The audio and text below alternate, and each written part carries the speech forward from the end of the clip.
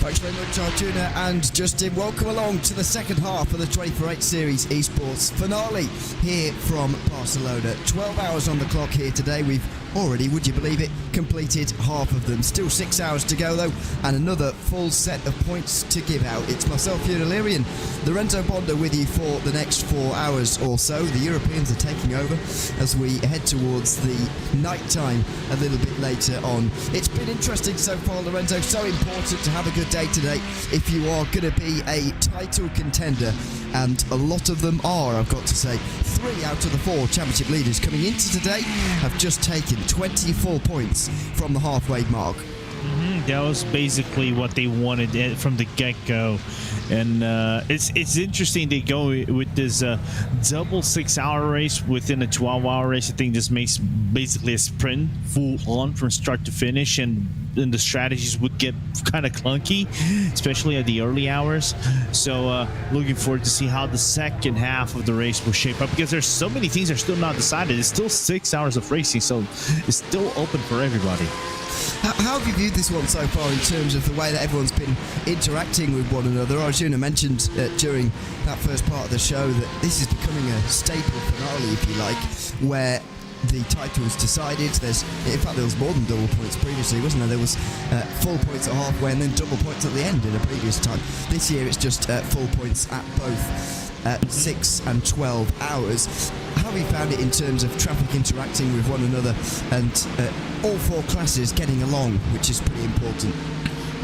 I'm looking from the penalty sheet. I only see 41 penalties in total, right? I think there has been some moments of collision, especially when you have like multiple traffic, GT4s that are interacting with DCRs and then interacting with GT3s, all within the same amount of space. It can get a little bit chaotic of sorts, and especially with the GT, and more so with the GT3s and Porsche Cups trying to, break away the most as they want to in the race. So other than that, there has been some level of attrition, but we haven't had a single DNF, if I remember correctly. Basically from the get-go, we barred a few cars, but other than that, pretty clean race throughout. It certainly has. Some pit stops coming in here just after the other side of the halfway. Making sure you get to the 6-hour mark has been pretty important discussion points so far, and kind of feels like we've separated this out into 2 6-hour races, really. We've got the leader in 992 into the pit lane. That's Share Esport, and Luca Alpert has been doing a lot of the driving for them so far this season. There he is up on the jacks, just in behind another one of the 992s on its way out. There he is in his box for nearly a minute at this point. Very shortly, you'd think he'll be back on the floor and on his way back out again. And there we go, back out onto the circuit again. So Visceral Esports will take the lead for a short while. But Share have done a good job here to get to the front of the field. It was a very tight championship going into today, and they've made sure to sort of navigate that very tense and tight situation, and they've extended their championship lead even further. 6 points is now what they hold over Valkyrie, who are now second, or still second, I should say. Yeah, and it's quite interesting that GT3 battle, as we see some guys coming into the pit lane, while Jürgen Frank, joined by Reales, into the pit lane for his service in the W2 car. And also what I'd like to see is the battle for the top 5, like, because on regulations, top 5 have automatic entries rather into the next season. So there's still so many spots open for you to go on, and that's why also there has been such a scramble in this race in all categories throughout. So this is why it's very exciting for everyone as Jürgen Frank comes in outside of the pits. There he goes, 40 seconds stationary for him. Down in towards turn number 1, just letting one of the 992 cars go around his outside on that occasion. So just around 5 minutes gone past the halfway mark, and quite a lot of these stops are happening now. But we'll just update you a little bit on what has actually happened at halfway and who is now where. In GT3, the situation is a little bit more decided, if you like, than where we were previously. Coming into today, we had 13 points between Drago Racing and BS Competition. Now that has been extended by 4 points, even though BS Competition haven't been doing badly at all so far. They have lost a bit more ground. They're now 17 points behind, and as things stand, that would leave Drago Racing needing only 13th to win the title from here. 13th is well over a lap down on where Drago Racing are at the minute, so let's just give you an idea of how comfortable they are at this stage in the race, but you never know what can happen.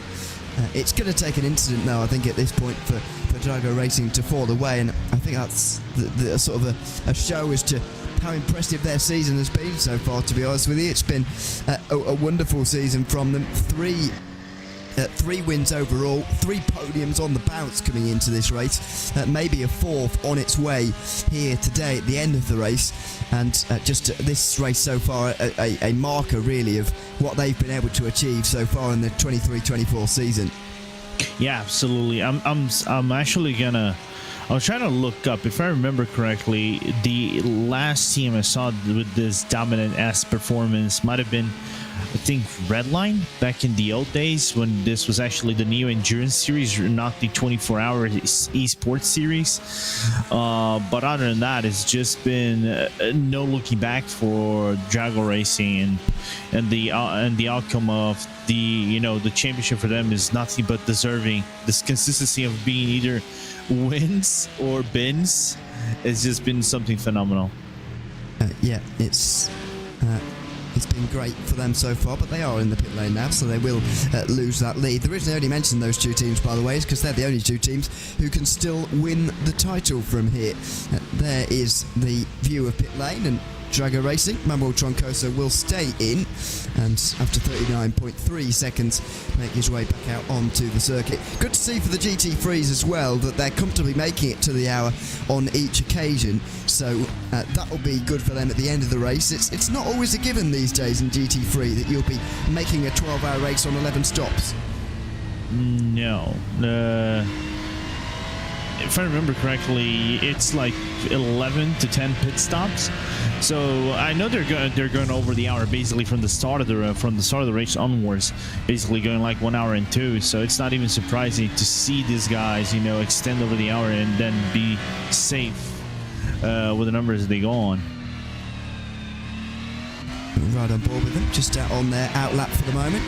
Trying to get used to the new set of tyres that they'll no doubt have on board, and the heavier fuel load as well, which is a bit of a culture shock, if you like, when you head back out there again after experiencing an hour of a slowly lightening car. In 992, by the way, to give you an update on the championship standings there, Scherer have also put some distance and daylight in between themselves and the others in their field. Valkyrie, as I mentioned earlier, are the ones now in second, 6 points away.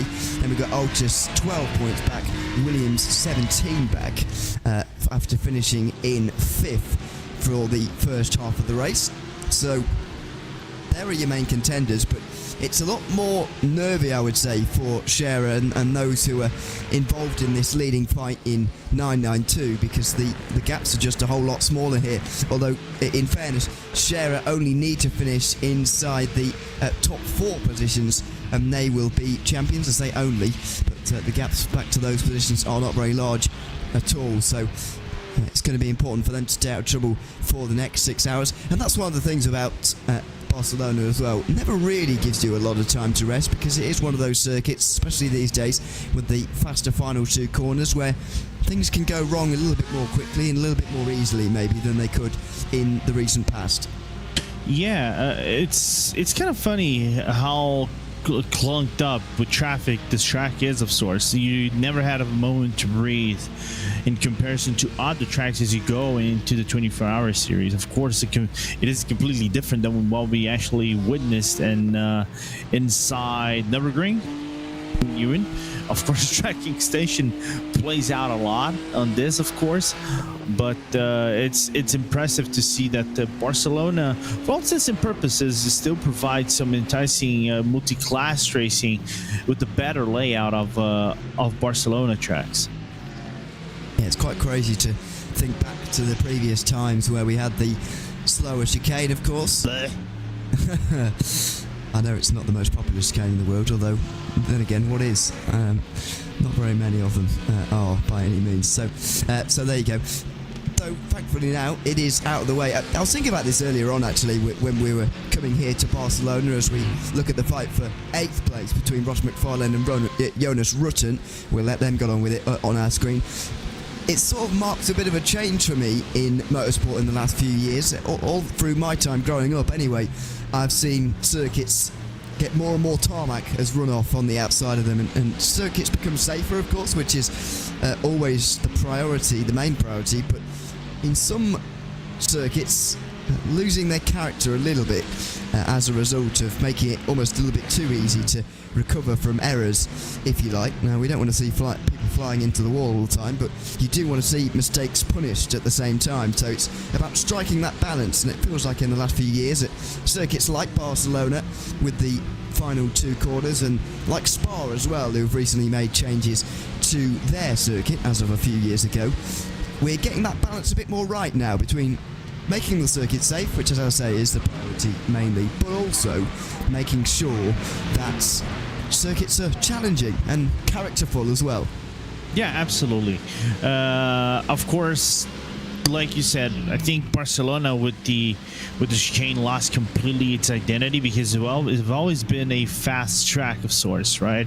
Especially when we had like MotoGP on it, because if I remember correctly, they implemented the chicane because of MotoGP. They had an accident over there. I think it was Moto3 that had a death accident, and they want to make it safer. Of course, make it safer, but don't, completely kill how the track is actually it flows. It completely killed the track, in my opinion, and it is one of the safest tracks in FIA grading. Of course, they come over here. It's not for any reason of the doubt, because they come over here to do testing for F1 for the category, so it's natural they come over here.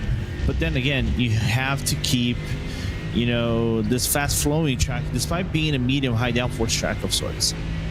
Yeah, it's certainly one where downforce is key, as we ride on board now with Ross McFarlane of the trailing car at the moment, looking for a way through at the moment, but going to be difficult to do that. I mean, that is one of the things about this circuit as well, and one of the things that the chicane didn't actually make a lot easier, actually, in terms of making overtakes actually possible. Now, it doesn't mean that it's easy by any means now, but it made it worse. Well, yeah. Well, I was going to ask you, do you feel like overtaking is a little bit easier now that we got rid of the chicane? Because personally, I feel like there hasn't been a whole load of difference, although I've enjoyed the little bit of racing that we've had down here into turn 10, actually, that you maybe wouldn't have got in previous years, because it is a little bit more of a wider entry, if you like. There's more chance to go down the inside, but it's still by no means an easy circuit to overtake on, put it that way. No, it is not. It's a hard circuit for you to overtake, because, like I said before, it's a medium high downforce. Because surely you have the long straight going into turn number 1, coming in over here into the final corner, as we see both Mercedes from WSR and Door going around. But the thing is, you have to go with the elevation changes, the medium to high speed corners, going downhill, going uphill, going through La Caja. So it makes the car have to be set up in a way that you have to handle those corners perfectly while losing drag to the car in front of you. But you want to maintain drag also to the car in front of you in the straights. It's a little weird for me to talk like that, but it's just the nature of this track that makes it difficult for you to drive. And like going to turn number 10, like you said, I prefer the old ways, like the actual ways nowadays, than the old one, because the old ones you had to go into dive bomb, and we saw many incidents on that turn number 10, and we even saw last season and the season prior to this how dangerous that section of track was. So there is the Valkyrie car down on pit lane. That will promote Share Esport back to the head of the field again. Don't forget, 6 points between those 2 cars at the start of the day. Just had to strain there for a moment. Thought they were missing their rear wing. It was just the rear wing's colour against the crowd, so it's absolutely fine. There is the Share car they're trying to chase down, though, and at the moment the current championship leaders are in a strong position, let's say. by leading the race and, of course, the championship, both of which they would like to remain in the position of by the end of the day. There is the Valkyrie car making its way back out onto the circuit again. By the looks of that red and black car going through the bottom of the shot, yes indeed, Visceral Esports get themselves back ahead again into third place.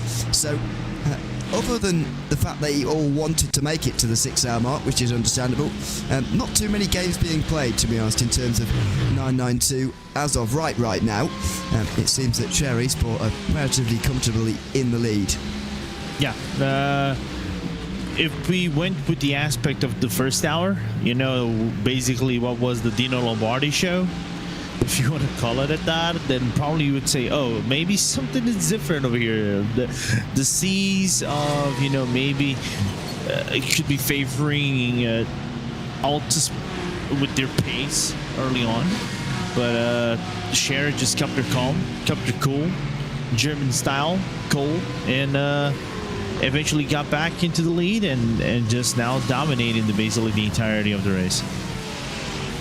So split screen action with the GT3s in the main part and X-Rays getting lapped down at the bottom, being chased by Impulse at the moment on the road. Anyway, this is the better placed of the X-Racer cars, currently in 6th place over in GT4, but albeit over a lap down on the Impulse, over the SimRC car that is currently leading the way by about 24 seconds. And they're leading the way in the championship as well, by the way. It was the closest championship and, in my mind, the most exciting one, actually, as we were getting today's race underway. But SimRC have not quite put that one to bed, but they have really extended the margin. A little bit of assistance from those around them. 07 dropping down outside the top 5 has helped them out, no doubt, but I think the performance so far from the championship leaders has put them clear. And so and this is the stat from Lorenzo, the top 6 coming into today in GT4 were covered by 11 points.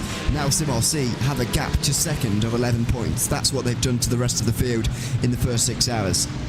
Yeah, and more importantly, if we're talking about also the top 5, right, for the automatic qualifying next season, P4, P5, P6 were basically covered by 1 point, with P5 and 6 tied at the points.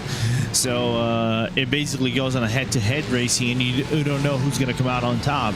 And because of this way, like we said,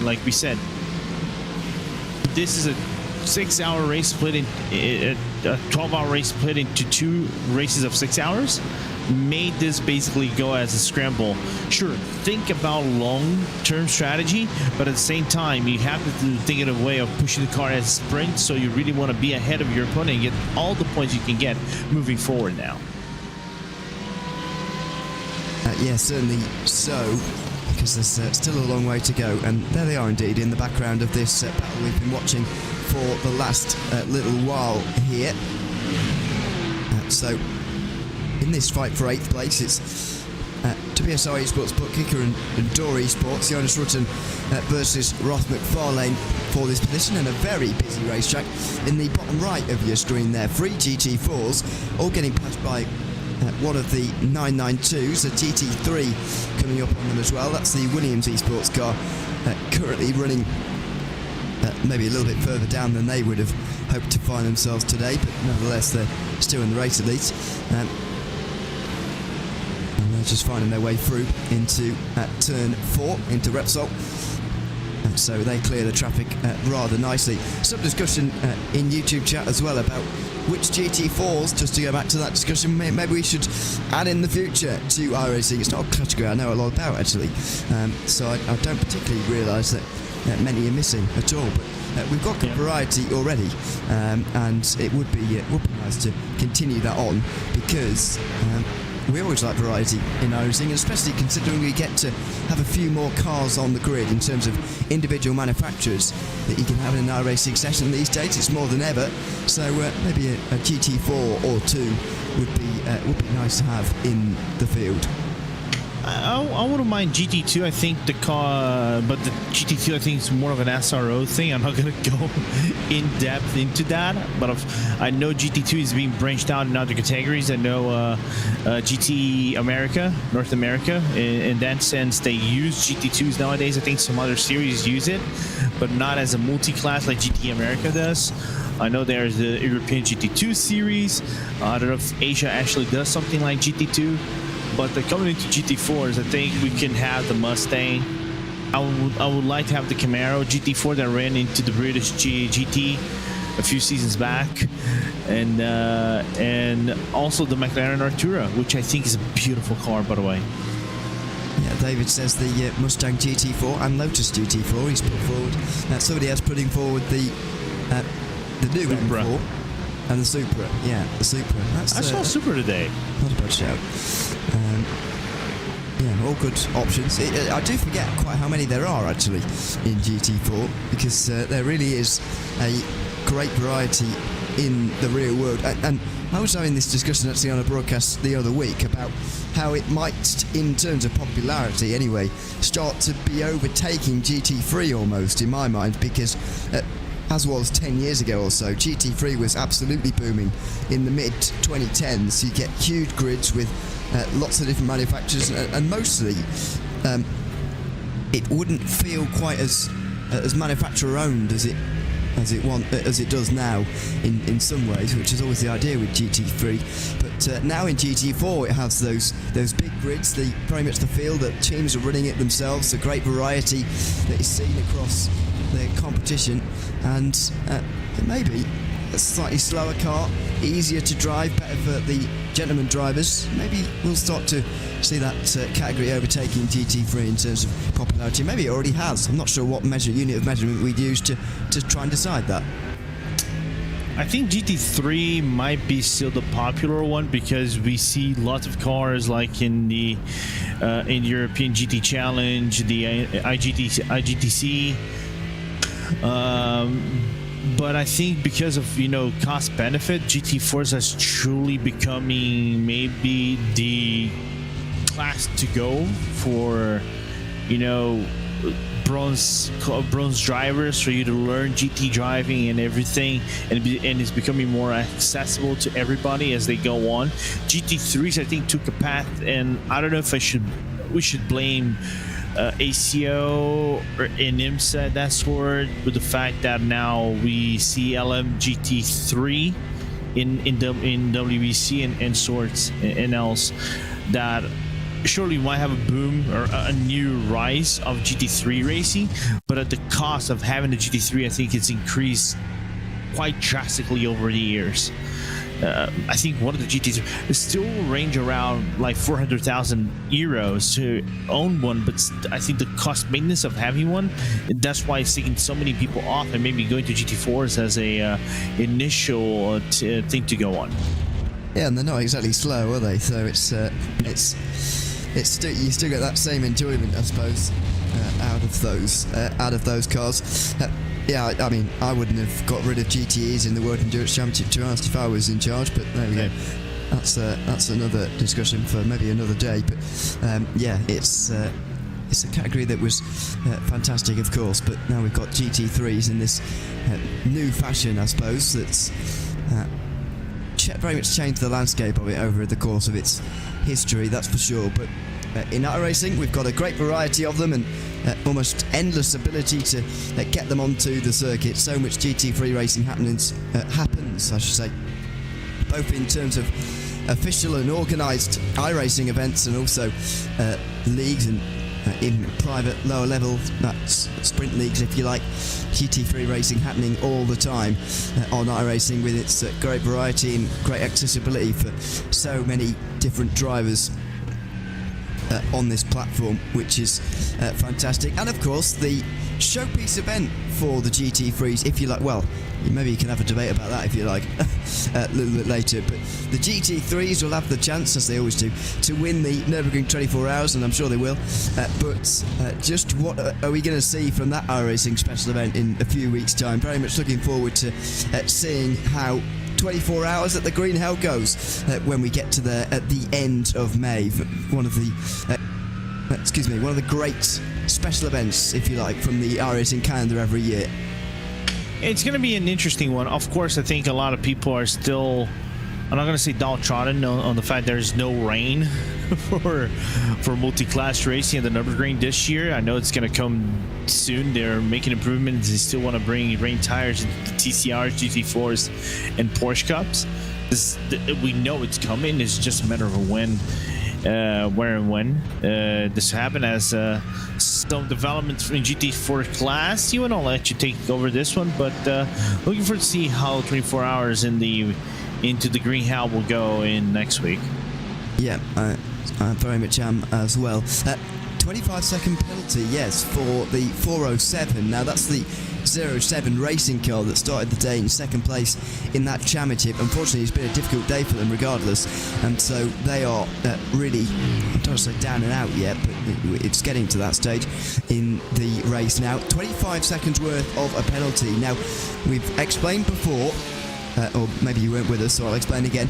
25 off tracks and you get a warning in this race. Another 25 and it's your first 25-second penalty, and then it's every 25 you're getting another 25-second penalty after that. So anybody who's gotten a warning before halfway will be concerned about getting a penalty before the end. Anyone who's getting a penalty now, or even before now, will be concerned about getting one, maybe two more penalties before the end of the day, and 25-second penalties are fairly significant as well. So not good news for them at all, but they've got to worry less about that and worry more about preventing getting another one in the remaining 5.5 hours. Yeah, but I think it's the nature of this track. I think Barcelona is not the most adored track. I nearly saw my water bottle go out. That would make a loud noise in the microphone. But it's interesting that there's so many places where you wouldn't think you would be able to get a off track, and you actually do.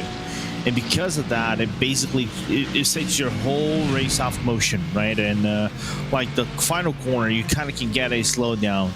That sausage curve prior to the final corner, you actually can get a slowdown there.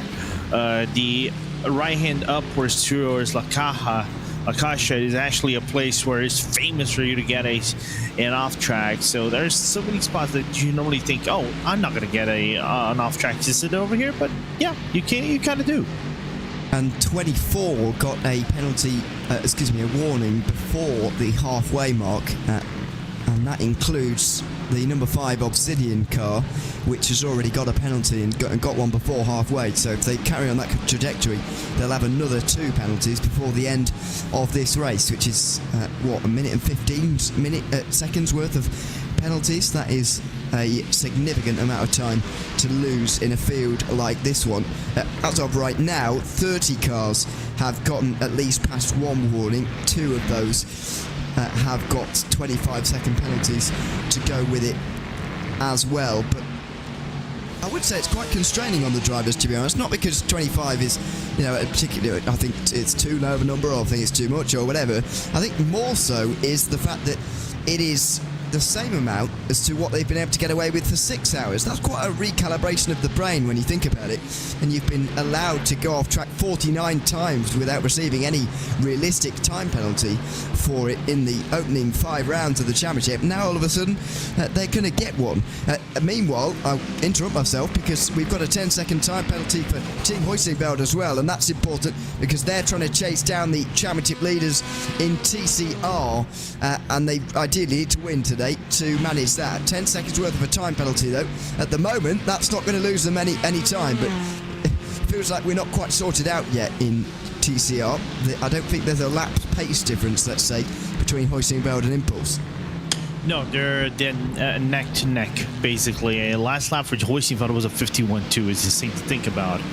I was having this conversation with my teammates at W2, and we were like, they are the guys that might actually pull 50 off here in the track, which is insane in my opinion, insane in my brain. We haven't seen a 50 being done, even in qualifying when the track was probably at its coldest. So it's quite surprising to see that happen. They're leading by 1 full lap, but of course the strategies in DCRs that are a little bit weird. so to say. So I expect they're not going to lose the spot to Impulse, but that 10-second penalty whenever they come in and do their pit stop is going to hurt them in the long run, maybe. Yeah, it will do. They've got 100 minutes, by the way, to serve their penalty, as the cars in each and every class have got that length of time to serve their penalties, and so they'll just have to make sure that they remember, to be honest, when they next come down pit lane, because the TCRs only come down once generally in the period of time where they're able to serve their penalty, because it does, as you say, take such a long time to get those cars to run out of fuel, actually. Just to update you on TCR standings, by the way, that's the only one we haven't been through so far since the halfway points were awarded. 4 points now between Huizinveld and Impulse, after 6 points were between them at the start of the day. These are the two teams that have scored the most points out of anyone in any class so far, due to the dominance of both of these two cars. Only one race off the podium for Impulse, only one race off the podium for Huizinveld, who had a very gut-wrenching DNF at the 6 hours of the Nürburgring last time out. So they're needing a lot from today, really. They need to win, as I say, to go and equal Impulse in terms of the amount of wins that they've got, but they would take it on countback because of second places, as far as I can tell here. So Impulse do need to finish second if Huizinveld wins, so that they can still win the title. It's certainly not over yet in TCR, although there are two teams who are very much front and centre of that discussion, and there is the live gap, just 2 points, with Huizinveld currently leading the race. Yeah, and you can basically, they were the dominant teams. I'm going into bias world a little bit. I still feel hurt the fact that my team could have won Spa, but then again, Spa was I think the weirdest race in the history of TCR category, in the history of the 24-hour Series esports, in my opinion. Like, 3 cars go out in turn 1, and the race was basically turned upside down from the very get-go. But it's quite interesting to see their dominance as the season went on for both teams, with the strategy and all. Of course, I would say the two most experienced teams in TCR in iRacing nowadays. But what I like to see also is that, like, there's still open battle for top 5 as well, because it's basically a head-to-head battle, just like in GT4 as well. It is an absolute head-to-head. I couldn't help but notice the only team who would lose a championship position on that graphic, by the way, Lorenzo. But anyway, I probably shouldn't mention it, but there we go. I have done now. So there we go. We'll leave that for a while. Back to the battle in GT3 that seemingly has been going on for a very long time. These two aren't actually that far away from being lapped now. This is Jonas Rudson trying to find his way through on Ross McFarlane at the moment, and they're both trying to find their way through on a bit of 992 traffic. That's pretty difficult to manage, and now they will both filter their way through. But this is a symbol of how battles go at Barcelona, really. Very difficult to find your way through on anybody, and even there was no look and no attempt from Jonas Rutten. Yeah, not at all. I think basically just driving in the back bumper is going to be the way to go for Rutten to, try to navigate the car, try to go on, try to, ease his momentum a little bit, and maybe if he wants to overtake, probably capitalize on an error done by WSR. Like right in front, you can see there's a plethora of GT4s, and I think there's maybe a TCR in there to mix things up. And that's going to make things very interesting here, but will it actually change anything for these two drivers? So look to the outside here. Nope, they're not going to be able to go all the way around there through the third last corner at turn 12. It's going to have to be the run off the turn, and a look up the inside here for the penultimate corner. The GT4 wanted to tuck in for the apex, but Jonas Rutten would like to take that as well. Just take the apex for the final corner as well, but that would just compromise his line on the way into that final corner, so they will make their way onto the front straight with no chance really to get back at this. Look at the weep. Goodness me, that was close. As a GT4 tries to come out the pit lane, and two of them battle for 5th place. X-Racer right round the outside of the Grid and Go Aston Martin there, and they've done a miraculous job so far to hang on, but how much long is it going to last as they stay on the inside at turn 3? It's side by side here for the last spot inside the top 5. Yeah, somehow Justin survived. Well, that is not Justin. I know Justin drives, unless something happened and Justin actually is driving for the team, and I'm not completely surprised. But without a front bumper, that Aston Martin is surviving the whole ordeal. But look at the sea of cars right behind. Chaos can happen just like Thanos' snap of a finger. There's the 992 standings as well, by the way, just live, and here's GT4 as well, with 17 points as we run between SimRC and Zenith. They all bounce over that annoying curve on the exit of turn 7 and 8, and then the high speed at turn 9. Very tense situation for everybody up here. Impulse move to the left, and we'll try and look back up the inside again here, but doesn't look like they'll be able to on this occasion. The Valkyrie car there instead. Can they filter their way through maybe on the outside instead? Not maybe quite looking like it here. So they'll stay single, and that's why, because the race leader is right down our inside as well. So maybe now there's a chance as they run a bit wide through the penultimate corner just ahead of us, and no, Impulse have to stay behind. But so busy in this part of the racetrack here, so many chances to overtake, and there might be another one down here towards turn 1. Yeah, absolutely. Let's see if that opening is going to be found. Trying to use as most as possible to draft out of the other cars coming in. As now X-Racer might lose a position. Impulse trying to find a little bit of an opening, but it's not going to happen whatsoever. Now, question to you. In your opinion, does Barcelona feel that it's actually a 4.71 track, nearly a 5-kilometer track, with how much traffic this is actually having? Am I surprised, do you mean? Yeah. Are you surprised? Well, I think people forget that this is not quite as long as a circuit as some people seem to think sometimes. I mean, this circuit is only a minute 40, just over, in a GT3 car. They're by no means the fastest category of car in World Motorsport, that's for sure.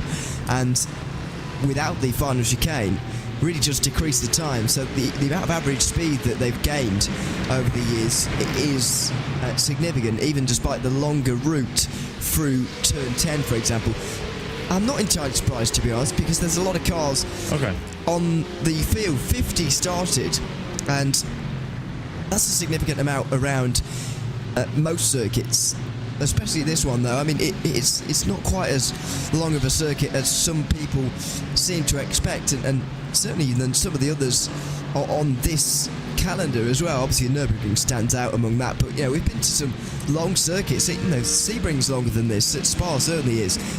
Silverstone as well. Monza's maybe the most similar to this race, if you like, although not in terms of corners, in terms of distance instead. So I think at the start of the season it was always bound to be one of those races that was probably most heads up in terms of traffic. Yeah, it makes sense what you say. I'm just gonna grab its distance on. Actually, the modern circuit is basically a full kilometer longer on Monza, so this is actually the shortest track of the season if you think about it. Yeah. And as David points out in the YouTube chat, which I agree with, when you think about traffic, you've got to think about lap time, not lap distance.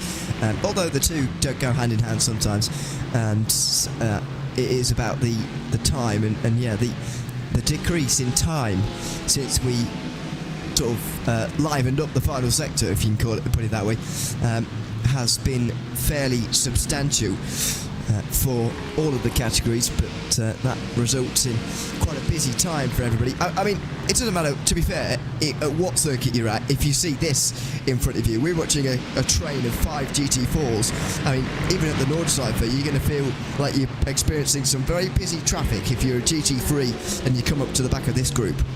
Oh yeah, 100%. You're gonna have that feeling of, you know, either this is pod racing or something like that, or you're going head to head and you cannot rest easy every single time or every single corner that you go on.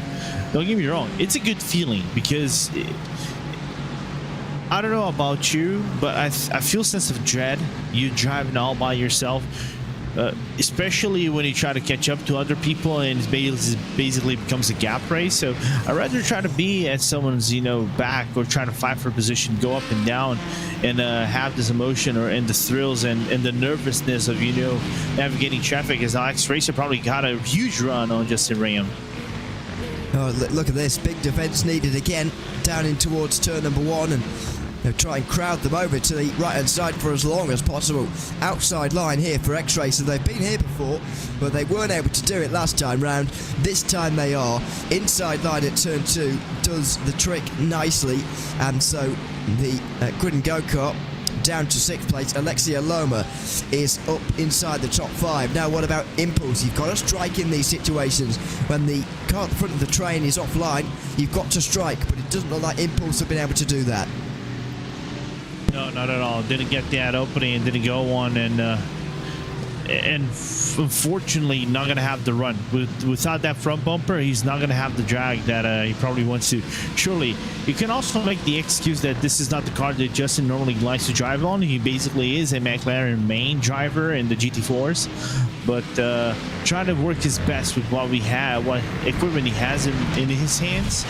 And he's doing quite well, despite holding all that GT4 fuel right behind him. Yeah, it's something I wonder what they haven't really got fixed yet, to be honest with you. But there we go. That sometimes happens. Very wide now, though, through turn 10 as the Simify GT3 chasing the race leader gets down the inside, and all of a sudden Justin Rem's going to be under a bit of pressure. Great run around the outside here for Impulse as they try and work their way through into 6th place, but it's going to be such a long way round here for the final 3 corners for Timo Hayden. But although he does a great job through the penultimate corner, just round the outside, and in the end Justin Rem couldn't reply. He's got to be careful now to make sure this isn't 3 positions lost in the last few moments. Oh, it's going to be. I think it's a matter of where and when he's going to lose that position to the Mercedes behind. I think it's just a matter of when. I think Geeks Energy is trying to cook that overtake. And we'll see where they can do it, if they can at all. Hoisingveld in the way slightly. TCR just running their race, of course. Fabian Siegman looking to the inside, looking to the outside. He'll look to the inside again, will Timo Hayden, and he'll now get his way through. I think that has just slightly thwarted the car behind from working its way through on Justin Rem here, so we'll get away with it for another lap or so. But you've got to make sure when you see someone in front of you losing positions, you've got to make sure they don't settle with you right behind them. You've got to make sure that you strike almost immediately, and that's exactly what Timo Hayden did. Struck immediately on the same lap, and before Justin Rem knows it, he's lost a couple of positions in 1 lap. Yeah, the effect of, if you blink it, you'll miss it, basically. They've got to be so careful of that as they all fly through turn 10. And Justin Rem should be able to hang on a lot easier into this corner than he did 1 lap ago, which really started off the train of drivers making their way through on him, unfortunately. So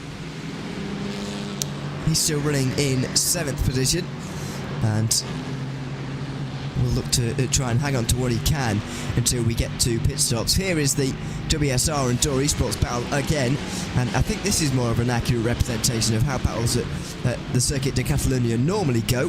What we just saw in GT4 was quite entertaining and quite fluid almost in that situation, where there was lots of changes very quickly, but that's not the case normally, and that this GT3 battle is a demonstration of how battles normally go at this circuit.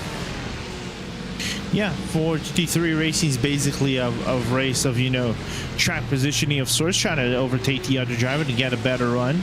Like I said before, the aerodynamics over here, I kind of put a little bit more of an effect on this car rather than the GT4 does. GT4s are more, I think the better word you can find it, even might be limited in comparison to the GT3 cars. But it's a race more of a driver's race than a setup and driver's race of sorts. You have to, you know, make way with the car. You have to find the grip. You have to find every single lap that you go in, and come with some luck, like the traffic that splits the field over there with the Porsche from the Hydro Race Geodesic car now. Yeah, so that's going to slightly ruin it for the next few moments for Jonas Rutten as he tries to get into 8th place still. And tries to stay on the lead lap as well, indeed. The Drago racing car, the Ferrari, is not far behind them, actually. About to put a lap on them again. There is a look at the straight line speed of the 992 class these days. So strong down in towards turn of 1. And Jonas Rutten almost had his work cut out there in terms of actually making his way through. Yeah, absolutely. I like this cerebral races. I need to say cerebral. I don't know why it got into that word into my head, but anyway, I like the cerebral races of like you are within the gap. You are trying to conserve fuel. You try to do your best to try to move up the field and try to get to your opponent, overtake him, apply as much pressure as you can. And if you're fighting for spots or like top 3 or something like that in this direct competition, it's, you know, if your competition makes it a huge blunder and you capitalize it on it, no complaints whatsoever. That is not good news. Falcon Sim Racing started the day in 3rd in the championship, by the way, but they've not had a good afternoon, and that was a pretty big incident down at turns 7 and 8 with the TCR of MA70 Esports, who are down in 7th and the last running car at the moment in that class. When we joined that, looked very awkward actually, but I don't think we've quite seen the full story yet. No, we haven't. And the race couldn't just go wrong for them. Of course, if you think about it. Yeah. Look at those two having to pot up next to one another. I'd be glad it's not real life, actually. Imagine if you had like drivers in it. I had a teammate of mine throw up a suggestion. Like, we had suggestions. Throw your suggestions to iRacing in the box that we had like in our group. One of the guys had it like, make drivers leave out the cars and start fist fights in the middle of the pit lane or something like that. Yeah, well, thankfully we're not going to see that because they may have done in real life. Now let's see what happened from the TCR perspective here. So that tells more of the story. So the wheels slightly pulled to the right there and are going down a gear on the exit of the corner, which is odd. Not sure why they needed to stop to the side of the road. This is what happened from Falcon's point of view.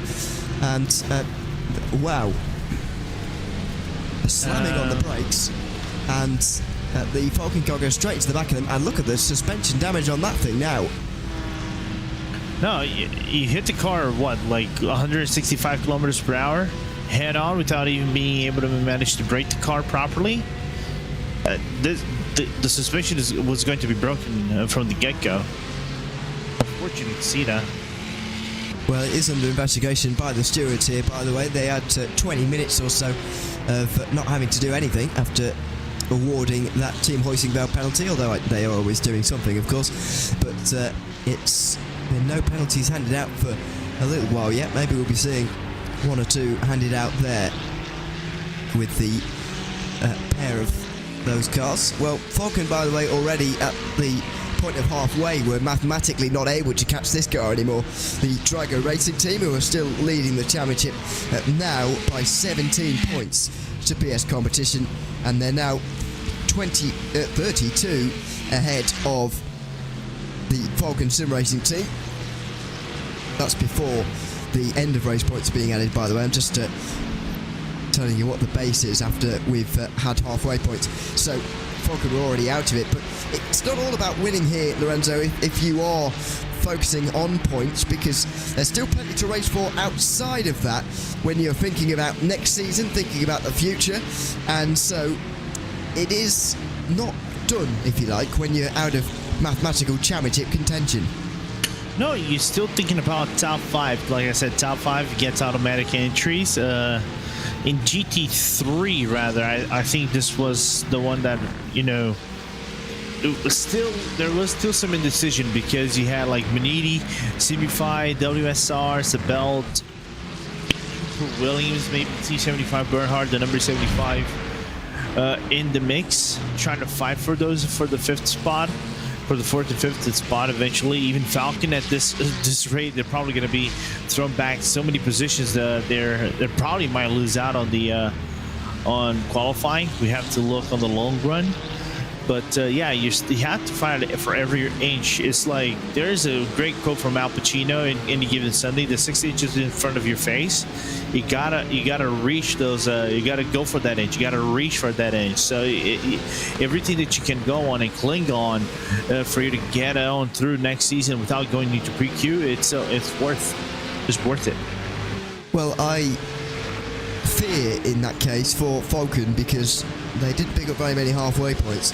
They need to be careful. They pick up enough points at the end. Let's say full time. That's the wrong sport. I'm wondering, how many are they going to get at the end of the race, and how close are the others? Well, Simify are just in behind them. They're doing well today. So are Maniti. TBSR eSports Bookkicker inside the top 10. Sabot not having a bad day.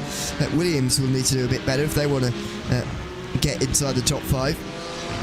But they're currently 6th in the race, but they need at least a top 5 in the championship by the end of the day. So it is important, and it will be important to a lot of these teams here, Lorenzo, as well, that the gaps actually in these sort of around 5th position sort of margins are actually very small in terms of points. So I think they're going to be maybe more interesting focus for these final 5 hours than maybe some of the championship battles, which are being settled right now by those who are leading them. Here's an example of that. Simone Pisani will come in to hand the GT4 lead over to the current championship leaders.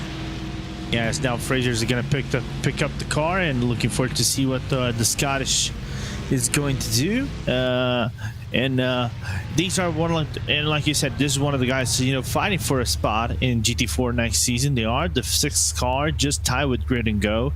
They know Grid and Go's life is not at its best, and they're having a really solid run so far. So maybe they can actually get away with that top 5 once the race is done. But then again, 5 hours left on the board, still a lot of a race to talk through.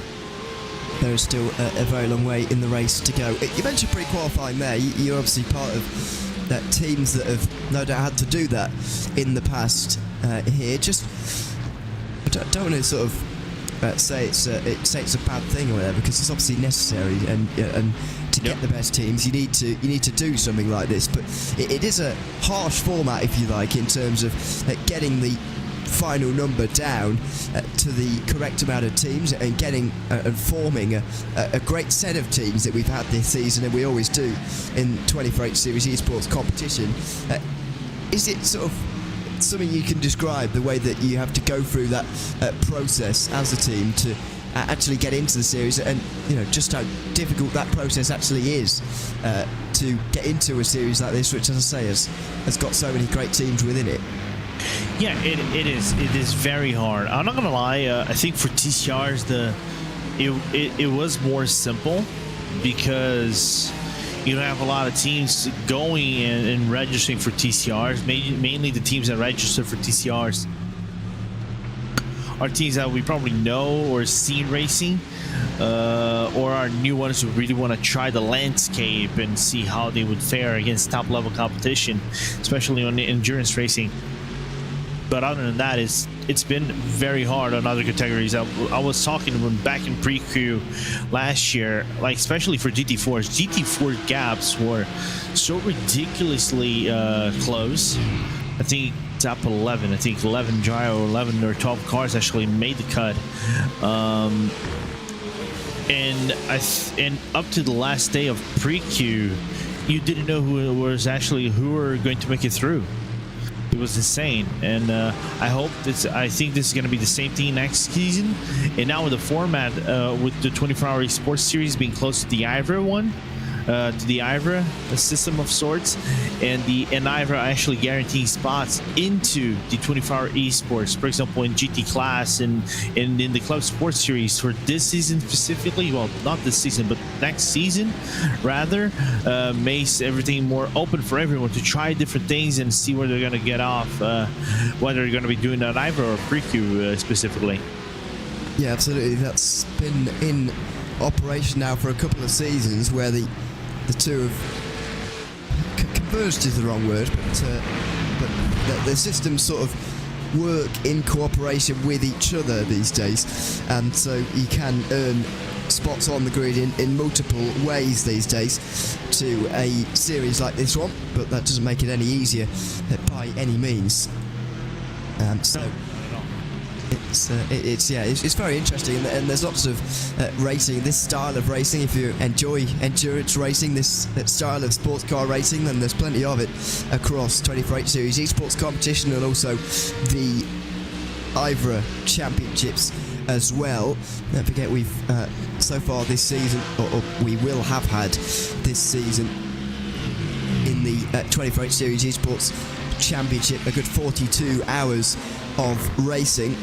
When you add that up with the IVRA competition and the with endurance and club sport series, it's a lot of sports car endurance racing to go at these days, and so that is a fantastic thing, and it means that everybody gets a little bit better at it, really. But that also makes pre-qualifying a bit more difficult and makes the seasons even more competitive than they already have been.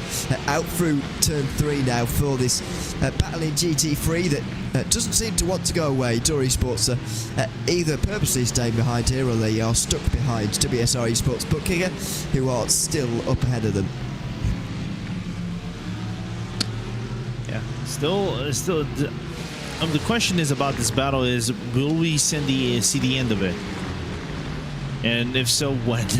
Because they've been riding each other's back bumper for basically all eternity now, if you think about it. And I think they're about to be lapped, correct me if I'm wrong, by Drago, which is not far behind. I think I saw Ferrari looming large around like Kasha. Yeah, that's them. Yeah, they're not far away at all from being lapped, unfortunately. But it's pretty inconsequential in this series, really. There's no safety cars or caution periods, don't forget, so there's no need to worry about that side of things. But it is pretty symbolic of where you get to in the race, that's for sure, as they work their way past Wade Whitley, currently in 3rd place in the championship. That would move them up, 3rd place in the race. That would move them up 1 place in the championship versus the halfway points. Anyway, here we go. Here's a chance for Dor, although is this a sign that they truly are just waiting their turn, because Olympus get right ahead of them. They have essentially, instead of making it free wide to the inside, box themselves in. And I think that's the last bit of confirmation we needed, if you like. Jonas Rutten is very pleased indeed to just stay behind the Mercedes, and is not actually very interested at all in trying to get through. Yeah, I don't think there is any warranty from Jonas to try to make a push and try to go for the overtake. I think they're working out the long way around to try to maximize, the fuel efficiency on this stint. Maybe catch an overcut whenever they come into pit stop, and then probably go down the fuel or counting order to try to maybe put up fuel less and less fuel whenever we come down to the final hour and a half, maybe. Are we going to see them wait really that long? Well, it could well be, but it will be very difficult indeed to manage that. So just over 5 hours to go.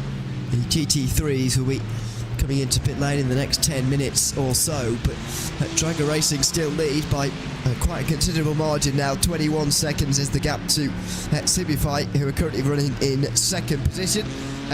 It's been very much a marker of the season so far, really, Lorenzo. They've won 3 races already. They're looking for their 4th and their 4th podium in a row as well, after not scoring any points at Sebring. Well, as we see one of those GT3s coming in, this Drago Racing performance is very synonymous with how they've been able to drive so far this season, really, because they never seem to lead from the front right at the very start, but as soon as you're a couple of hours in, that team is right up towards the front, and they're leading right now by a very comfortable margin. Yeah, like I said before, jokingly speaking, like, it's basically wins or bins, right? They had the bin at Sebring. Nürburgring wasn't the best race for the Ferrari itself. Normally the Ferrari is not the strongest performer around Sebring, but it got there at the end of the day with 16 points, 3rd place in the podium. But if they win, they're actually gonna do something that is and I looked it up, unheard of for GT3 class in the 24-hour series esports, which has grabbed 4 wins. No team in GT3 won 4 wins so far ever since the Neo became the 24-hour series esports. The maximum team amount, the max wins and the team actually got is actually stuck at 3, with multiple teams winning 3 and winning the championship, like Bila Aeronix, for example. Yeah, they were winners in 2022? Question mark. It wasn't last year; it was the year before. So whichever one that is. It's 23. Really? They actually, Williams won 22-23. They won 21-22. Okay, there we go. Somewhere around there. So there we go. But it looks like it's going to be a really historic and great day for Drago Racing. But don't count your chickens too soon, because there is still a fair way to go in this race. Still 5 hours indeed, and we'll be able to bring all of them to you on RaceSpotTV. It's myself, Gunnar and Lorenzo Ponda taking you to what we're going to see, Lorenzo, is a sunset, I think, by the time we're leaving, or a setting sun. Certainly the track temperature has been dipping ever since our stint here started, and it will continue to do so. We were talking earlier about that and whether that will allow the 992 drivers and teams to maybe double stint a little bit more and take a few more liberties with their tyres. But I think overall it's just going to maybe increase the speed of the race, but eventually headlights will be required as the sun will set on not only this race but also this season. Yeah, I think we actually might see a little bit of dusk whenever we go into racing. We're going to look at an incident involving the 420 car and just spun around at turn number 4. Fortunately, the cars right behind could have been in a bad situation as the belt fighting against Impulse. Alessio Bender comes straight into the pit lane, by the way. He was the one who had that spin. That was extremely close on the way into turn 10, and through 12 they go. They have to back out. Timo Hayden, I think that is, trying to find his way through. It is indeed on the Servo Esports Mercedes just up ahead, although it's another Mercedes that is going to put a stop to that and an end to that. The WSR car, the one finding its way down the inside, so not ideal for Timo Hayden at all. Just as he was starting to make some progress, all of that has been thrown away, really. Yeah, throwing all the wrenches thrown in the mix, unfortunately, and but he's gonna have a shot again. It's just a matter of maybe where and when he's gonna be able to do that. Of course, he's gonna get overlapped by Drago Racing, and Sabella is gonna be able to do that as well. So let's see if there will be some fighting again from it's Italy versus Germany machines. It certainly is. All Mercedes battle manufacturer-wise, as is the case plenty of times in GT4 actually, with the selection that we've chosen this season. I know we've got an Aston Martin leading the way in the standings, but it's been Mercedes that have proved to be one of the most popular cars out of all of them. Now they are making their way through turn 7 and 8, just in behind one of the TCRs. Only one of them's going to get through here into turn 10, and so it's another case of Timo Hayden being slightly stopped in his tracks here by traffic, and he is again on this occasion. And that case being RD, but he's looking to head inside.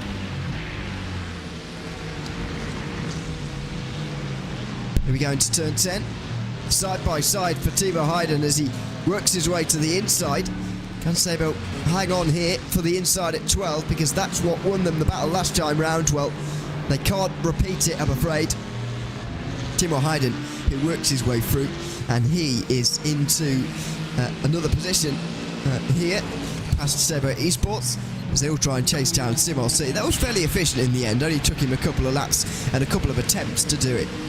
Yeah, there was a little bit of cooking from Timo right there, but once he actually found the gap for him to work with, and I think RT aided a little bit in the process, giving him some side draft and stability through the corner and some speed as well.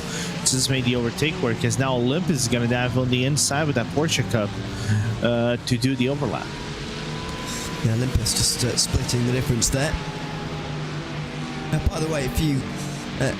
I heard an interview going on a little bit earlier on in the day. If you are a driver, not driving currently, of course, then yourself in the waiting room. We can have a little bit of a chat about how the race is going. There's plenty of time indeed over the course of 12 hours to do so. So make sure you pop yourself into the TeamSpeak and we can have a bit of a chat about how the race is going so far. And there's, I'm sure, plenty of stories to tell from this race as of just now. 5 drivers and teams out of the race. A couple of the TCRs, I'm afraid to say, out of the race. Just one of the GT3s, a couple of the GT4s. No 992s are out of the race just yet. But, and indeed, we may be seeing our third TCR at Steward, although it seems that MA70 are back out onto the circuit again. Nevertheless, it's been a relatively eventful race so far. There's plenty of stories to tell, and so yeah, come in and have a chat with us. It'd be great to hear from what's going on out on the circuit as Maniti Racing come into pit lane. Tim Matska looks like he's going to be the driver there, as he will head out of the pit lane once his service is complete in a few moments' time. Yeah, just wondering. Now, I'm going to bring up this line of questioning. Where do we see the green of Maniti, just to say this is the Maniti green? I know there's a lot of green in the car, but how can we specify this is the green? Is it the strip still on the back bumper of the Porsche? I don't know what you mean, really, by... Oh, yeah, okay. So me and Arjuna had a little bit of discussion with the, how to recognize a car that, you have multiple entries. So like Maniti green, Maniti red, Maniti blue, right? Yeah. And they had like a very tiny strip on the rear wheel arch that would recognize them as blue, red, or something. I wonder if they had the green in there just to recognize this is green, or just because the car is fully green, they can say, okay, this is the green car. Well, it's one of the first instances of somebody putting green in the name and it actually looking green. Yeah. it doesn't often work out like that, I've got to say. But yeah, it's thankfully lined up correctly on that occasion. To be honest, I don't really know why Maniti have actually done it for this series, because they've only got one GT3 as far as I can work out, and so there's no need to distinguish as far as I can see in this series. There's other classes, of course, but we can distinguish that already by the fact they're in a different class. We don't necessarily need it for the GT3 versus other class cars, for example, but at least they've ordered it correctly. Thankfully, there's not too much actually colours in the team names here, because it is a bit frustrating to get colours in the team name and then absolutely no resemblance to that colour anywhere on the car, at least not obvious resemblances. Can you state an example, for example? If you know one from the top of your head. I don't know if I know one from the top of my head, but it's let's say we're looking at Drago Racing here, right? But everyone knows they're Drago Racing, but just for the sake of this argument, let's pretend that this is a BS Competition Ferrari. I know it's weird, but just imagine for a second. But let's imagine that BS Competition Red was the team name, and what they've done is just those rear wing end plates. You see those just on the rather large Ferrari rear wing? Yeah. You see the end plates on the side there? Sort of a reddy pink, if you like, isn't it, really, for Drago Racing? It's not quite fully red, but you get the idea. It would be like BS Competition doing that and saying, oh, we're the red car because we've got our red plates coloured red.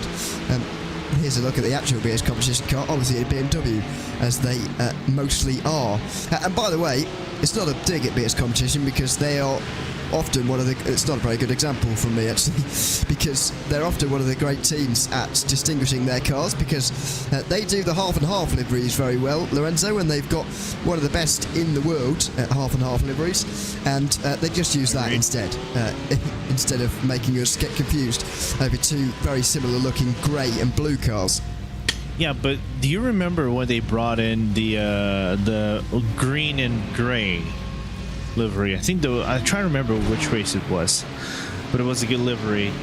It was an interesting livery from BS Competition. Whenever they're not bringing the BS plus Turner, right? They have they had in Ivra, but I think for the GT4 class or sport class on that matter. But still, it's an interesting car nevertheless. And I think another team, and we just saw them in the pit lane, that had a massive change in terms of livery prior to their previous liveries, right? They had colorful liveries and things like that.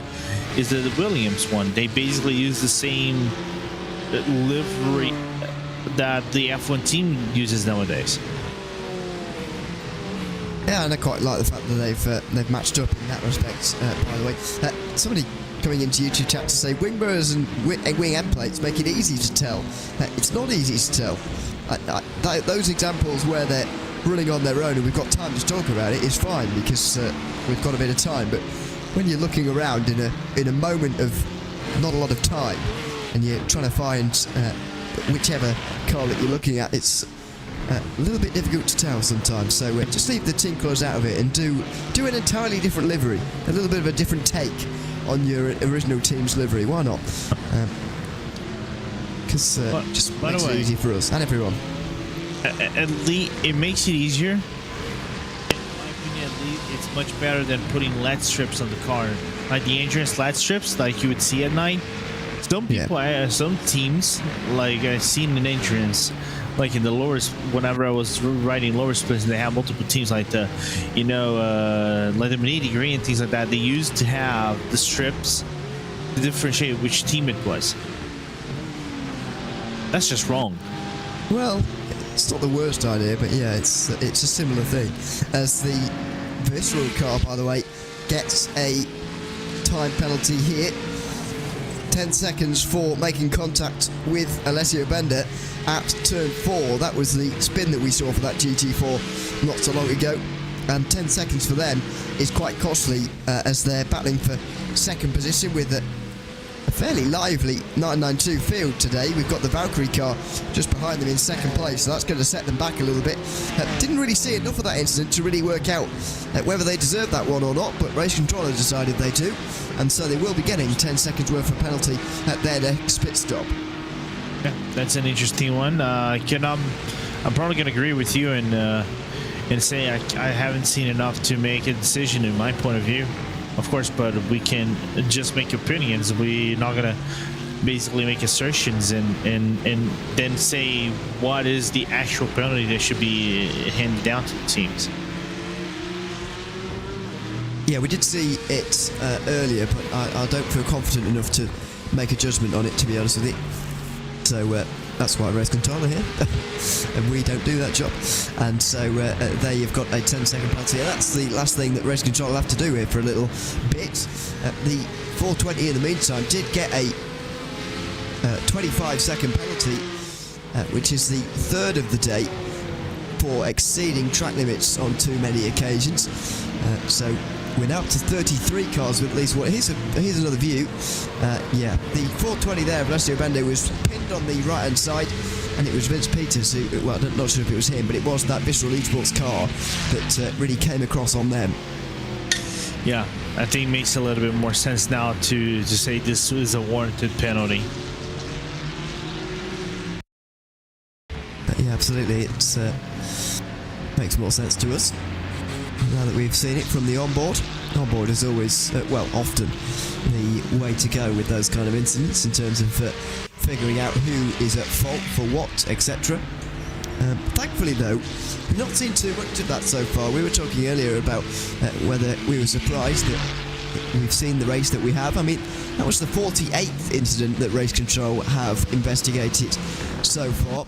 We've been going over 7 hours now, and that's been, what, about 7 an hour, actually, just under 7 incidents an hour, which is just under every 10 minutes, which, when you put it like that, maybe does seem a little bit excessive, but so don't forget there'll be a lot more at the start of the race than there are at this point. And just to put that into context, the last hour saw well, 7 incidents, so there you go, there's the average. It's very much falling into line, although some of those incidents are not on-track incidents, but instead track limit violations, for which does count as an incident when people are gifted penalties.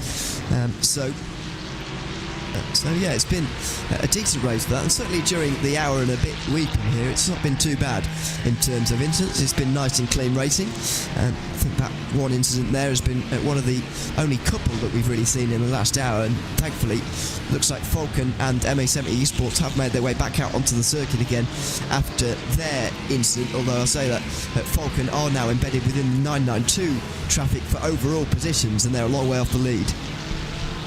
Yeah, they're going to be hurt for the long run, and right now it's just a matter of finishing the race for honor and maximize potentially track experience.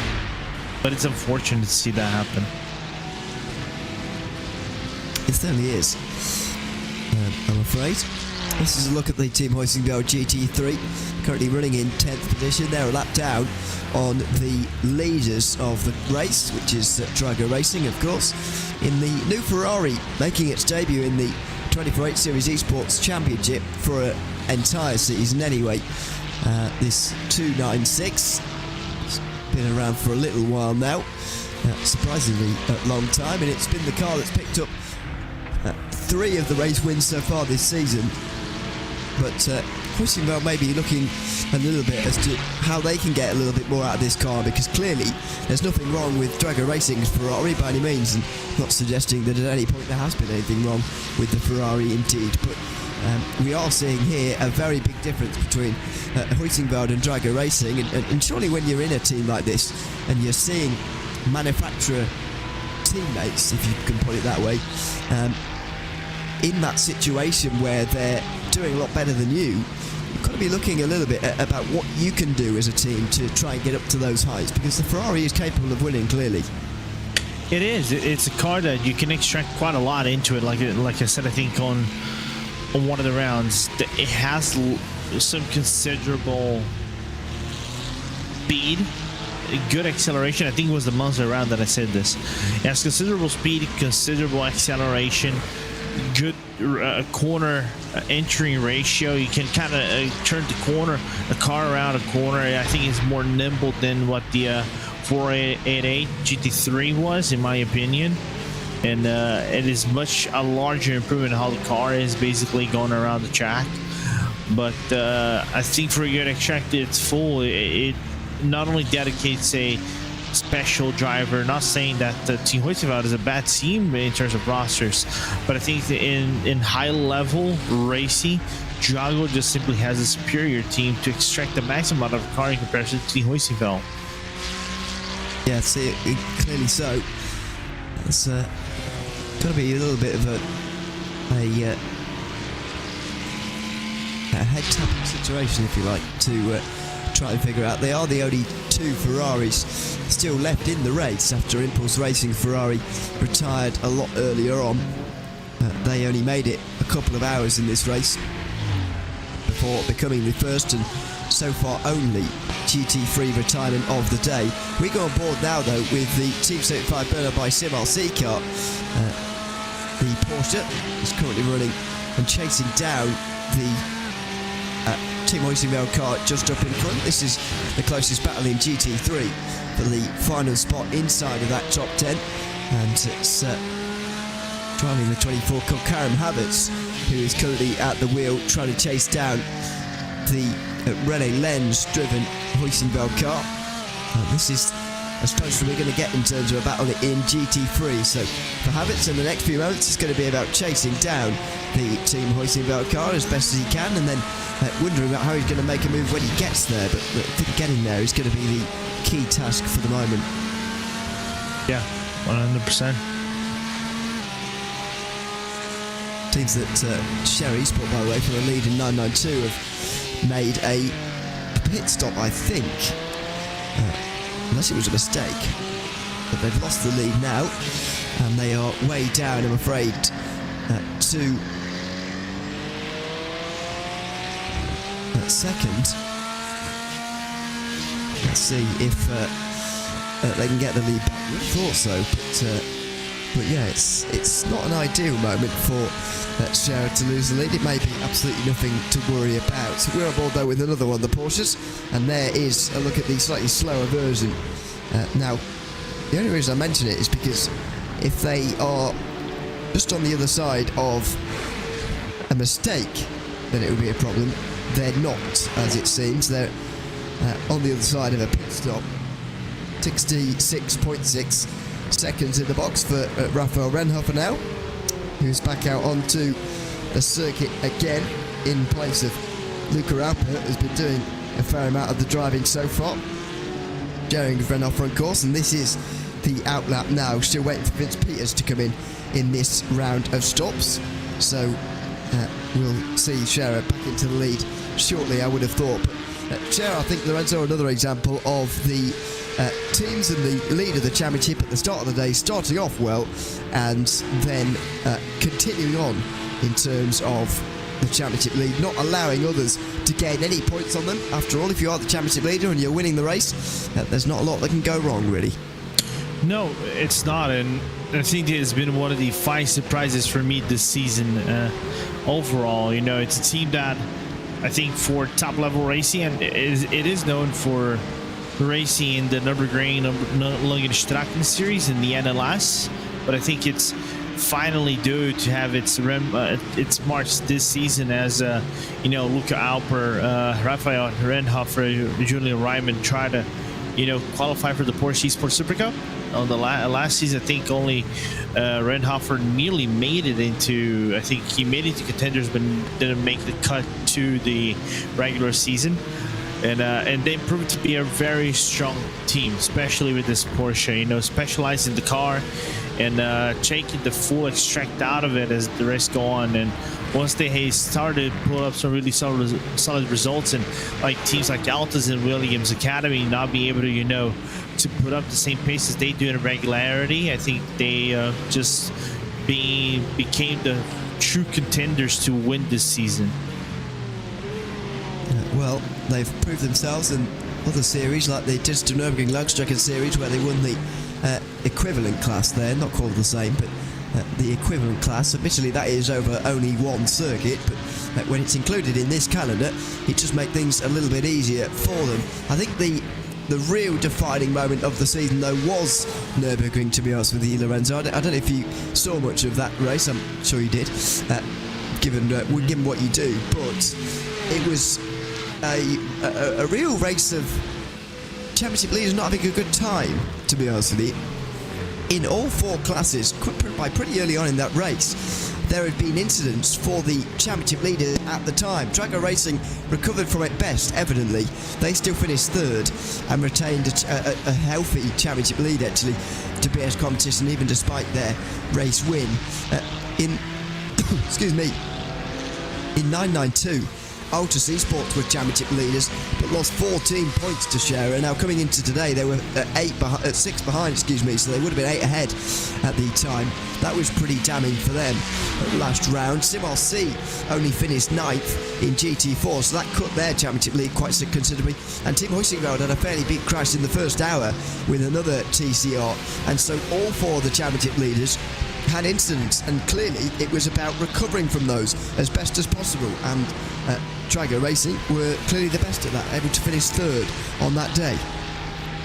Yeah, which is it proves how the green hell can be, you know, unrelenting for some drivers. I remember the TCR crash between Huizinga, I just cannot remember which car it was. I think it was Carward that got involved into the incident.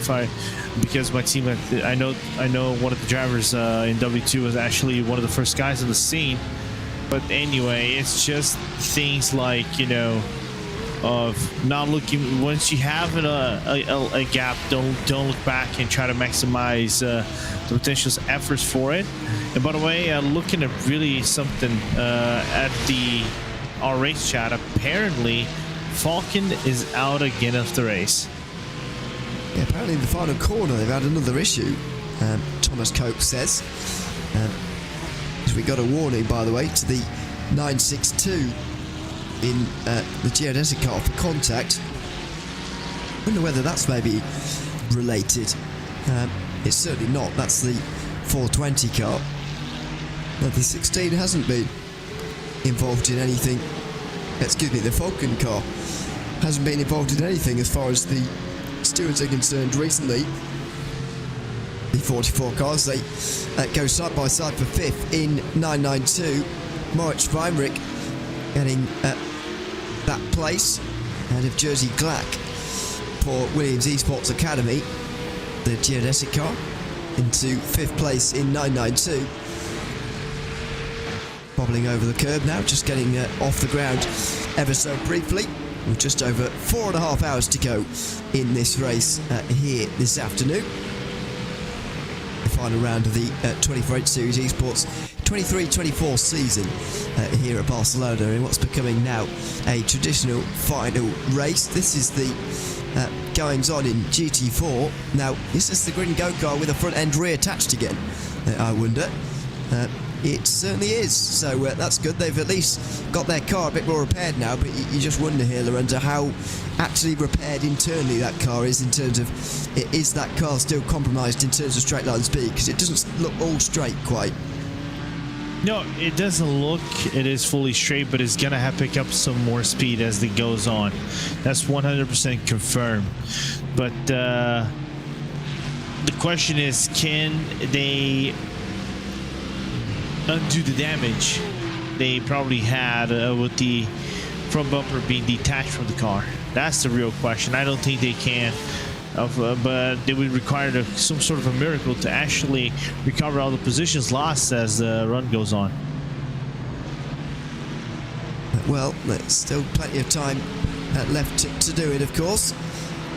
Go on the defensive line, very much so here through turn 3.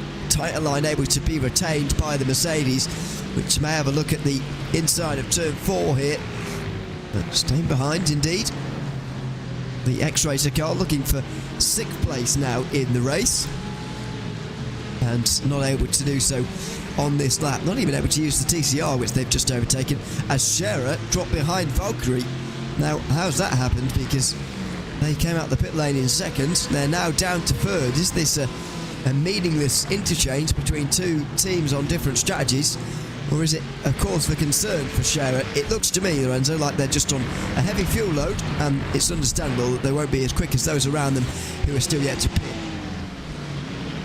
Yeah, and it's going to take a while for them to pick up the pace and then probably be quicker. I'm just going to take a quick look, like the last season, because if I remember, it wasn't Valkyrie. I think it was on Ivra actually that impressive result on a track that normally you would think they would not have a strong result, like for example Rebel Ring. I think that was the case. But Valkyrie, for all intents and purposes, a really good season for them. No win in their books, but just because you were so consistent, just like Scherer, for example, have that point gap where it basically becomes a head-to-head. 2 points separates them when they came into this race. Of course, halfway points removed, but you gotta give them their props and congratulations for having such a successful season from start to finish. Well, and that's my sort of point on this really for Valkyrie, is the fact that, as you say, they haven't won yet. Do you regard their season as a more impressive one as a result of that? It 100%. I'm not saying, you know, more impressive than maybe whoever the championship winner is going to be, because there are no championship winners who don't deserve it for the very, very vast majority of series, and certainly that's the case in the 24H Series Esports championships and championship winners that we've had over the course of time. But Valkyrie have finished at lowest 5th and at best 2nd in that sort of very niche region between a top 5 but not winning. You know, so you regard that as a more impressive showing, if you like, of their skills, even though they haven't been able to actually go on and execute in terms of winning a race, but they have at least been able to be the most consistent team in the entire race, because, or in the entire season, I should say, because Scherer had a race at Monza finishing down in 10th place, for example, yet they're still ahead of them in the points. Oh, 100%. I think this is, in my opinion, on the books, this is the best season ever in 992 category, and their performance has just been very surprising. Of course, like I said before, we have to take into effect go back to you. I'll get back to my point later. Well, what was going on there into the final corner? Well, Grid and Go very much with the daylight now to enjoy, and suddenly X-Racer right ahead of Team Hoisingveld down the front straight there. So, well, that battle is very much parked for the next few moments, I think it's fair to say, as a couple of the Porsches will work their way through on the Grid and Go Aston Martin here. And as we were talking about earlier on, Lorenzo, the surprise that Justin Rem is driving for them today. I'm not sure whether this is a permanent deal. I tried searching the internet, I couldn't find anything. Or whether this is just a loan, which does happen on relatively frequent occasions actually in sim racing, where a team will loan out a certain driver to another team. Yeah, I was very surprised when you first mentioned Justin in the car, where Justin was actually first shown at the defending position before he actually came to the pit lane and put up the bumper into the car. But it surprised me to see him driving for Grid and Go, because we saw him on iRacing Desic drive at Ivra Club Sport, win at Ivra Club Sport. And no hints whatsoever of him moving teams. Didn't give a single hint, and now he's driving for a G&G. I would say this is probably just a loan. I can confirm with the team though later as the race goes on, just see if this is a permanent move. But I'm slightly surprised to see him in an Aston Martin of all things. Well, this is what I was going to ask as well, because during that previous stint we were watching him, and he was getting overtaken a lot. Now, there are two things I would note as put forward as to maybe reasons, or some would call them excuses maybe, if you're being harsh, as to why he was being overtaken. First of which, as you say, he was in an Aston Martin. We don't often see him driving one of those, although he's not a one-trick pony in that respect. He is a talented sim racer in multiple vehicles. But second of all, the said Aston Martin had no front end, and I just wondered which one was actually holding him back a little bit more, because this hasn't been happening in the most recent stint, admittedly, although he did have a lot of pressure from X-Racer again just a few moments ago before there was clearly a bit of an incident between the two of them, and the gap now a lot larger than it once was. Yeah, so it's a little bit surprising to see now he's actually being able to do well with the car, but he's no slouch in any GT4s. I would rather say he's one of North America's best GT4 drivers, without a shadow of a doubt. And I'm being very honest over here. And we've seen other drivers like John Beta for, and else. It's just that how he was able to perform and extract the mass out of any GT4 car, whether it's the Porsche Cayman, the Aston Martin, or especially the McLaren 570S, is just something that is a sight to behold in GT4 racing. And he's a nice guy as well.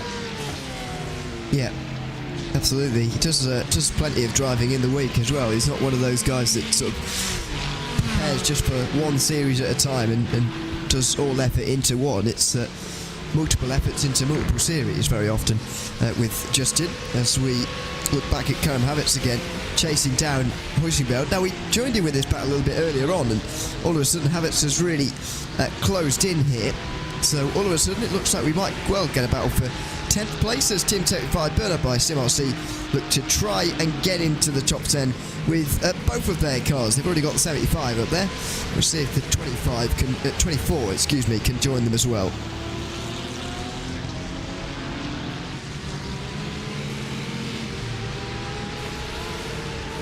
So down towards turn 5 they go, and they will continue on their battle as the race ticks down to less than 4 hours and a half remaining in the day.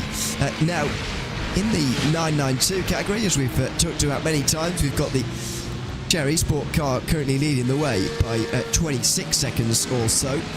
And there are the current championship standings. Valkyrie still hanging on to second, then Olympus Williams Esports Academy, then Visceral, the top 5 who will qualify for next season, automatically looking fairly set in stone as well, and that's no surprise considering the season that we've seen.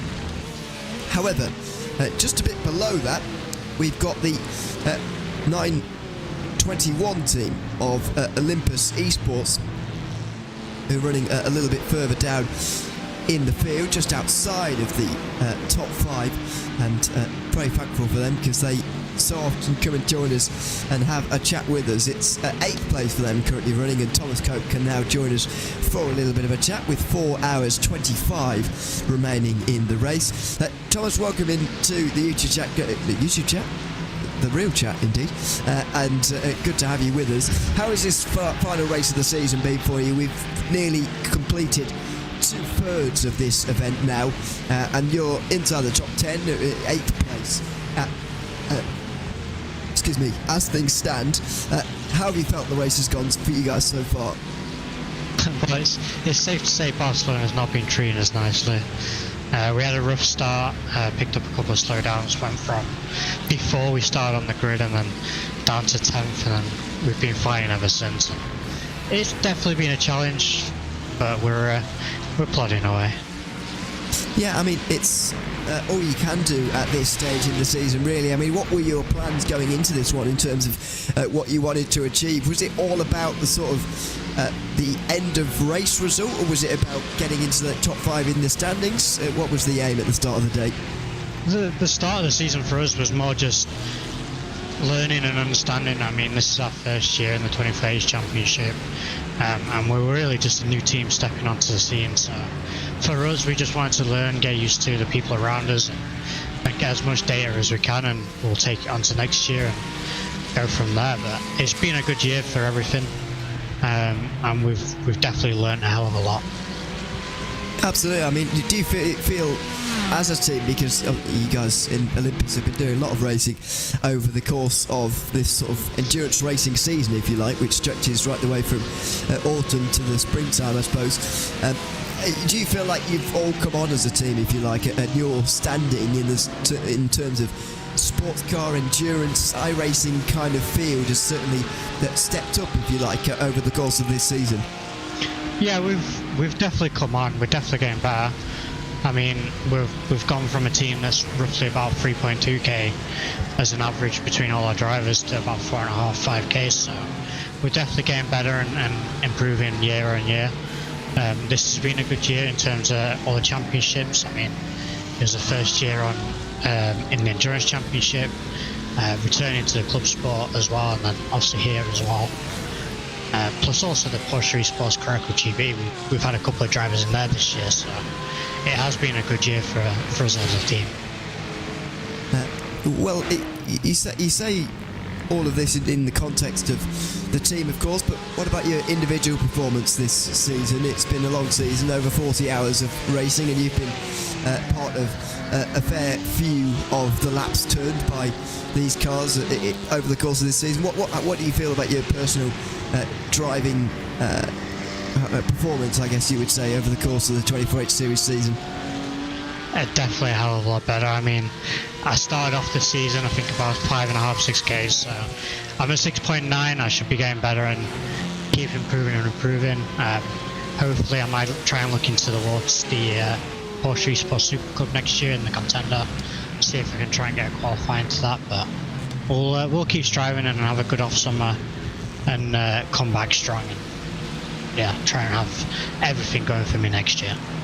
Yeah, absolutely, would be great to see. And just lastly, back on the team again, what about the sort of moves from this point onwards? Because we've seen so many times in sim racing, it's sort of difficult to break into these top teams at times in terms of starting to compete with them as a new team. I mean, we have seen some examples of some new teams starting to push the let's say staple teams in terms of sim racing, the ones that have been around for seemingly forever in this sport, if you like. How do you go about sort of continuing to grow and continuing to improve and stopping befalling what has befallen many of teams in your situation in the past, and sort of hitting a ceiling at some point, and maybe falling backwards a little bit in terms of where they are. How are you going to approach that in terms of next season, if you like, in terms of this sports car season over the winter period, and what are you guys going to be aiming for next time around? For us, it's just the little goals. I mean, we definitely had a big goal this year of competing well this season, but we'll shorten up our goals and hopefully get a little bit better for the year after, and keep making those little improvements. I mean, becoming one of these top teams, I mean, the top teams have been around 10-15 years. This is our 3rd year on the show for us, so we're still learning, we're still understanding, and we're hoping to just keep going leaps and bounds and getting better and better, obviously, even if it's those little increments. That's what it's all about the fine margins. It's been great to see you guys improving so much, Thomas. Congratulations on the season that we've seen from you guys so far. Good luck for the remainder of the race, because we're talking as if the race is finished. Still 4 and a bit hours to go. Good luck for the rest of that, and thanks for coming to chat to us once again. Thank you very much, Ian. Thanks very much. Thomas Cope there of Olympus Esports chatting to us with 4 hours 19 on the clock tonight at Barcelona. Great to hear from somebody from Olympus here, Lorenzo, a team that really are on the rise and clearly got big ambitions, at least in his own personal aspirations, and also as a team as well. Oh dear. Teams are going to be less encouraged to join interview rooms if that stuff happens. Thankfully, Olympus not the ones who went around on that occasion. Maniti the ones who dropped back, and Tim Matchka down to 6th place now for them in GT3 as a result. Olympus Esports the ones they collided with. Yep. I'm going to pin this on you, Ewan, by the way. Not pleased about that. But yeah, it's been an interesting year for them. Like I think I'm trying to remember which race I was talking about Thomas as a potential driver. We could see it at the Porsche Esports Super Cup, maybe whether it's going to be contenders and things like that. He's been basically mainly the P Cup as his like go-to car for him to drive on the official series.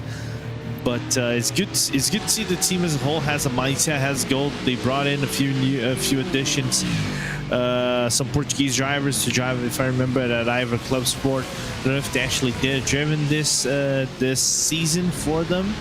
I think one of them did. I think it was at the Monza round. But regardless, it seems that we maybe should looking forward to come next season, maybe compete for top 10s, maybe top 5s as the 24-hour series esports goes on next season. I mean, potentially the team to look forward to be at the top of the standings at Ivro whenever they go into the club sports series again. Yeah, absolutely. I think that's a series certainly that they can target to win, if you like, from next season. That's sort of a level at which they can really compete for a title, because I do still think there are a couple of years maybe from winning a title here, although they've put in some good performances over the course of this season.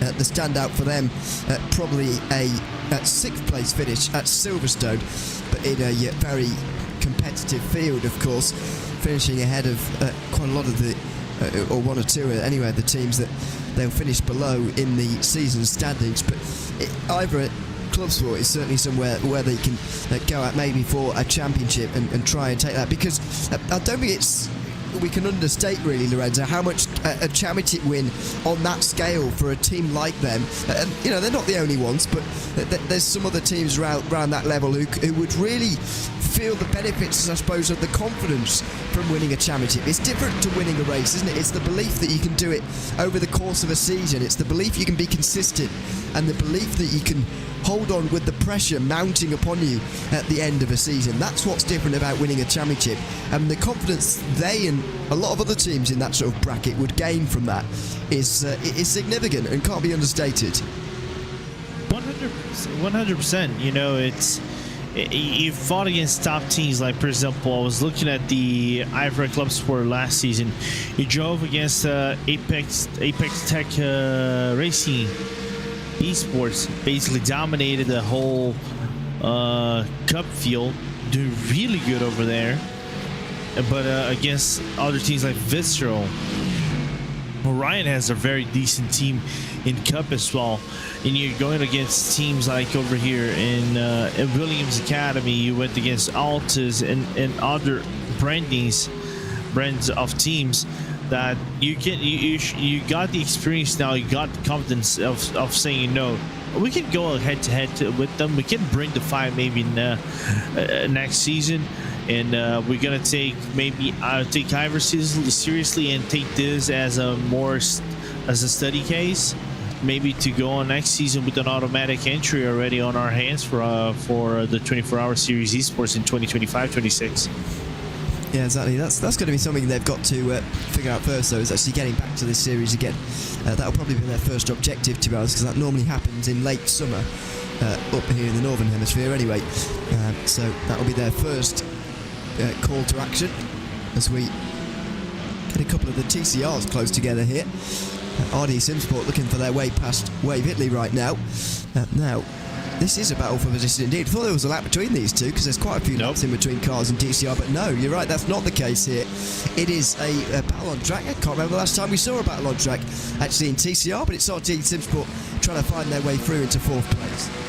Yeah, Matthias has been driving the wheels out of the Civic against Gonzalo Fabi, and for me, it's weird for me to say this because Fabi's first 2 stints prior to Damon Harris. Oh, look at nice that block! Huge defending. Yeah, it was a block really down the inside, and Wave Italy hang on, but it will Race Control look at that and say, well, we don't want reactionary defending, and that's what that was. Well, there's the contact. Thought it was going to come earlier, actually, and Wave Italy are able to smash the throttle and correct themselves again there, but that was a big bit of contact, I'm afraid, when I don't think either of them were quite expecting that. RD Simsport were clearly alongside. Wave Italy were clearly giving them room too. Yeah, I want to look on the replay again, how much overlap there was actually between Piantila and Fabi right there when they were coming into the corner. I think there was a little bit of overlap, like you just said, and the contact, maybe some air around into that, and spun the Argentini around. But then it shows the level of aggression for you to keep up the position and then try to fight against the competition, because like I said, if there's one thing that is important for Wave Italy over here is to finish against the W2 car, as they are in a head-to-head battle for P5. Is the block on the front straight, or was it a block? Be the question to answer here. Oh no, it looked a lot more dramatic from the front-on shot, didn't it? That was all fine, and just normal defending, really, wasn't it? Down towards turn number 1. But this is the second part that we're really interested in terms of the contact. Now, RD Simsport are going to do the classic thing of running wide at turn 2 to get the inside at 3. I mean, it's hard to say either of them have done anything wrong, really. There, is it? No, I don't think they did anything wrong. The car was inside, was going to be able to hold the line. I don't know if they're going to be side by side with them, because there is some very tiny overlap. The car is like the peak or the tip of the nose already into the inside of the car of Gonzalo Fabi. But some air, like I said before, aided the spin for the RD Simsport car to spin the Wave Italy TCR around. Well, that was unfortunate, really, for Wave Italy, but you got the feeling at the time that was always going to happen, really, with the amount that RD Simsport were closing in. Either way, not good news. No, sort it's of regardless. been protested already. Yeah. So, meanwhile, while that's been going on, by the way, we'll wait for that outcome. But there have been 4 outcomes from track limits because they don't need any deciding, and that is quite significant to me here, Lorenzo. At least they are getting to a stage where they might be able to avoid the rest of the race before getting another penalty, but nevertheless, that's now 7 teams who have been forced to come down pit lane and do a 25-second penalty for track limits, and that is every 1 in 7 cars, pretty much. Maybe 1 in 6 of those who are still running, and that is a fairly significant number with still way over 4 hours to go. And I think we're gonna see more cars. I'm not surprised to see 7 already with how nifty the track limits are around Barcelona. They're quite tricky and then can be activated without you even going into a zone that normally you would activate it. But we might see some other cars and things like that. I don't know if I should say this. No, I'm not gonna say it. That's just teasing us, really. Okay, I'll say it. For example, my team is like hanging in the balance with the potential 25-second infringement. But then again, it's like how tricky this car, the track is with the traffic and everything. And eventually, you might get an off track just to deviate the cars and everything to go around traffic cleaning. Well, this is what I was going to ask as well, because first of all, that's a call to action for everybody to push them off the track. I'm joking, by the way. Don't do that. But second of all, it does sort of bring up that question, doesn't it? That the off-track system here for 24H2 it's not the same as an incident limit, is it? It's a little bit different to an incident limit to what you see in a regular iRacing server, and so this all means that the individual incidents are looked at, and in terms of the off-tracks only are counted and car contact isn't. Other things like that are not. So that does alleviate some of the incident problems that do come with the incident limit, for example. However, it doesn't alleviate all of them, because you could be off the circuit by other means, let's say, getting off track through other means than you otherwise might. So, you know, it does somewhat depend on other teams, but always the counter argument to that is, well, you let yourself get so close to a penalty anyway, why are you blaming me for getting your final off track point? That always used to be the line used when I used to race anyway. When you were involved in an incident and you got track limit penalty as a result of what somebody else did, you say, well, you got close to it, so that's on you almost, and that's the argument that's used on occasion. I can see both sides of it, but I can see, again, a lot of these teams, I would imagine, are going to be dealing with 25-second penalties before the end of today. Yeah, there's a good possibility. Like I said, it's kind of like, no, you get a penalty, or no, you get a penalty. But then again, it's good that we have the...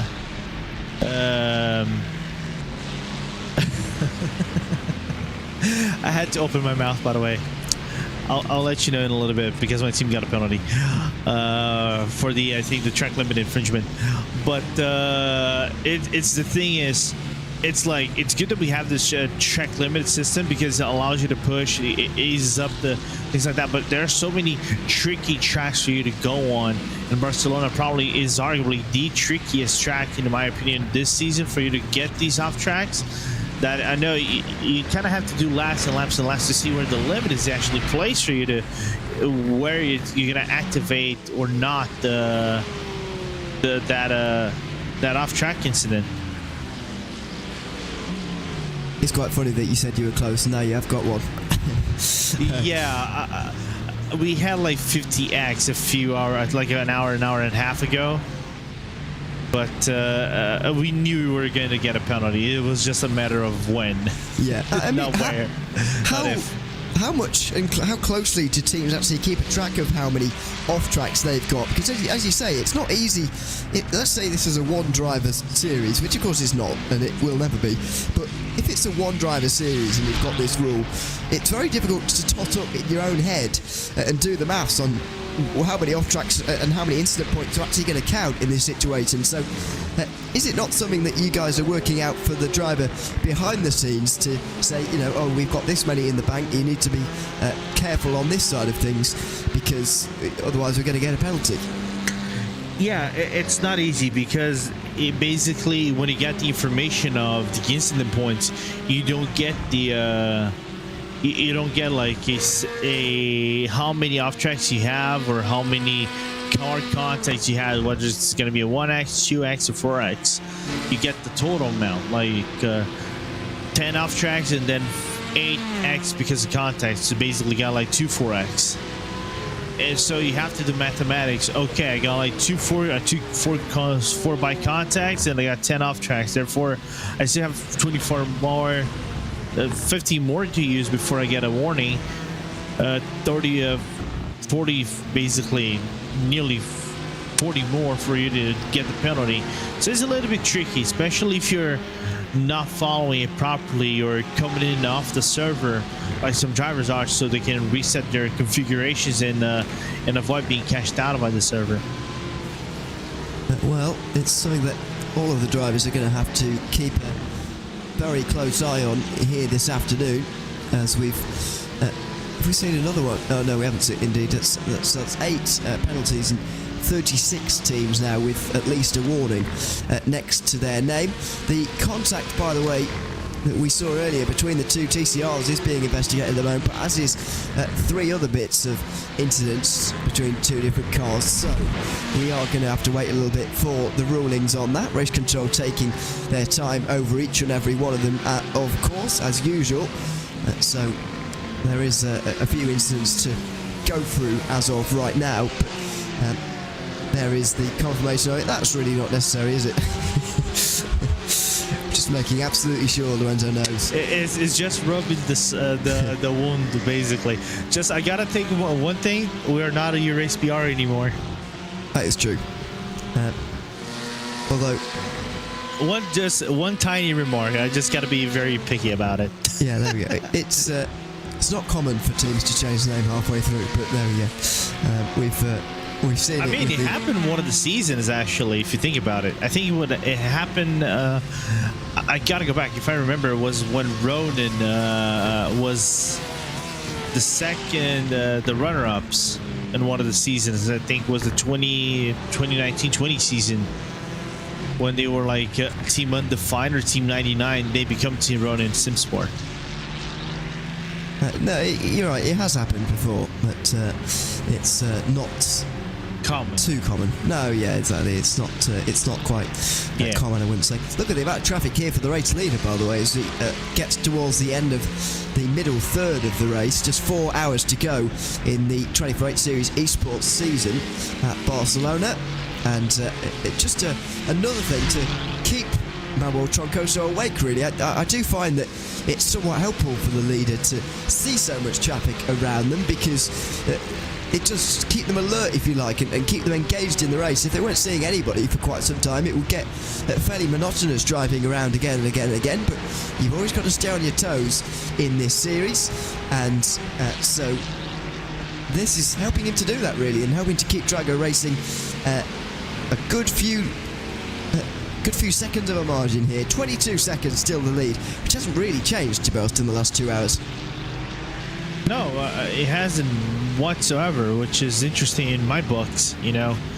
But that 20-second gap, it hasn't changed much throughout the entire hour, so there's a good, okay, we are driving on our own, but we cannot relax because it is 20 seconds. Sorry, big mess sorry to cut across you. Hoisingveld and Olympus both in the gravel at turn 7 and 8. Well, that wasn't ideal at all for those two. Now, who was the instigator there, and who was the innocent party? Well, in fact, Sebo were involved here as well. Down the inside for Hoisingveld. Awkward bit of contact, actually, as Olympus tried to squeeze as much as possible.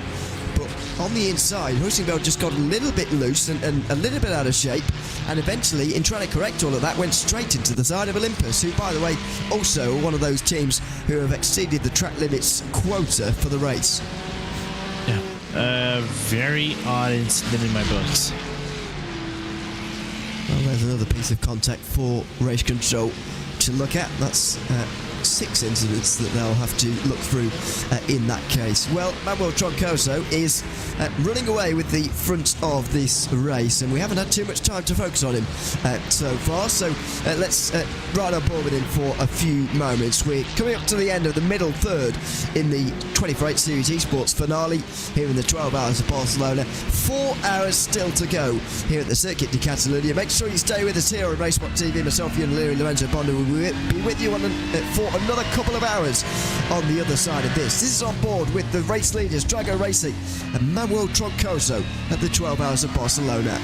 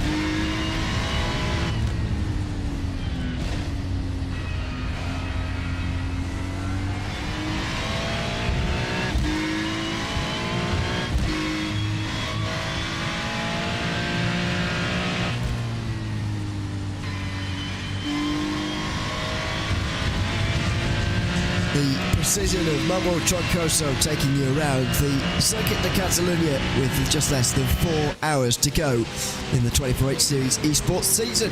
It's myself, Ian O'Leary, and Lorenzo Bonda here with you for another couple of hours as we take you through the final third of this final race. I mean, not putting a foot wrong so far is Drago Racing. They once again didn't start by by leading this race. Didn't lead early on and had some quite fierce battles to contend with, but they are leading now. They always lead when it matters, and they're on for a historic 4 wins in this season in what's actually turned out to be a fairly dominant display in season 23-24.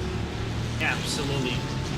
Well, yeah, absolutely. Basically, like you said, is in a historic season. Like I said before, it would be a record-breaking season. No one actually got 4 wins in the season. Like teams like the Racing Team Aeronix B, the Bila Racing Team Aeronix, Williams, and other teams basically are tied at 3, and then like second places here and there. But only Jago is at the verge of being able to get 3 wins. And then 1+ at the final round, and cap off with an astronomical season that it will be for sure the most dominant season for a GT3 car in 24-hour esports series history. Yeah, so quite a as there they go in the pit lane. Actually, seems to me as if they're getting closer to that hour and maybe taking less care with their fuel these days, but I don't think it really matters. And 2 class leaders in at once here. The Team Huizenveld TCR is the one just ahead of them. You can see just what big of a pit lane this is, by the way. Look at the TCRs, how far they get down the pit lane here. They are obviously on repeats in the box, if you like. They are sharing boxes with GT3s, but nevertheless, there's quite a few boxes to be had at this circuit. As Ricardo Rico gets to the wheel, just as the classic thing that I'm sure everybody does when they get in, of steering the wheel left and right, just to make absolutely sure that you are in control of the car. He is indeed, and he will now be making his way back out again once his 4 tyres have been changed and he's been refueled for another hour. That may well be Troncoso's final stint. It may well be his penultimate one. Maybe he'll be the one who has the pleasure of the final double stint to the end. Yeah, maybe it's gonna be him, or it can be Minato Vasquez, who could come in into the car, and do his stints. But just again, another strong astronomical season for them, and a safe race. That's the most important thing to go on. Yeah, it's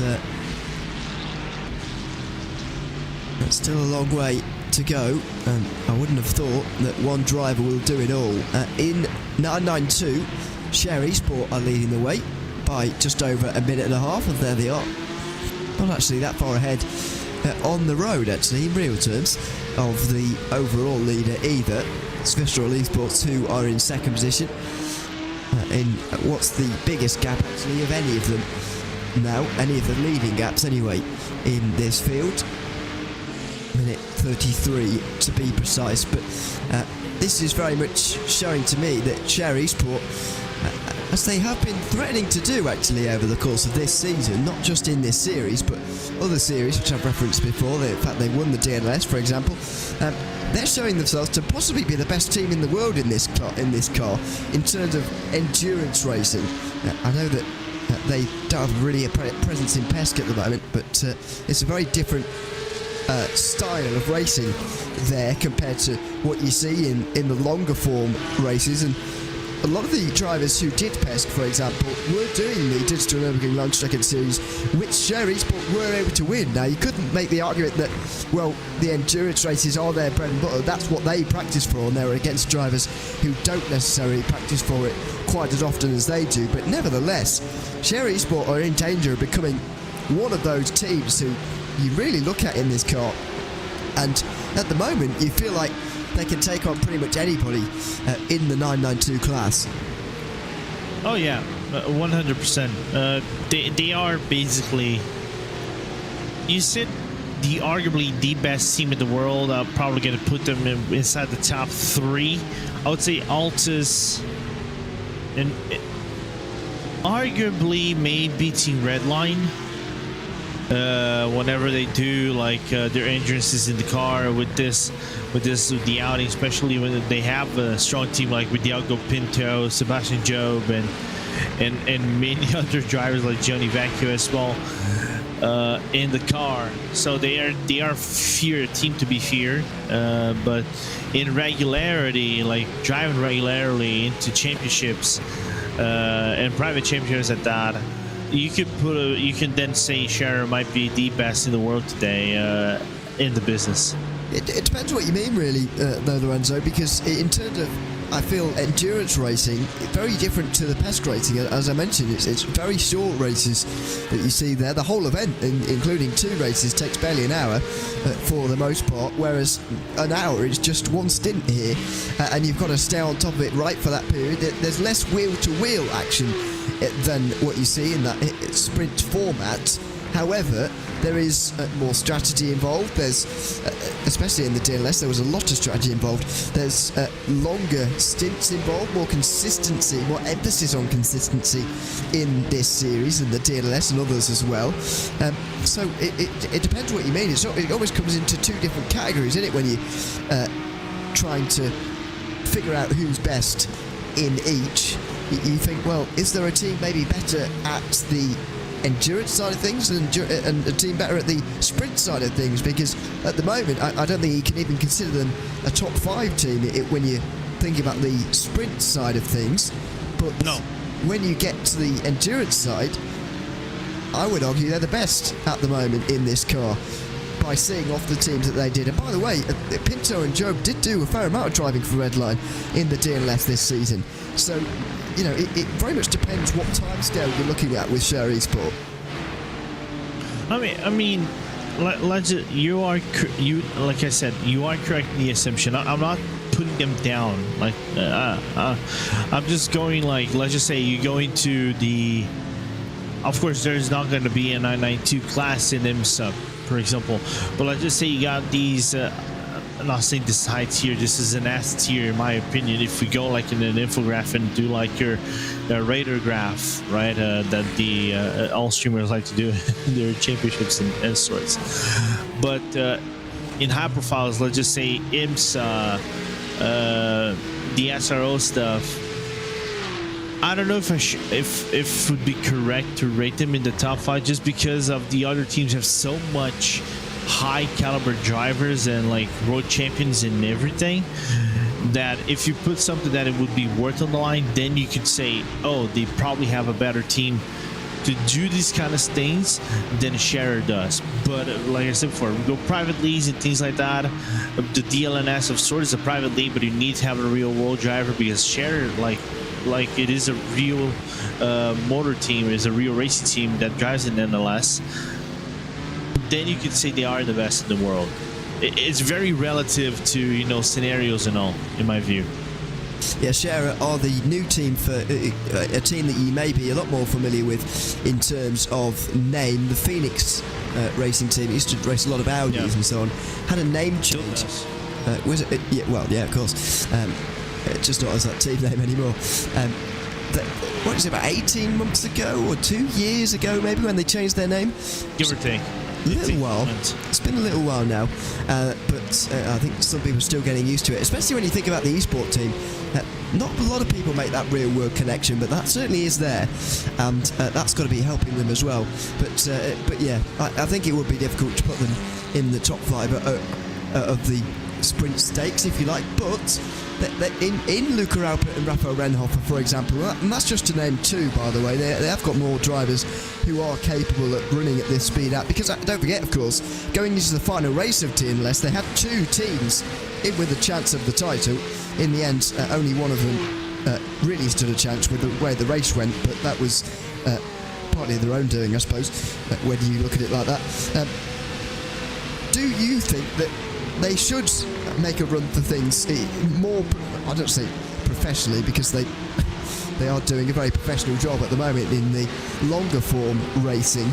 However, do you think that they should have a go at something like PESC, if you like, and make a bid for a World Championship licence for some of those two, especially if there's a 992 car involved, because they are clearly 2 of the best drivers, excuse me, in that car, but it's just a case of whether it would work in that format.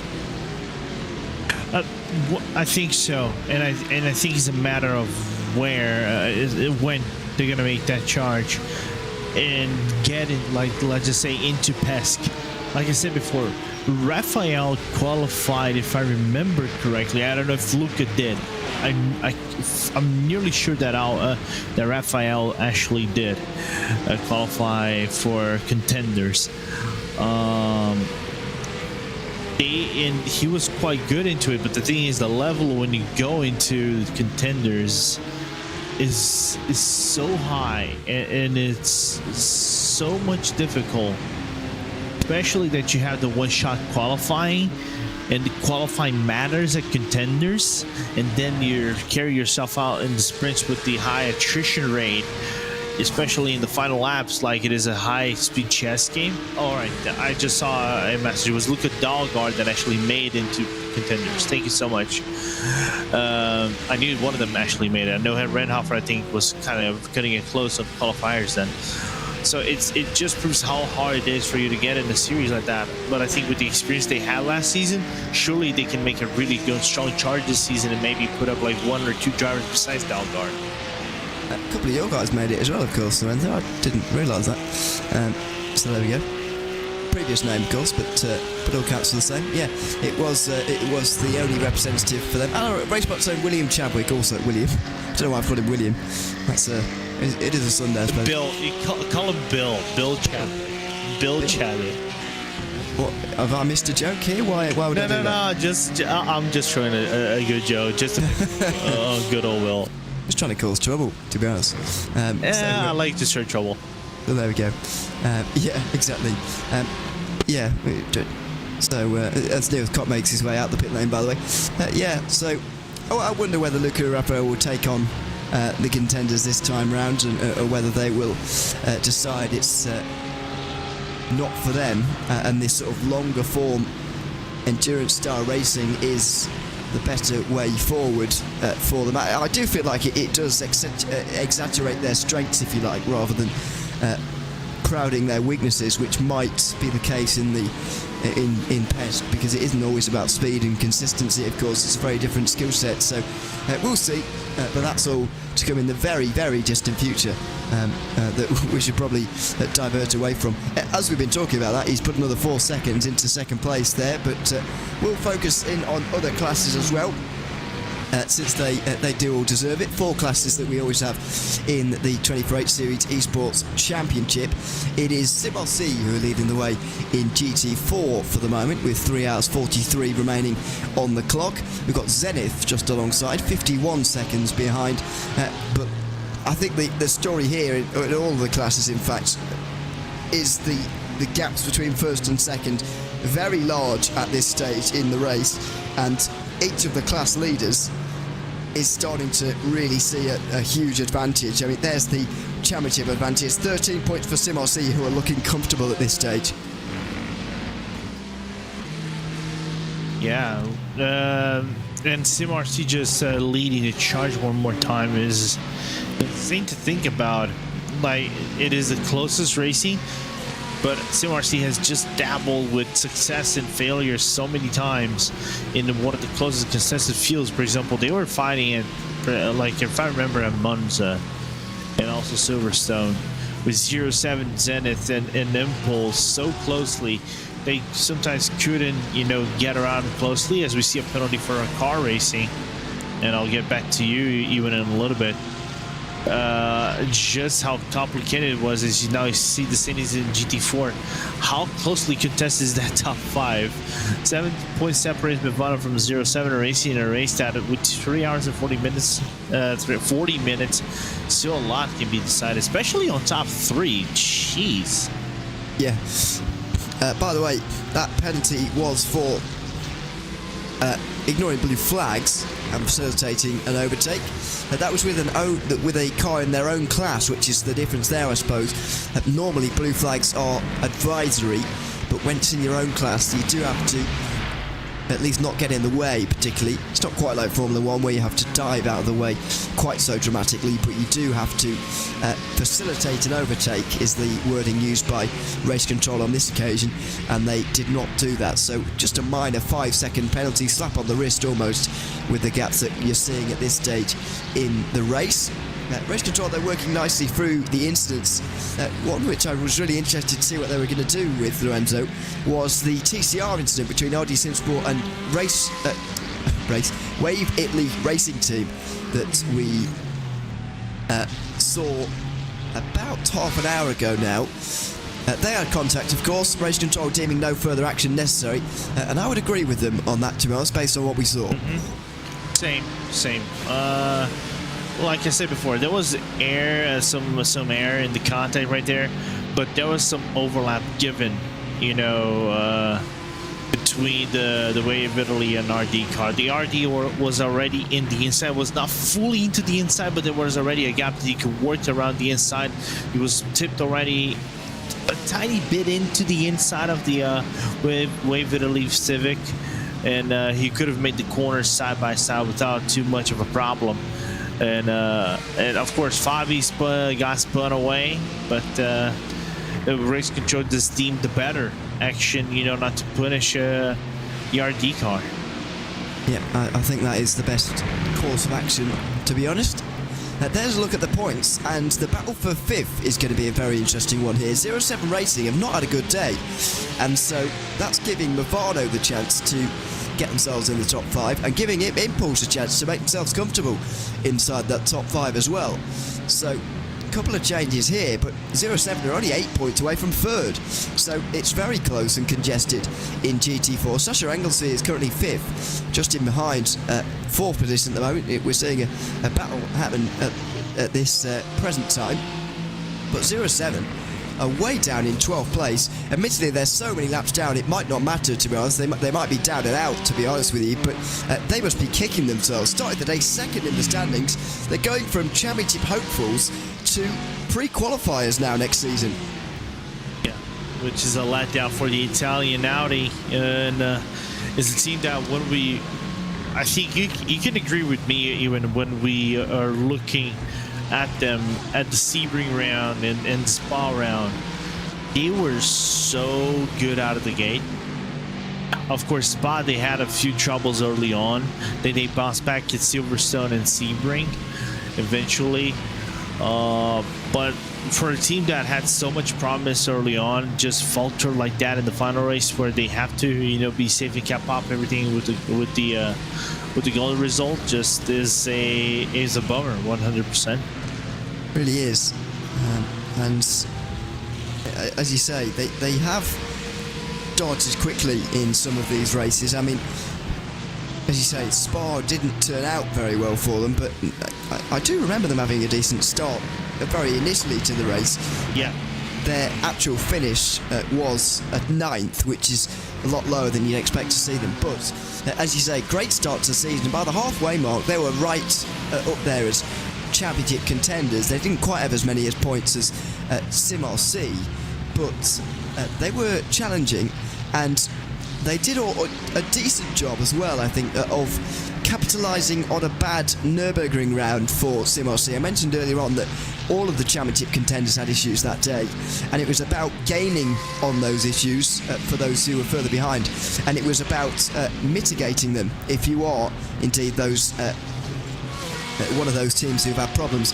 Now, SimRC finished 9th that day. A podium for 07 effectively got them right up there, and Impulse didn't do a bad job either of getting in the conversation either. This is Sasha Engelsby making his way in, but yeah, the end result for 07 Racing, I think, unfortunately, is going to be a disappointment for them. Yeah, 100%. But they can bounce back next season. They have a really decent team. The car setups were looking very strong whenever they were driving the car around the tracks. So it's a letdown, but it's like a hard lesson they can learn on, move forward, and build a better, strong foundation for the future whenever they come in here into the 24-hour series, or even IVR, or whichever other entrance series they go on. Yeah, absolutely. We look at the front straight again as everybody fans out and searches for that bit of track space. Is back in GT3 with Nicholas Latch trying to chase down Williams Esports now for 6th place. This should be a good view. Oh dear, that's not a good view. Oh, and there's contact. Oh, and that was unavoidable. Nicholas Latch there didn't stand a chance of getting out of the contact there, I'm afraid. When you see someone having a small pause in front of you like that, well, there's very little that you can do when you're in the case of Nicholas Last, because, I mean, if he wanted to avoid contact at all costs, you'd sort of lift off and slam on the brakes there, but, you know, we're in a race here, and he can't afford to do that. Clearly those problems persisting even after the accident, and look at that, Nicholas Last didn't really stand a chance. Yeah, Last didn't. Cleanness didn't last long enough, unfortunately, and this is like slightly pun intended. But then again, I cannot blame Nicholas for that one. It's like the Geeks Energy Fiercely Forward car was just blinking so hard that the Obi-Wan S Kenobi, the Obi-Wan Kenobi S moment right there just happened to be a decisive one for the Geeks Energy car, and in my opinion, this is a race incident whenever they go up into the report sheet. Well, I think the argument from the GT4 team will be, well, there was a moment where we appeared again and at last maybe didn't lift off or brake as much as maybe he could have done. Do you think there's sort of an argument for the GT4 team there, as if to say, well, we've been wrongly done by that, or will race control fall down on the side of, well, there's not a lot you can really do about that? I think that the race control is going to abide by the fact there is some blinking around the car, and you can even see Nicholas trying to be safe at the exit of the corner, and unfortunately there was the GT4 car just around, so you couldn't measure the distance a little bit. He was trying to measure the distance coming out of the corner, maybe open up to the car right in front of him, but in that instance, if I'm race control, I don't pin this on the GT3. I think I agree. We'll wait and see what the outcome is. The number 20 car, by the way, and speaking of GT3s, Dory Sports have got a penalty, 25 seconds for track limits. So that's another few moments in the penalty box to be served. I think the thankful moment and the thing I'm especially pleased to see today, Lorenzo, is the lack of incidents where someone's been hit while stationary in the penalty box, because that has happened on once or twice. I think, didn't it happen last week in Ivra? Or was it? It did. Yeah, it did. It's so confusing, isn't it? Because not all of the pit apron is drive-throughable for some reason, and unfortunately, someone in the pit box, or penalty box I should say, gets clobbered sometimes by someone trying to pull in for a actual stop. It's a shame to see, really, but thankfully we've avoided such trouble today. Yeah, I think Simufy, specifically Simufy, Ewan, is going to be appreciative of the pit lane rules, actually, that you have to stay above the red borderline whenever you're running down into pit lane. You just come down when you go into your stall or if you go to serve the penalty. But yeah, no context whatsoever in that end, and it's good to know that is not happening, because I feel for Simufy on both ends, especially the ones around. It's been them twice. Yeah. Wow. Yeah, they say the lightning doesn't strike twice at the same place. Yeah. You could make an argument it does strike twice for the same car?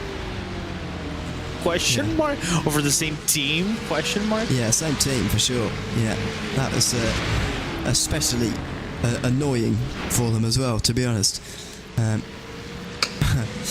Hopefully we get to the end of today without seeing such problems. Personally, I think we should have a solid pit lane in its entirety, actually, but there we go. That's just my 2 cents. 2 points at the moment as the live championship standings go between Impulse and Huizenveld. When you put it like this, Lorenzo, it seems like a very dramatic and potentially changeable championship situation. Just one position lost for Impulse and they would lose the title because of countback to Team Huizenveld. After 2 second places for Huizenveld, they've both got 2 wins. They would both have 3 wins if Huizenveld win, which they probably need to. They would share with 3 wins each. However, Huizenveld would have 2 second places to Impulse's 0. So that means they would win, I believe, on countback, as far as I can tell.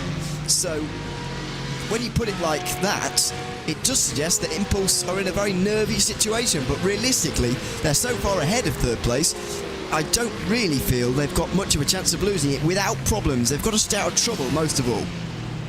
Yeah, it is just keep the car safe and don't get into trouble. The gap they have to Italy right now is over a minute. 1 minute and 8 seconds.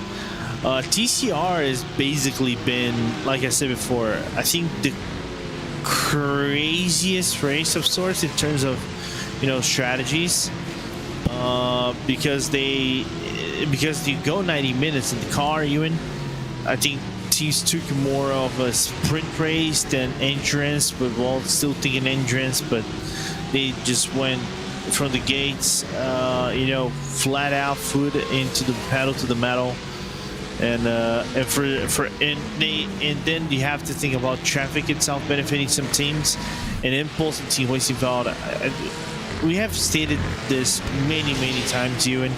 I think are two of the best teams regularly in sim racing to deal STCR cars with higher speed traffic. This is back in GT4. Simone Passoni just ahead of Otto Puistinen for X-Racer. Both a lap down on the leader, Adam Isaacson, at the moment, as Harvu try and make their way through here. And that, what's becoming a fairly famous shade of green, attached to that 992 Cup car. He was to the outside. Passoni not interested in letting them through in a new look Movano Corsa car. I'm afraid to say, Lorenzo, that they might well revert back to red and black, to be honest, because it's not brought them a special amount of luck, I'm afraid, this season. They were third at halfway, and so they've moved up at the time to third in the standings behind Zenith, who were second after halfway points, and Sim-RC, of course, who were in first position. But they've now dropped to 5th position in the GT4 standings, and I think the aim for the remainder of the day is to just get that top 5 and make sure you can return and try and win back that title again next season. Oh yeah, I was talking to Fraser prior to the race, because he owes me giving my Porto shirt of sorts. Gotta pick on him. I know he might actually give me the shirt at Le Mans because he's going to Le Mans. Very lucky. Yeah, that's good to know. He's gonna give it to me, you know. That's good, no complaints. But their goal was actually trying to get into the top 5. Period. Yeah, can understand.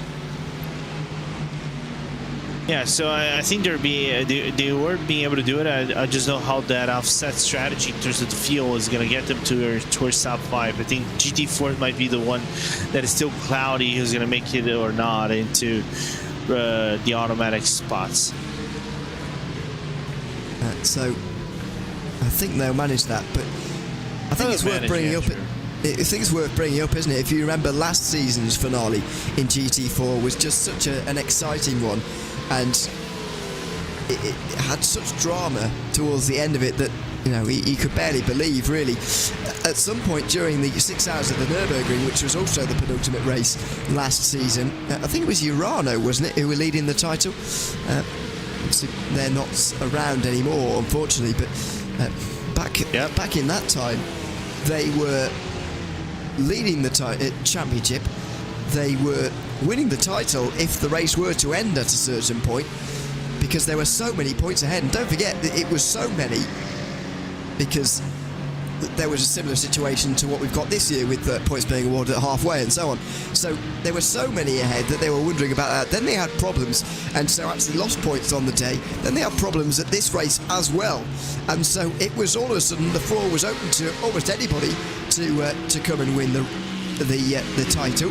And Movano were the ones that went through and actually won it in the end. It was a very dramatic ending to the season, but as I say, unfortunately the replication of that is going to have to wait for at least a year for Movano, because their new look blue and white livery hasn't given them another title, unfortunately.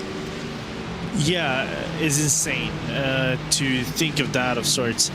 And you're quite right about Urano. They were leading in the GT4 class last season. and then they imploded. I think I've never seen such a team implosion like Urano did in GT4's like last season. They won all 4 rounds straight.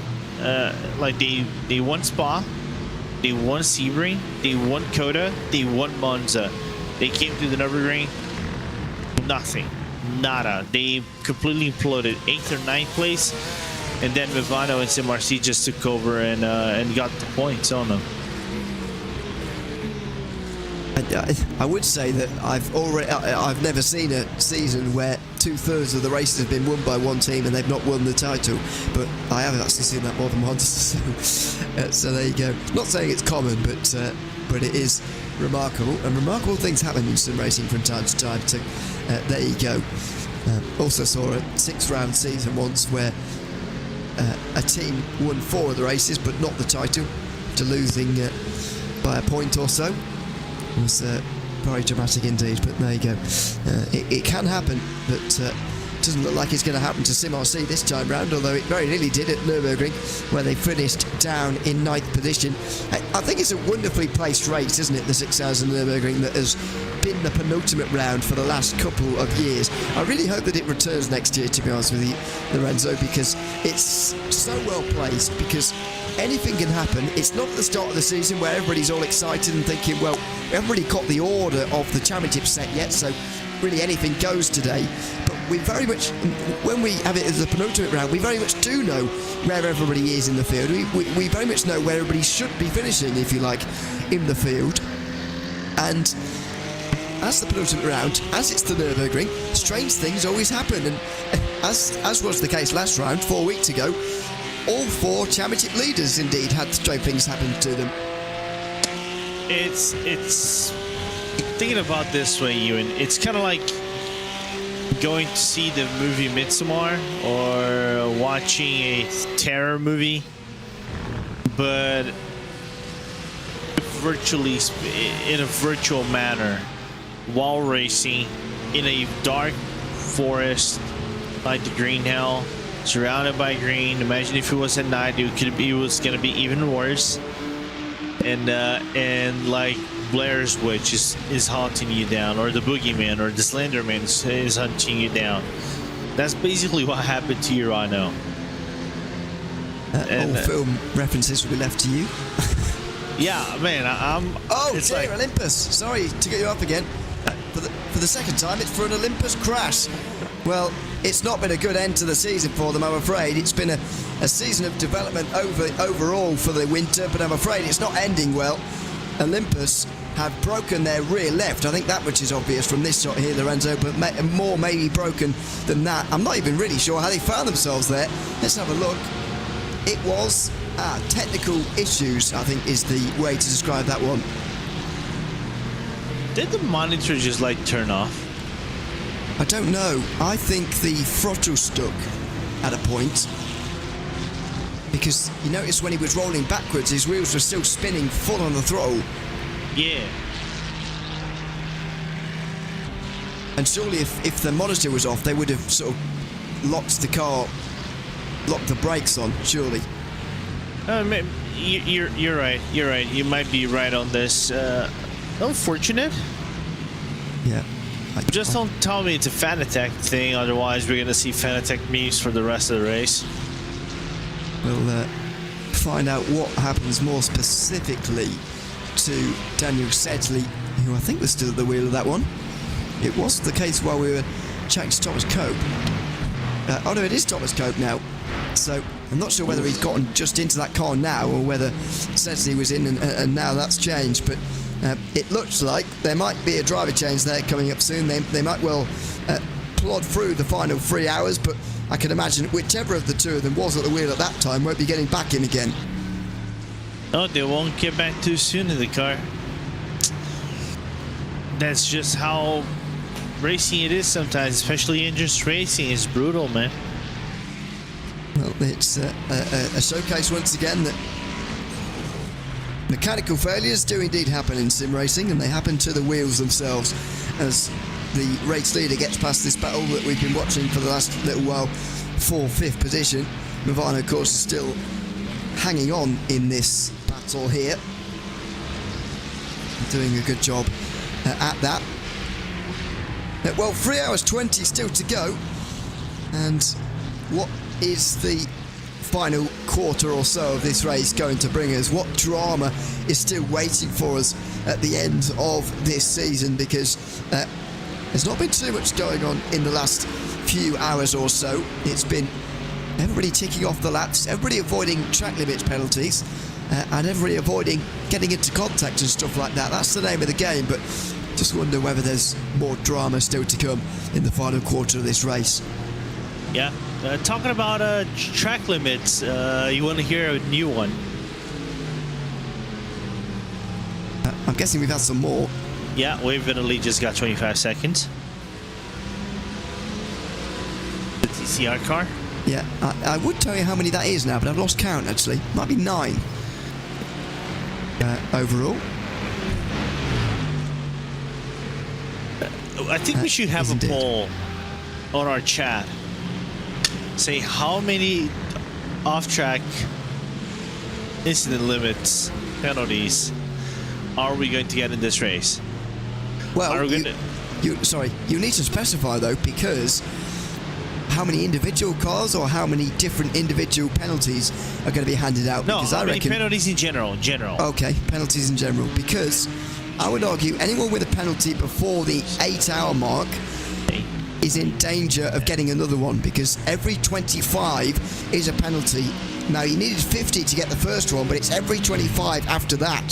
So you'll need, if it was before 8 hours, you'll need to be very careful. And 7 of those 9 came before 8 hours were complete. Yeah. So we got 10. Okay, we got 10 penalties. Tell you what, I think we should have a poll to say how many penalties we're going to get. Under 15, over 15. I'm going to go with over 15, personally. Over 15. Okay. Yeah. I'm going to say over 15 as well. Yeah, I think so. I mean, we're at 9 already. There's no logical way to do this, really, is there? It's just because we don't know how close people are, by the way. Not that we'd be allowed to tell you even if we did know. But we don't know how close people are. So, to be fair, we could have 6 teams teetering on the edge of track limits penalties already. I mean, it's not inconceivable. No, it's not. Everything is real right now, if you think about it. There's a reality looming large upon a lot of the teams for the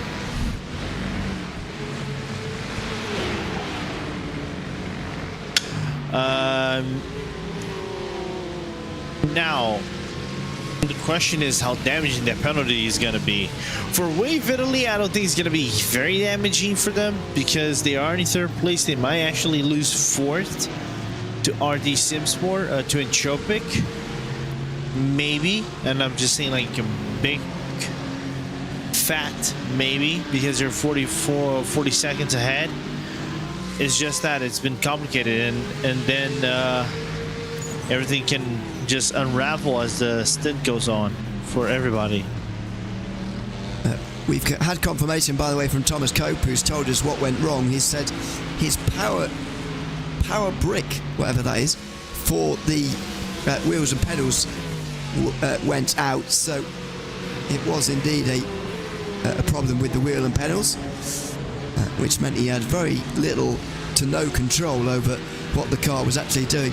And to be fair, now knowing that, Lorenzo, it's a bit of a miracle, isn't it, that he didn't hit anybody, because he was side by side with Simify at the time, and the fact he had a wheel and pedals issue while not hitting anybody is remarkable. As speaking of 992 battles, Olympus looked to make their way up to 2nd place. Took them a while, but they managed to get it in the end. Yep, so upper position. Ganoso. Oh no, Joe Vega gets straight back through again. Well, that was a bit of a mistake, because Olympus pretty much had that finished, and they've given that one back, gifted it back to Valkyrie, really. And so they're back in the wheel tracks all over again. Well, I really thought Olympus were through there pretty easily, but now they're going to have to do that all over again. Actually, there's one thing that I'm wondering about. I don't know if Hugo has it in hand. Do we have the points for the 992 standings as it stands right now? Because I think the way they've been battling, thank you, Hugo. Okay, Valkyrie is actually 8 points ahead. That would be 6 points if Altus goes on 4th. So, yeah, every point that Altus can take away from them is important. There we go. And there they are. So that will reduce it to 4. Because Valkyrie lose 2, Altus gain 2. Well, so it wasn't a on-track overtake for Ganoso Tasdalan, but it was a gain of position for Altus Esports, so they move up to 2nd place now in the field. 3 hours and a quarter remaining, and 41 seconds the gap. I mean, do Altus have realistic scope for getting into 2nd here? Because I can't help but feel that they're sort of on the same strategy here, and there won't be too many laps before they're in. Valkyrie, of course, pitted earlier than them, and they may well beat Valkyrie, but it's about Valkyrie finishing low enough for Altus to gain a championship position. I'm not sure whether they're going to manage that. Yeah. By the way, if there's one thing that might be of interest about in GT4s, I think we see X-Racer and Movano right ahead of them. There's potential fuel issues for the final pit stops in GT4s, and if they can make it all the way. So this is something that we maybe should be looking forward in the next few moments. Well, how common do you think it's going to be in GT4 for people not to be making it? Because I don't see anybody around Zenith's strategy, actually. I see everybody going a lot further than they're able to do at the moment. Yeah, so this is my curiosity. I just hope that I'm not being played at, and this is something that can actually be said true, that everybody can actually make it. I don't feel just the quirkiness of the different strategies and things like that, just to say, oh, who's going to underfuel, which team's going to underfuel for by how many liters the other one come to the final pit stop. You say that Zenith just did 37 laps. That was nearly 68 minutes if you average out their lap times. Although I did average it out to 110 to make it easy for everybody. That might be a little bit too slow in terms of an average, but even so, if you're gaining 8 minutes on an hour, they should only need a couple of hours to actually make that up. So I think Zenith will actually be able to make it here. With 3 hours to do it, they'll need to do 65-minute stints, and I think based on that previous stint, it is possible for a GT4 to do that. Okay. The only question then would be what time they actually did the pit stop. This latest one, you mean? Yeah, the latest one in terms of right now, I think. Time. Yeah. I think are they on the way out, or they? Yes, they're back out again. Ruben Lasso now the one at the wheel for the outlap, and he did the rest of the stint, hopefully, as it turns out. But this is where a lot of the battling has been, to be honest, during our stint. Actually, the GT4 class has been awash with battles. This one with Movano ahead of X-Racer, and it's for 5th position, still a lap down, but still worth fighting for. But for the moment, Movano are hanging on pretty easily. I mean, they've barely been challenged here for the last few moments. Yeah, it's been chill, like a Tahiti resort getaway for Movano. Well, I can't say I've been normal, but... No, neither have I. Isn't that where the surfing is in the Olympics? Yeah, that's where it will be, yeah. That's a random fact for you. Yeah, because if I remember correctly, they are a French colony of sorts. Oh, yes. I'll hesitate there because I don't know. But, well, yeah, I thought they were an independent state actually before. Oh, okay, makes sense. It's the largest island of the French Polynesian, so. Oh, I see. French Polynesian. I thought that, okay, I'm going to expose myself as a unknowledgeable guy, but I thought that was a country, to be honest, but there you go. Tahiti, so there you go. Not an island. Anyway, they play football as a country, but anyway, that's that doesn't really matter, does it? England play football alone, so it doesn't really make much sense, does it? I think it is a country. Don't get me wrong. I think it is a country, but it is part of the Polynesian collection. Right? Collection. All right. That's the technical term. So it says like administration, France, and then overseas collectivity. French Polynesia is an overseas collectivity of France and its sole overseas country. Okay. Thank you, Wikipedia. Yes, thanks very much for that. Who thought we'd get onto Tahiti in today's broadcast, by the way? Goodness me. Anyway, we'll get back on track. As these guys are too. Down the inside for one of the Porsches, Team 75, who seem to be in the top 10 now. So Voicing World dropped out then in that case. They were fighting earlier on, and indeed they are. Jan Sikowski now in 11th with the 24 Team 75 car, now inside the top 10 for the first time in a little while. As we continue to follow on board Otto Pustinen of X-Racer. I mean, he's still not shown much threat here to the Movano car, but he's been sitting pretty comfortably for the last few moments, and X-Racer are a lot closer to a pit stop than Movano are, so they'll be especially comfortable with that as well. Yeah, just wondering if Otto is trying to save a little bit of fuel, but doesn't look like the case. He's trying to get closer, but just the job that is being done by the Movano GT4, just trying to see who's actually driving. This is still, it's Simone. He's not Fraser anymore, but Simone is putting a mega job at the car, retaining the pit driver and be able to overtake. And what I think is X-Racers maybe best race in the season, pit spot. There's two cars, so we'll check it, but 6th place is their best finish so far. Now, can they break top 5 for the first time? I guess they're another team that fall into that bracket, aren't they? We were talking to the Olympus driver Thomas Cope earlier on, and I think X-Racer are maybe a little bit earlier on in their development process than the Olympus eSports team are, for example, but it's all about these sort of steps on the ladder, isn't it, really? For them to be in the 24/8 Series eSports setup in a competitive GT4 category, first of all, is a great success for X-Racer, and to maybe get a top 5 as well would be a great step for them. Then they can start to step forward again. Maybe a podium will be the next objective, then maybe a race win, that'll be another step. Then you can start contending for championships, winning championships. It's all these little steps that you've got to take on your way up. It's very, very rare that a team comes in and immediately starts winning championships off the bat.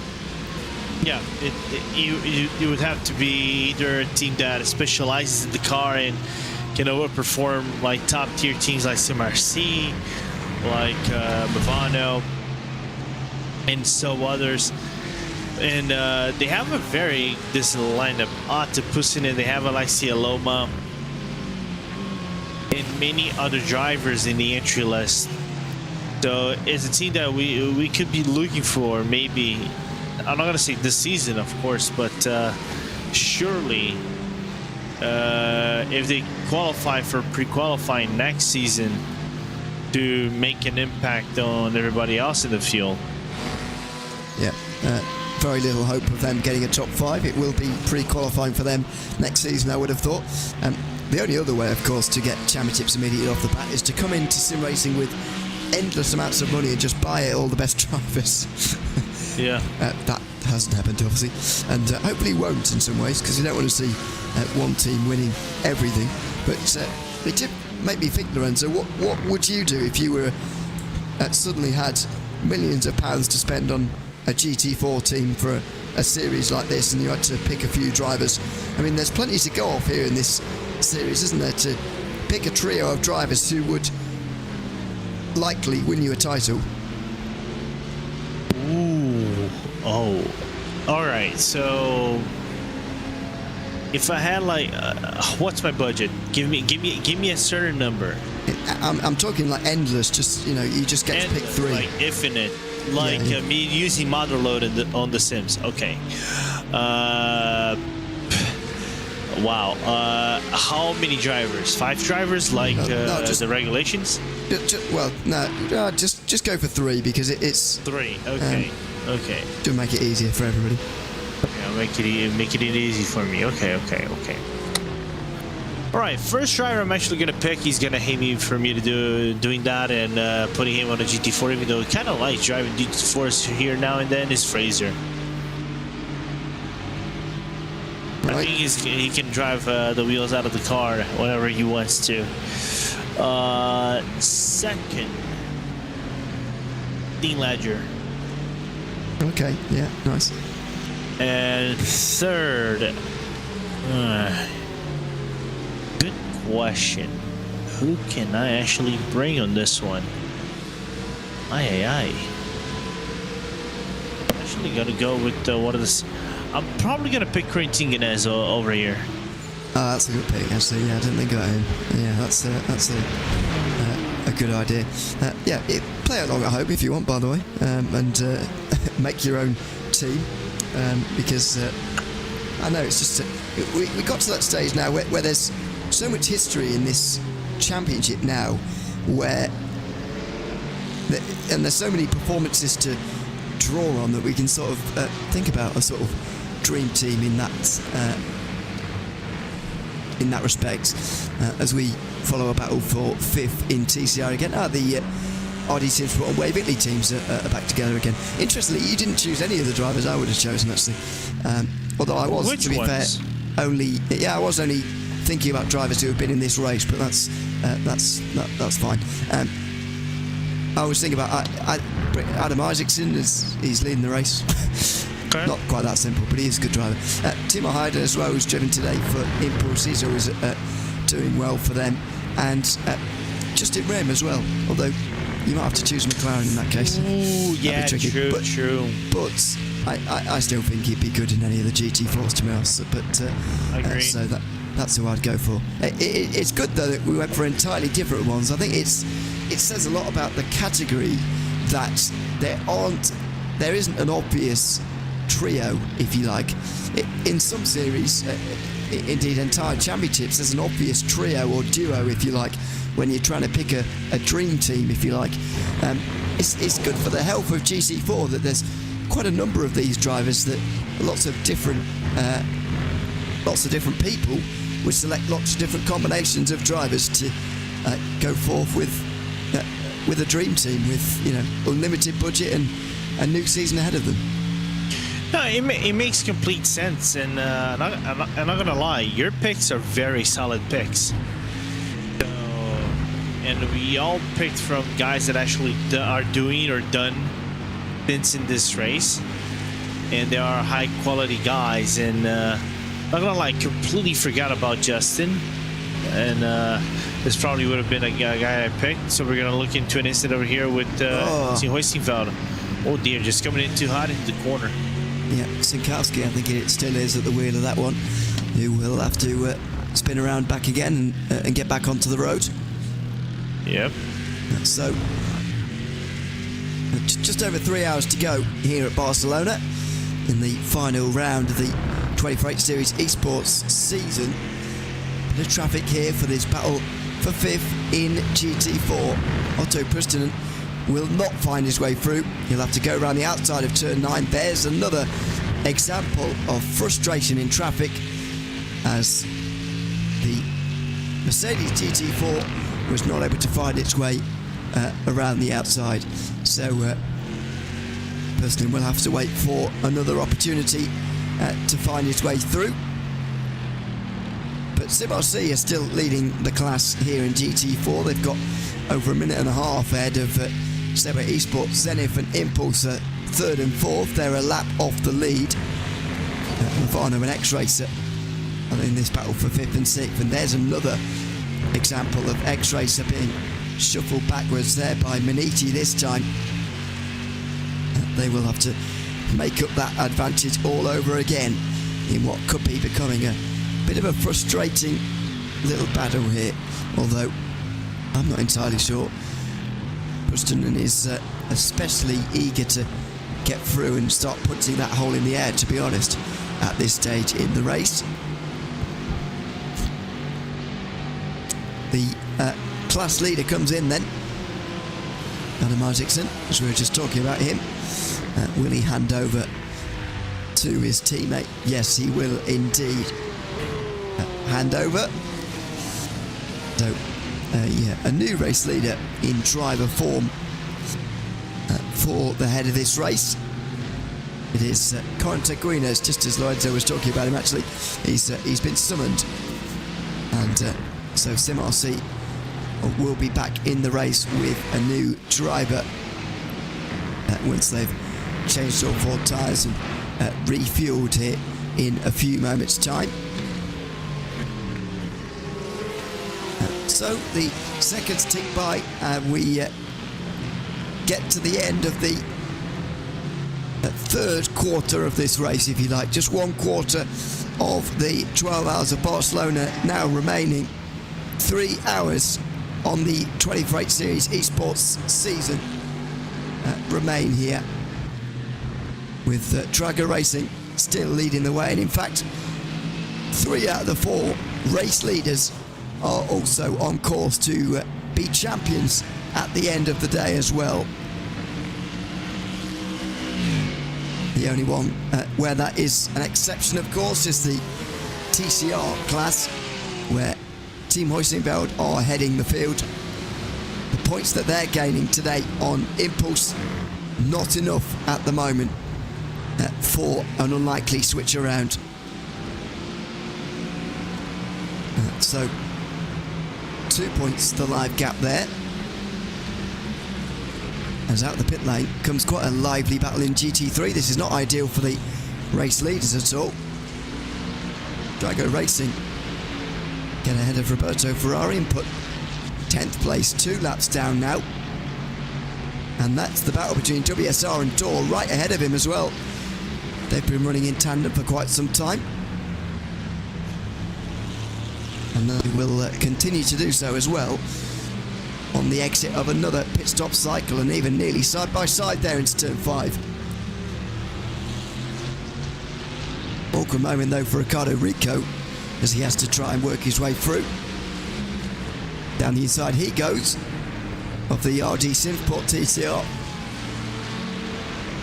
but not on the 2 Mercedes, who are going to have to get out of his way before too long, otherwise they'll be incurring a penalty for a blue flag infringement. I understand they're in a battle, they're in their own race, and they're entitled to it indeed, but they can't afford to necessarily get in the way.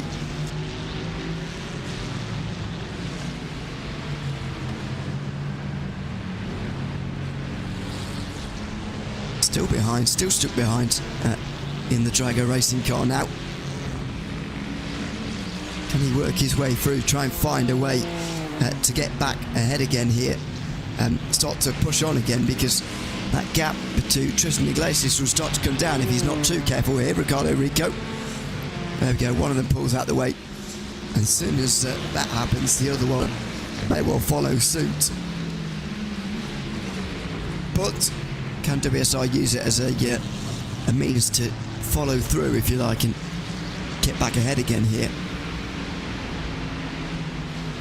We'll wait and find out, of course. The Seibot car is the one we're following at the moment, by the way, not too far behind Dor eSports.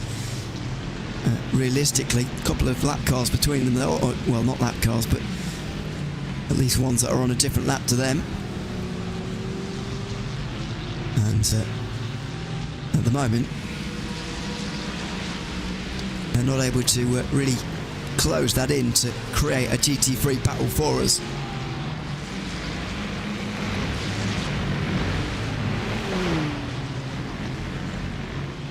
There are the live points in GT3, 21 points now the gap, as Drago Racing only need to finish 13th or better to be crowned champions. of the 24 Series Esports Championship here today. Livery closing in on BS competition for second actually here, with Maniti racing fourth, and a close battle for fifth actually, with Williams Esports and Team 75 burnt up by SimRC.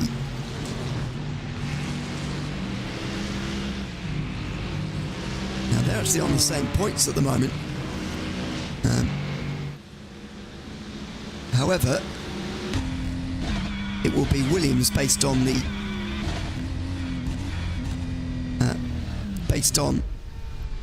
amount of third places they've got as the race leader comes into pit lane. But what a great recovery for Williams to be moving up 4 places since halfway, by the way. They were in 9th after halfway, 8th at the start of the day, and might avoid pre-qualifying as things stand.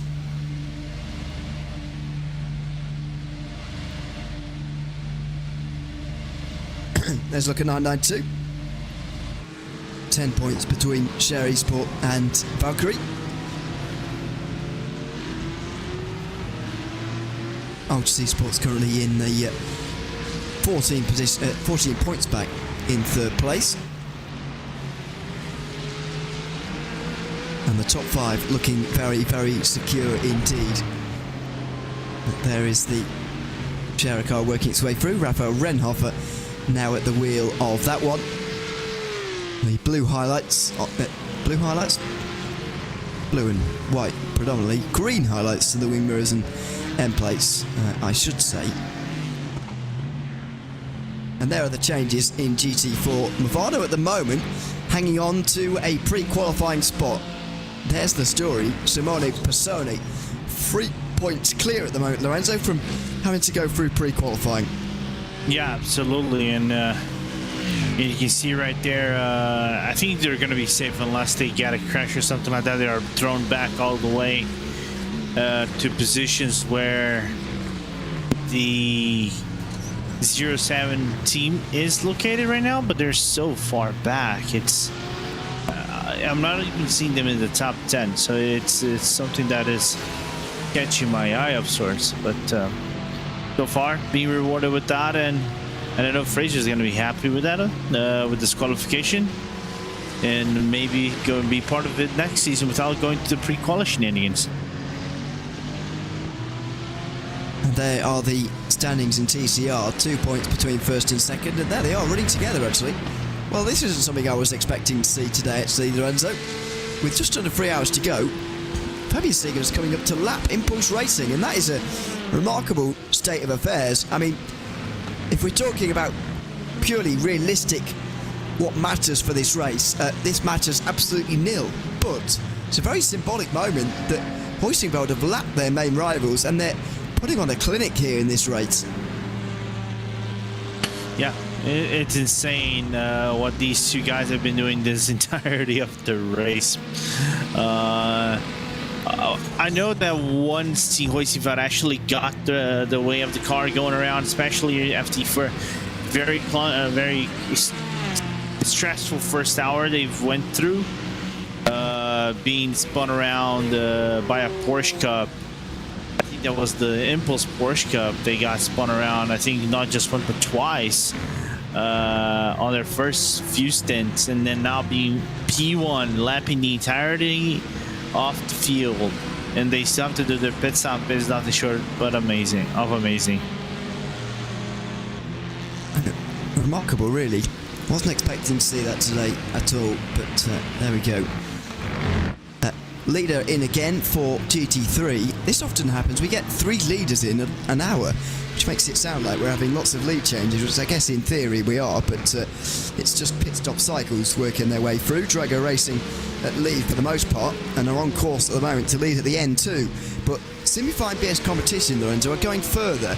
Now, the gap is large enough at the moment that I don't think Drago Racing have to be worried in terms of their race win, and they're certainly not going to be worried in terms of the championship. However, they can't afford to lose too much time, because the amount by which their pit stops will be shorter, BS competition and semi-fight, is going to cause a problem for them if they lose too much time. Yeah, that is good to know, and still retain within contention spots for them. And Simify, I think, has been one of those interesting topics about this race, right?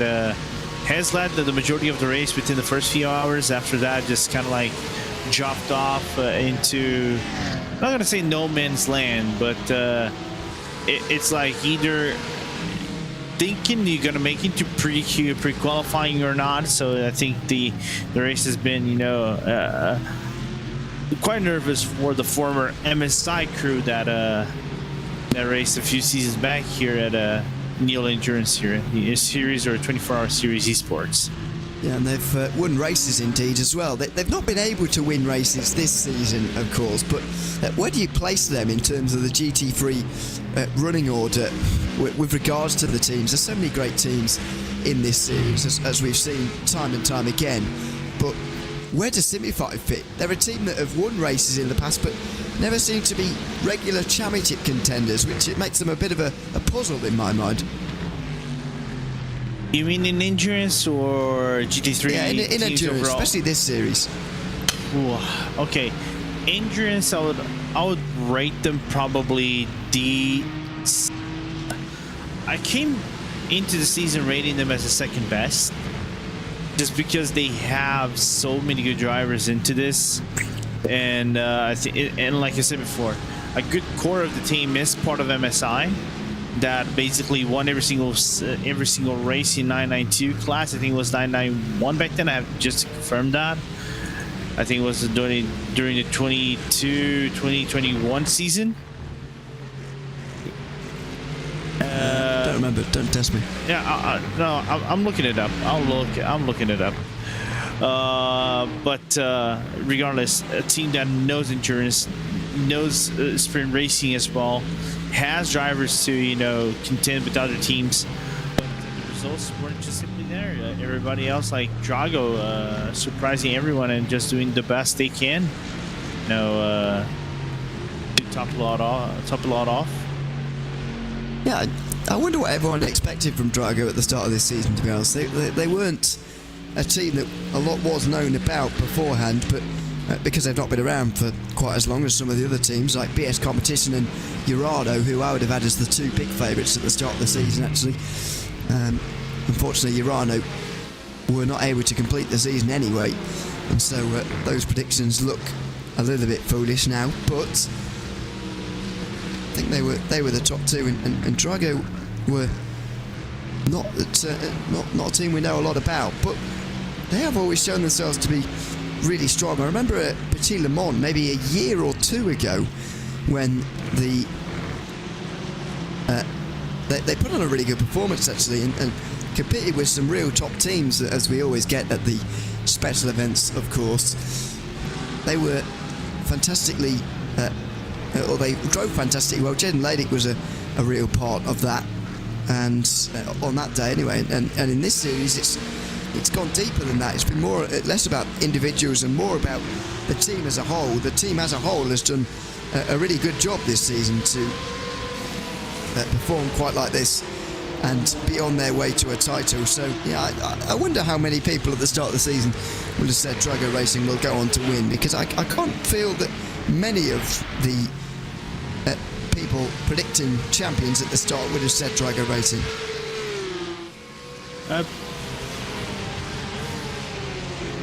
Now, I have a counterpoint. Didn't they win one of the special events this year? And I think that was I'm trying to remember which event they won their class in. I want to say Daytona, but I cannot confirm. You might know this better than I do. Not off the top of my head, no. But try and find out. I don't know. I don't think it was Daytona. Yeah, but anyway, I know it's a team that when they came in this season, and they brought drivers like Aaron Vasquez and Nicolas Mateo and other ones, become a better core of a team. You know, improve, not just have Jaden Ladich and Arturo Melgar and Nikodem Wierzbicki, I thought, okay, this might actually be a team we should be looking for this year, and they're bringing the heat. Yeah, So, they're looking really good. I mean, and if they return as well, I think they're going to be one of those teams where you think, well, who's going to take it off them this season? Because they've shown themselves to be as strong as, if not stronger than, BS competition this season. You could say they have been stronger, to be honest, given the amount of races they've won and the points difference that they've now got. They've been stronger than Miniti, who always go well in this type of racing. Been a little bit disappointed by Team 75 Bernard by SimRC this season, to be fair, with the other classes going well for them. I thought this one would be a good for them as well, but they're barely in the top 10 in GT3. They're in the conversation, though, after a good race today for a top 5. But yeah, I think if they return again to defend their title, Drago Racing are going to be difficult to push off that top spot. I agree. And just one quick thing, mentioned in the YouTube chat, it was Drago 1, Sebring 12. I needed one something. So one day when I saw the lineup and the strength of the car of the team they have, I think, in my opinion, they need maybe one or two drivers to truly say they can give Coenda.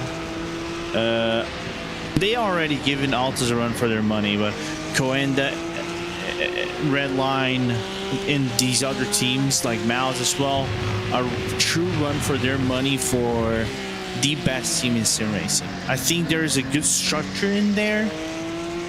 It's just maybe lacking one or other driver to make it as a top-notch team. Top-notch team.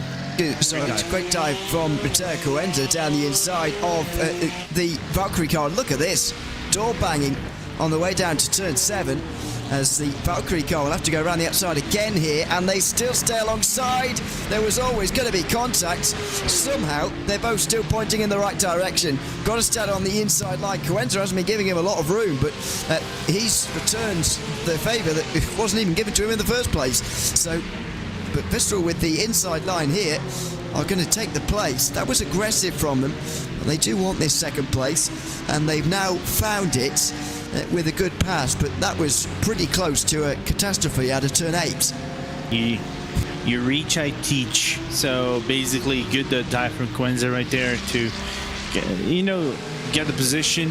You can battle throughout everybody. I think the shoving of the cars and Quenza being thrown off angle and off the track just at the downhill at turn number 7 and 8 at TV3, I think was just something that I think it was a racing thing. Coming out of the curves, you are kind of like thrown off into the outside portion of the track. So natural thing, they were still side by side, and natural things happen. Well, thankfully neither of them ended up in the wall, but there was a real danger of that happening at one stage. So Frugo Visceral, and meanwhile we've had another track limits penalty. I think, have we, or have we just not seen the most recent one? I think we've just, or I've just missed the most recent one actually. Yeah, the 161. I don't think there are actually any new ones, but that's down in TCR for Wave Italy Racing Team, who will have to serve a track limits penalty. But would you believe this, Lorenzo? No incident for race control to look at for 50 minutes, which is great for them. Yeah, absolutely. I think it says a lot about the race that we're seeing at the moment, doesn't it, really? It calmed down, that's 100%. So having 15 minutes of pure calm, I just hope it isn't like all quiet on the Western Front, and then everything just decided to kick off in the final hour, like we've seen some in some leagues. You and I know, like Ivra, for example, everything like decided to kick off in the final hour of sorts. And in the first laps eventually, but I think in this one the whole hour 2 to hour 10, we're going to hour 10 nearly, So nearly hour 10 has been quite mildly calm, no major drama between cars and no DNFs, basically, or nearly to none DNFs. Yeah. Well, trying to work out how many DNFs we've had so far today. My number is up at 8 now, because I believe Falcon Sim Racing are out of the race as well at this stage. 07 Racing unfortunately are out of the race as well, and so their hopes of a top 5 are probably over unless Movano fall below 5th, I think is the margin they need to be at. So they could still be inside the top 5 championship standings wise at the end here. You never know. The Valkyrie GT3 has also retired as well. It's the second GT3 retirement of the day. Pretty impressive though, Lorenzo, that the 992 class has not seen any retirements yet. That's a remarkable record, although our Olympus about to become that first retirement, because they're rapidly falling down the order and maybe even below all of the TCRs now. Unfortunate to see that happen, but we saw from that crash they had on the wall that repairing the rear was going to become a little bit of a daunting task. Well, I fear that may well be the end for Olympus in this race. It's a shame to see, really. A real shame. Down the inside for Simolc in the background, the GT4 leader. It's through on one of the TCRs. The TCR leader, in fact, Marcel Tai, whose lead did come down briefly before Marcel Jürkheim comes into the pit lane now for Impulse. So there'll be an extending of that margin all over again down in that class. There is Matteo Coenzo, and after his pass on Valkyrie, it's looking pretty good for Visceral. They are running away with second place at the moment. Yeah, and what would be, I think, Visceral's best result since Silverstone, since they won Silverstone. So that's good to know. Yeah, 3 rounds ago now, that one. Not been on the podium other than that, actually.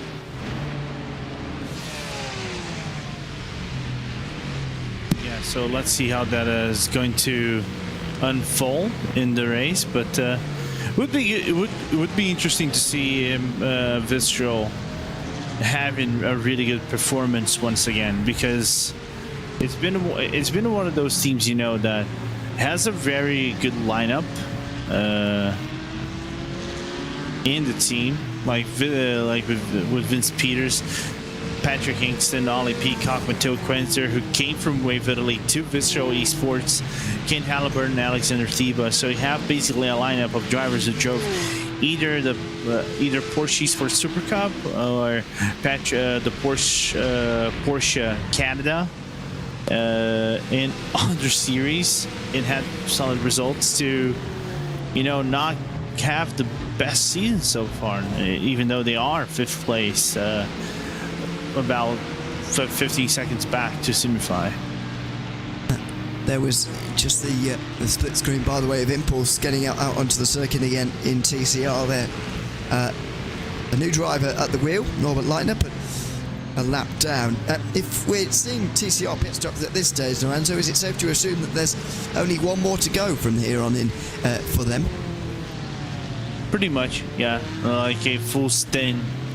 You can argue like a full stint, get to the final hour, underfield the car a little bit, and it may in the final hour, I think, is going to be interesting for me, because the track is going to be probably close to at its coldest. It's at 23 Celsius degrees on the track, so there is a potential of double stinting the tires.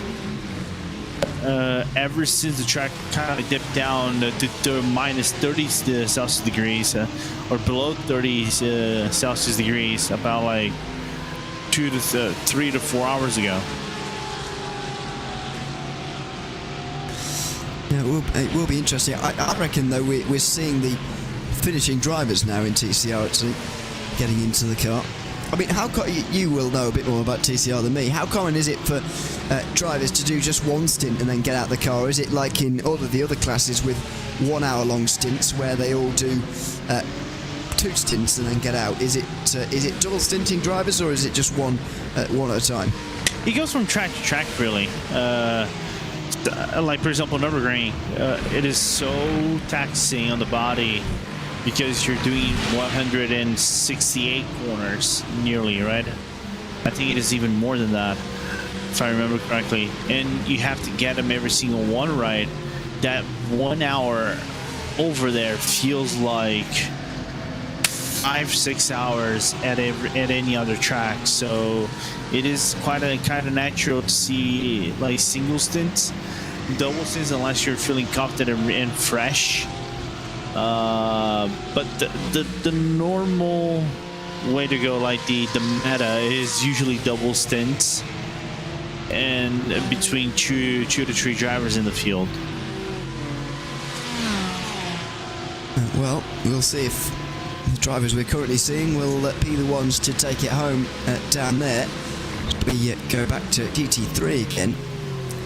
There's Obsidian just behind Team 75, who are now 10th behind Steward ESPORTS. And just see the tall BMW just ahead of them. And with a bit of traffic, we're putting a bit of distance into this one at the moment. Steward are trying to catch Dory Sports themselves as well. It's quite congested at this part of the standings, I've got to say. Steward 1.4, 1.5 behind Dor, then Team 35 about 1.1 behind, 6.7, well, sorry, a bit more than that actually for Steward to catch up to the next car as well.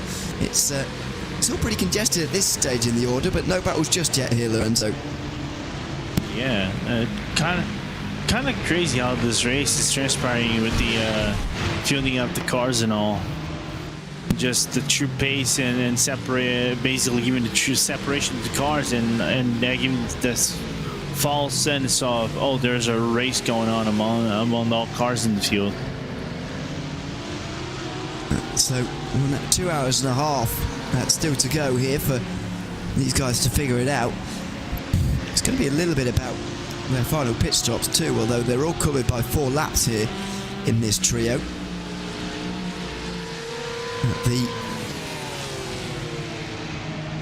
Well, I thought they were Simify GT3, but it's the 992 car, apologies, that they'll have to negotiate here. Team 75, then Obsidian will do the same. So we look at the view of turn 10. The sun is dipping below the horizon here, Lorenzo, 21 degrees down on the air temperature, 23 on the circuit. It's 7:30 in the evening. We are not quite going to get to darkness by the time we're here, but by the end of the race, it will be headlights required for sure. Yeah, 100%. And again, we're going to finish in the night around 10 p.m. is where I think the race is kind of going to end of sorts. But more importantly, the one key aspect for me is the wind. The wind has picked down quite a lot. I think at one point of the race early on, even it was about 20 plus kilometers, and it was throwing some cars off into the northeast when it was actually aimed towards the northeast. Now it's aimed to the northwest. So that was something that was kind of interesting when they brought it up to me. Yeah, I mean, what sort of effect do you think when we eventually do see rain in this series for the first time, do you think it's going to have? Because we've seen endurance races in the past changed by that as a result of the sleeping 12 hours, for example, in iRacing. It was a lot of drama at the start of the race, and it just adds that bit of unpredictability that you don't necessarily get in the dry weather. Do you think by the time that we're at next season we might have a bit of rain, and we might get some really interesting situations as a result of that? Hopefully, if that's more stabilized, we're gonna get a lot of drama, as now Sabel is gonna move on the inside. I don't think they're gonna be able to do the overtake on WSR, and they still retain the position. But I think the lower tier cars are gonna suffer quite a lot. like GT4s and TCRs, because it is something relatively new in my books. I've never seen TCRs driving in the rain per se, and how the front end of the cars will behave around the like powering out of the corners. The ship, I think there's going to be more understeer than I expected it's going to be, but I think traffic is going to be the major key. Like it was at Sebring 12 when we had the rain, I think it's going to be just as worse in my books than what it was at Sebring 12 with rain. Why do you think it is that the slower classes will be affected by it? Is it a pure fact that the other classes will have had more practice in those conditions? Because it is true that the GT3s can already practice in the rain, and maybe these drivers will have already done so these drivers will be a lot more used to it than maybe a class that is only being introduced to rain for the first time. I think they're going to struggle first, like you said. GT3s have more practice. G992s don't have a lot of practice. They are more quiet down, you know, they don't have the rain tires as well, so it's gonna take a while for them to figure it out. But they're gonna suffer with the lack of, you know, in-car tools like the ABS and traction control. So doing manual braking and not over-stressing the car, especially going around more puddly areas, I think it should be more, you know, I'm not going to say chaotic, but could provide a little bit more chaos with cars going around more slower traffic. But for GT4s and TCRs, I think is mastering the grip, you know, mastering the rain grip or the rain lines, and being able to power it out without maybe the rear of the car stepping in a little bit, or the car full front end steering, going full understeer when coming into or outside of a corner. Well, what we're watching on the screen at the moment is a sea of GT3s, really. Roberto Ferrari trying to find his way through on the laps down WSR car, indeed a lap down also on the Sebot car. They might be getting a little bit agitated sat behind this machine now, because they have been for quite some time, and so they really would like to get through very quickly, not least because the Dory Sports Mercedes is not too far ahead here, so Sebot must be believing, now that they can see the Mercedes in front of them, that they can get through here, but it's not being helped by the lap traffic. Yeah, I think it is just a matter of when Roberto is going to have that run, and Tropic's right in front of them. It's going to block Roberto coming into the corner. Is going to hold the BMW up in place, adding a little bit more frustration to Roberto Ferrari right there as they open up another lap, and is going to have to redo all the work to try to get closer and try to attempt another overtake. Here we go. He's way too far back in towards turn number one, so have to wait quite a bit of time for all of that. But at what point would you say here that Mercedes sort of going out of its rights to stay ahead of Sebot, because there is a lap between these two cars, and Roberto Ferrari will want to get through and he'll no doubt be frustrated, but how much is the onus on him to make his way through here? Good question, though. I don't know what kind of good answer I might be able to give you, though.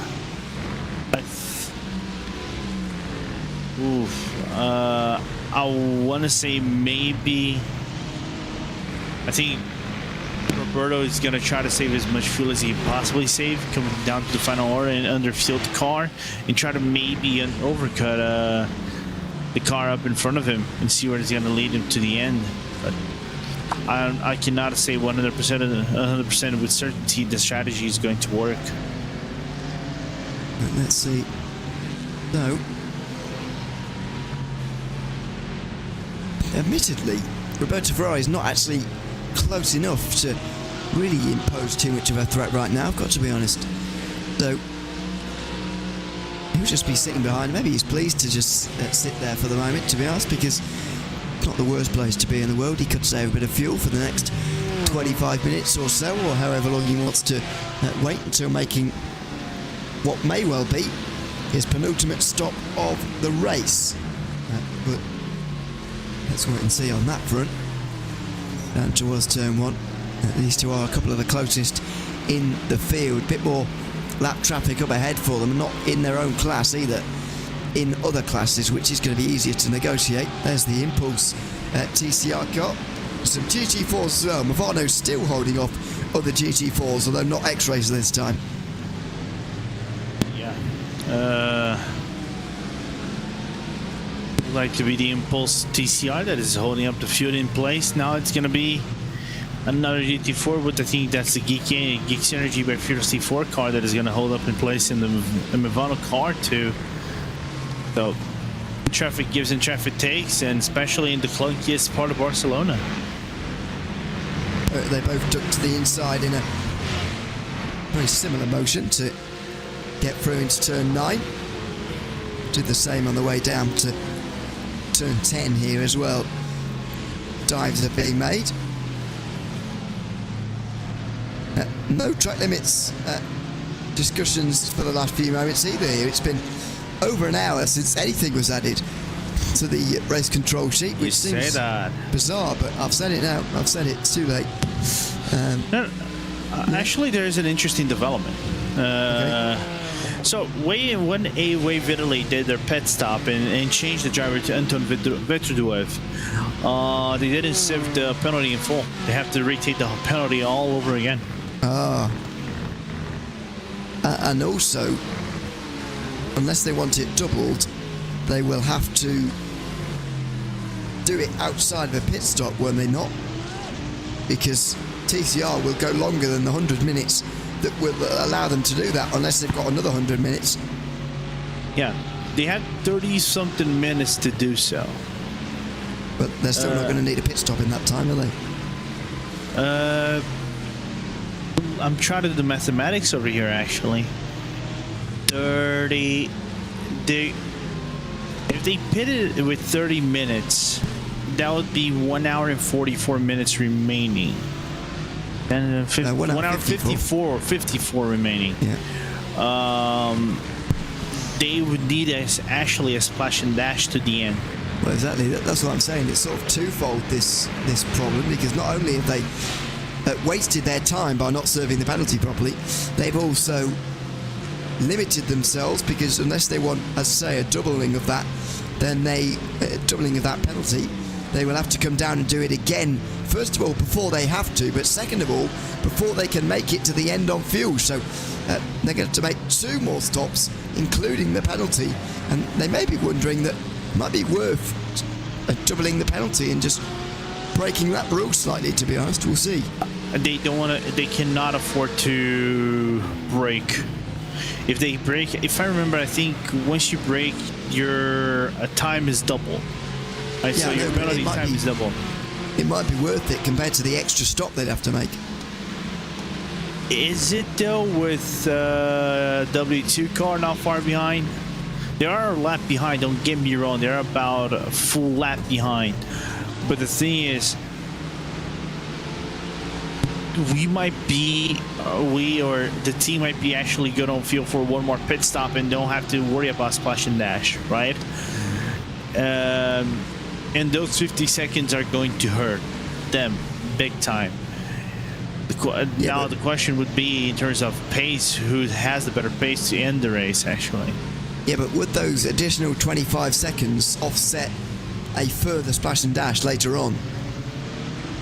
I think they still need to take the splash and dash regardless. Do you? Okay. Well, that changes things. Fair enough. We'll wait and see on that front a little bit later on. On board through the traffic with another one of the Mercedes. WSR eSports Bookkinger car.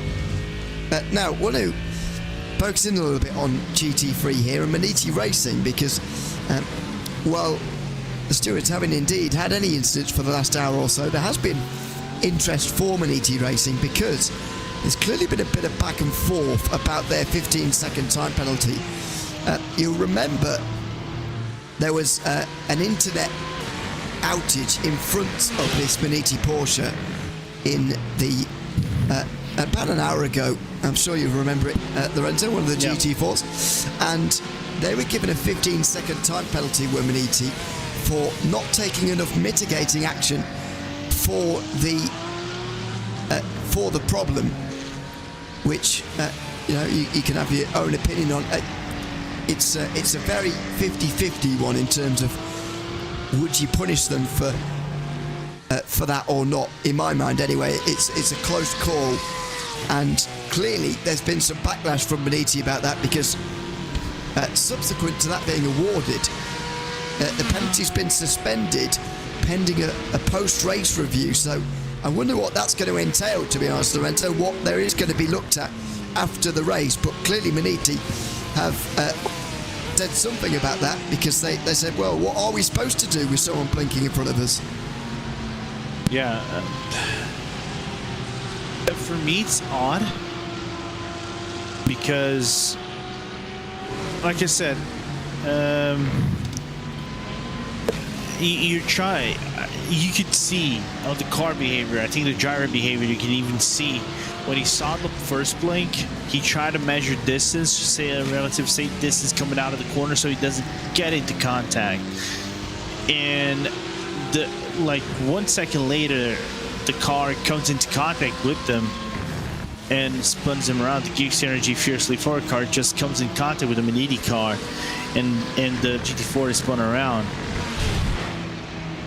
I understand how tough the nature of the call is, but I'm taking from the macro view of there's nothing you can do at that point but to get into contact, and you've done all you can to try to go as safely as possible around the corner.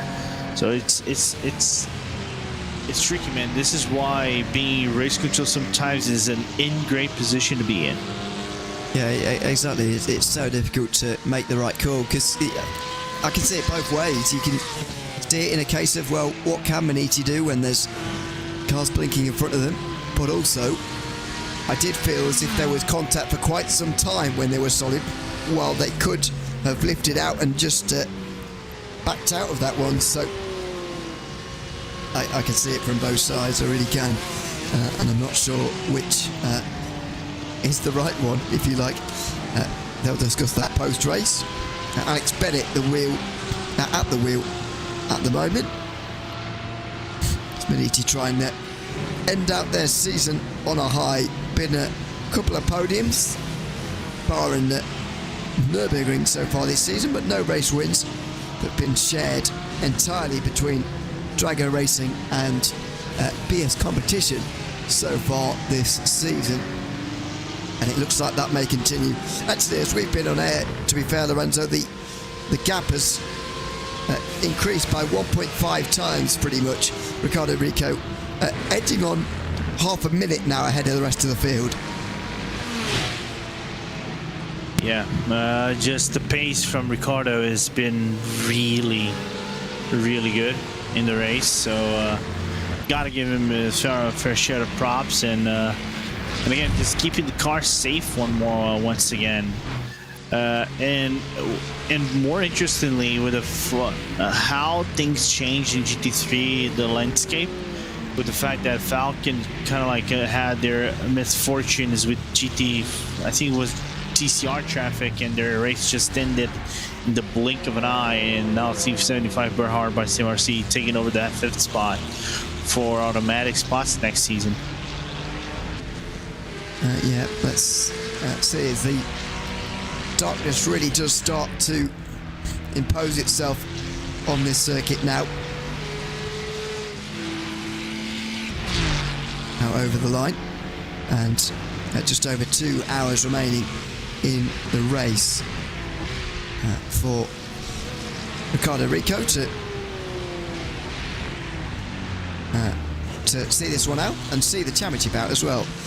There's the gap in 992, a little bit smaller, 10 points between Scherer and Valkyrie, although that does change seemingly based on the pit stop cycle. Williams Esports Academy losing a place since halfway. That's the position change, by the way, since halfway on the right hand side of your screen there, to Visceral, who are running second at the moment. It's been a good drive to Welsh from Visceral today. Mateo Coenza's been getting his elbows out at times, and so far he's done a good job with that, but It's looking like the race win is a step too far for everybody at the moment. Yeah, just doing a solid job with the car and trying to cap off a really good season for Vistra. Not the season I think Vistra won it coming into the gates. I know they won Silverstone, but every single round prior after that, it just wasn't the best round for them, except for Nürburgring, where they got 12 points. I think there was, and after that, just trying to minimize the point gap to the other teams in front, to try to fight for that top 5 spot coming into next season. That's the all-important top 5 spot, although those have been pretty decided in 992 today. It's in the other classes where that's especially interesting to note. The GT4 class, I think, has the closest battle for those spots. 3 points now between Movano and 07. With Movano needing 6th place or better to clinch that. I think the thing that makes that one a little bit different, Lorenzo, is the fact that 07 aren't in the race anymore, and so they aren't getting any more points from what they've already got right now. They did complete enough to be classified, I believe, but Movano need to finish 6th or better if they want to avoid pre-qualifying for next season. Yeah, I think GT4 is, I think for the lack of better word, is already set in motion for next season in 5, unless like some tragedy happens, and even then I think Movano, if they crash right now and are eligible to get points for this race, I think they still make it into the qualifying. But the question is, it's like they would have to crash with like 1 lap to go in my point of view, but it's been a very interesting race how this one developed from start to where we are now, nearly 10 hours later.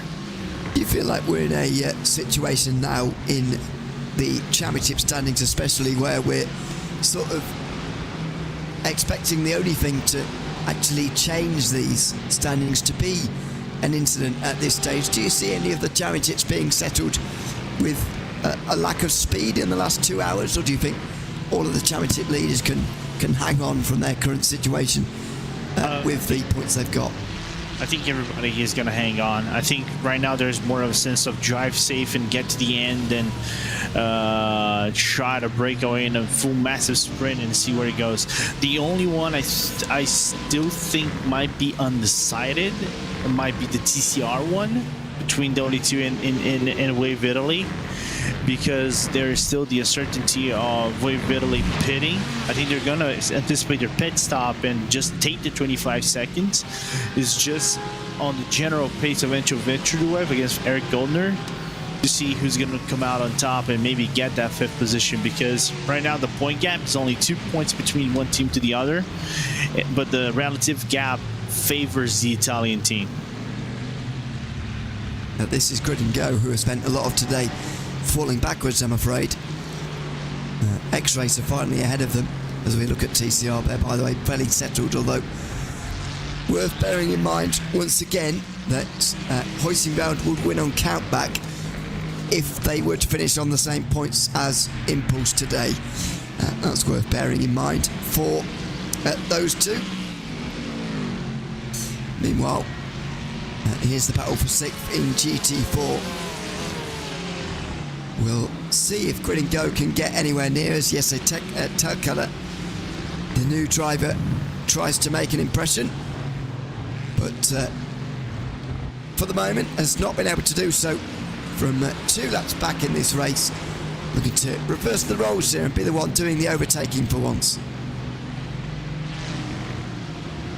Yeah, not only that, but having a front bumper as well, getting that extra speed and still having solid positions. It's interesting how their race came to be in these last rounds, given the fact that Sven Haase basically was leading the charge in Monza and Nürburgring.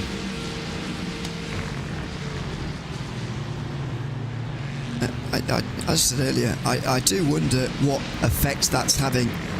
The front width, the front bumper was having earlier on. As going on here, we got penalties in. Oh goodness me, we've got a lot of penalties in, Lorenzo. 4 track limit penalties in a matter of seconds. That's very odd. But Williams Esports Academy have got one in 992. Impulse Racing have got one in 992. Obsidian have got their second one in GT3.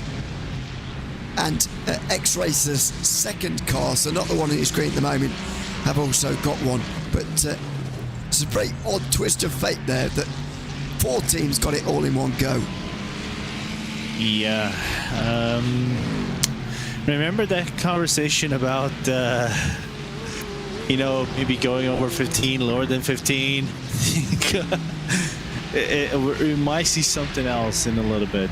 And now 170, the 170 car, I think that's the MA70 that also got a 25 seconds for track limits. What's going on? Well, remember when we said this was going to go over 15? Yeah, I mean, has it just done so now? Yeah, we are actually at 15. Oh, are we? All right, okay. But to be fair, we only gave people the option more or less than 15. So if it stays like this, nobody's right. In a sense. So I can't imagine it will stay like this, but we'll wait and see. On that front. 13. Anyway. That's a lot of confidence. Yeah, exactly. That was 5 in 5 minutes, though. Is not entirely good news for anybody. Grid and Go look to try and fight their way back through on X-Rays here. They're a lot closer here, aren't they? And they're looking a bit more threatening, I've got to say here, than X-Racer ever did when the roles were reversed here. Looking like Grid and Go might be finding their way through here pretty soon.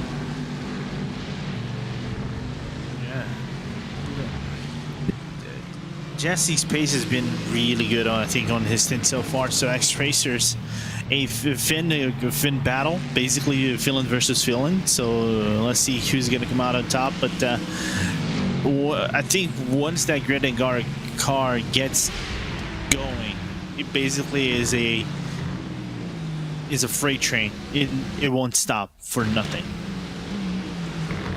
Well, I'm kind of wondering why Taukula isn't driving for X-Racer, to be fair. There you go. Would very much fit with everybody else. Through turn 3 for the pair of them. And it looks like there's going to be no chance into 4 this time round. What about 5? If you can just run yourself a little bit wider here and get a better exit, you find down the inside here, but no. No chance this time round. And Taukula will have to look for another way through. He's in danger, though, Lorenzo, of getting into the situation of the driver in front getting too comfortable with him just sat behind.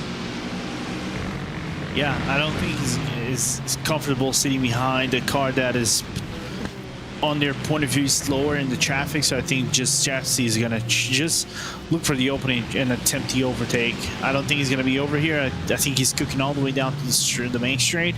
The problem is going to be those GT3 cars that are at the back and maybe hinder the advance out of the Grid and Go Aston Martin V8 vintage. Well, exactly. Do you think this is the problem with him waiting like this? Because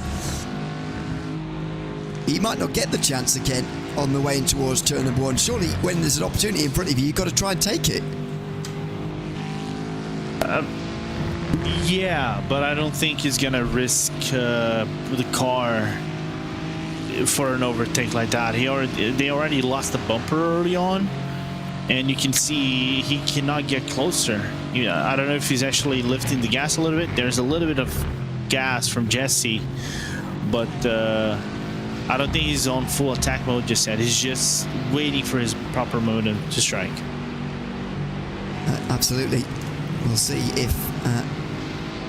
he can make his way through in the next few moments as we tick up 2 hours 6 to go.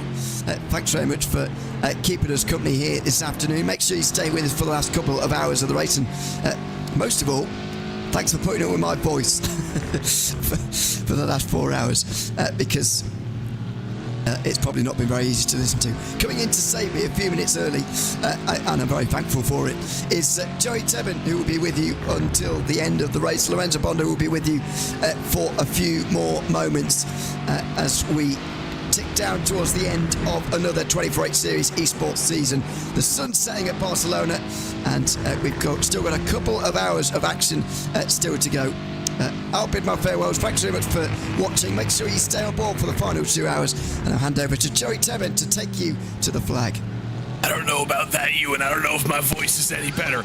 Don't worry. I'm kidding. I'm kidding. It's all okay. I hope Ewan finds the supplies of Lemsip over in the local supermarkets. Chug some honey. He'll be okay. But yes, I am Joey Tebben, here to take you through the final 2 hours of the race. And for a few extra minutes, Lorenzo, we'll still have you in the booth. You're our bridge from the previous stint to this final stint, the final 6th of this 12 hours of Barcelona.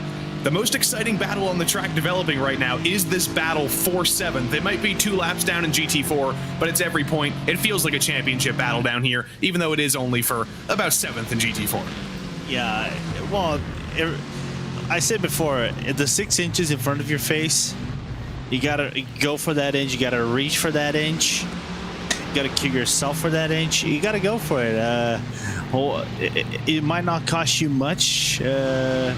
Like 2 points, 1 point, but it's good for the ego just to, give you a little bit of motivation going into the next things that you're probably aiming in iRacing, whether it's going to be this or the Nürburgring 24 or something like that.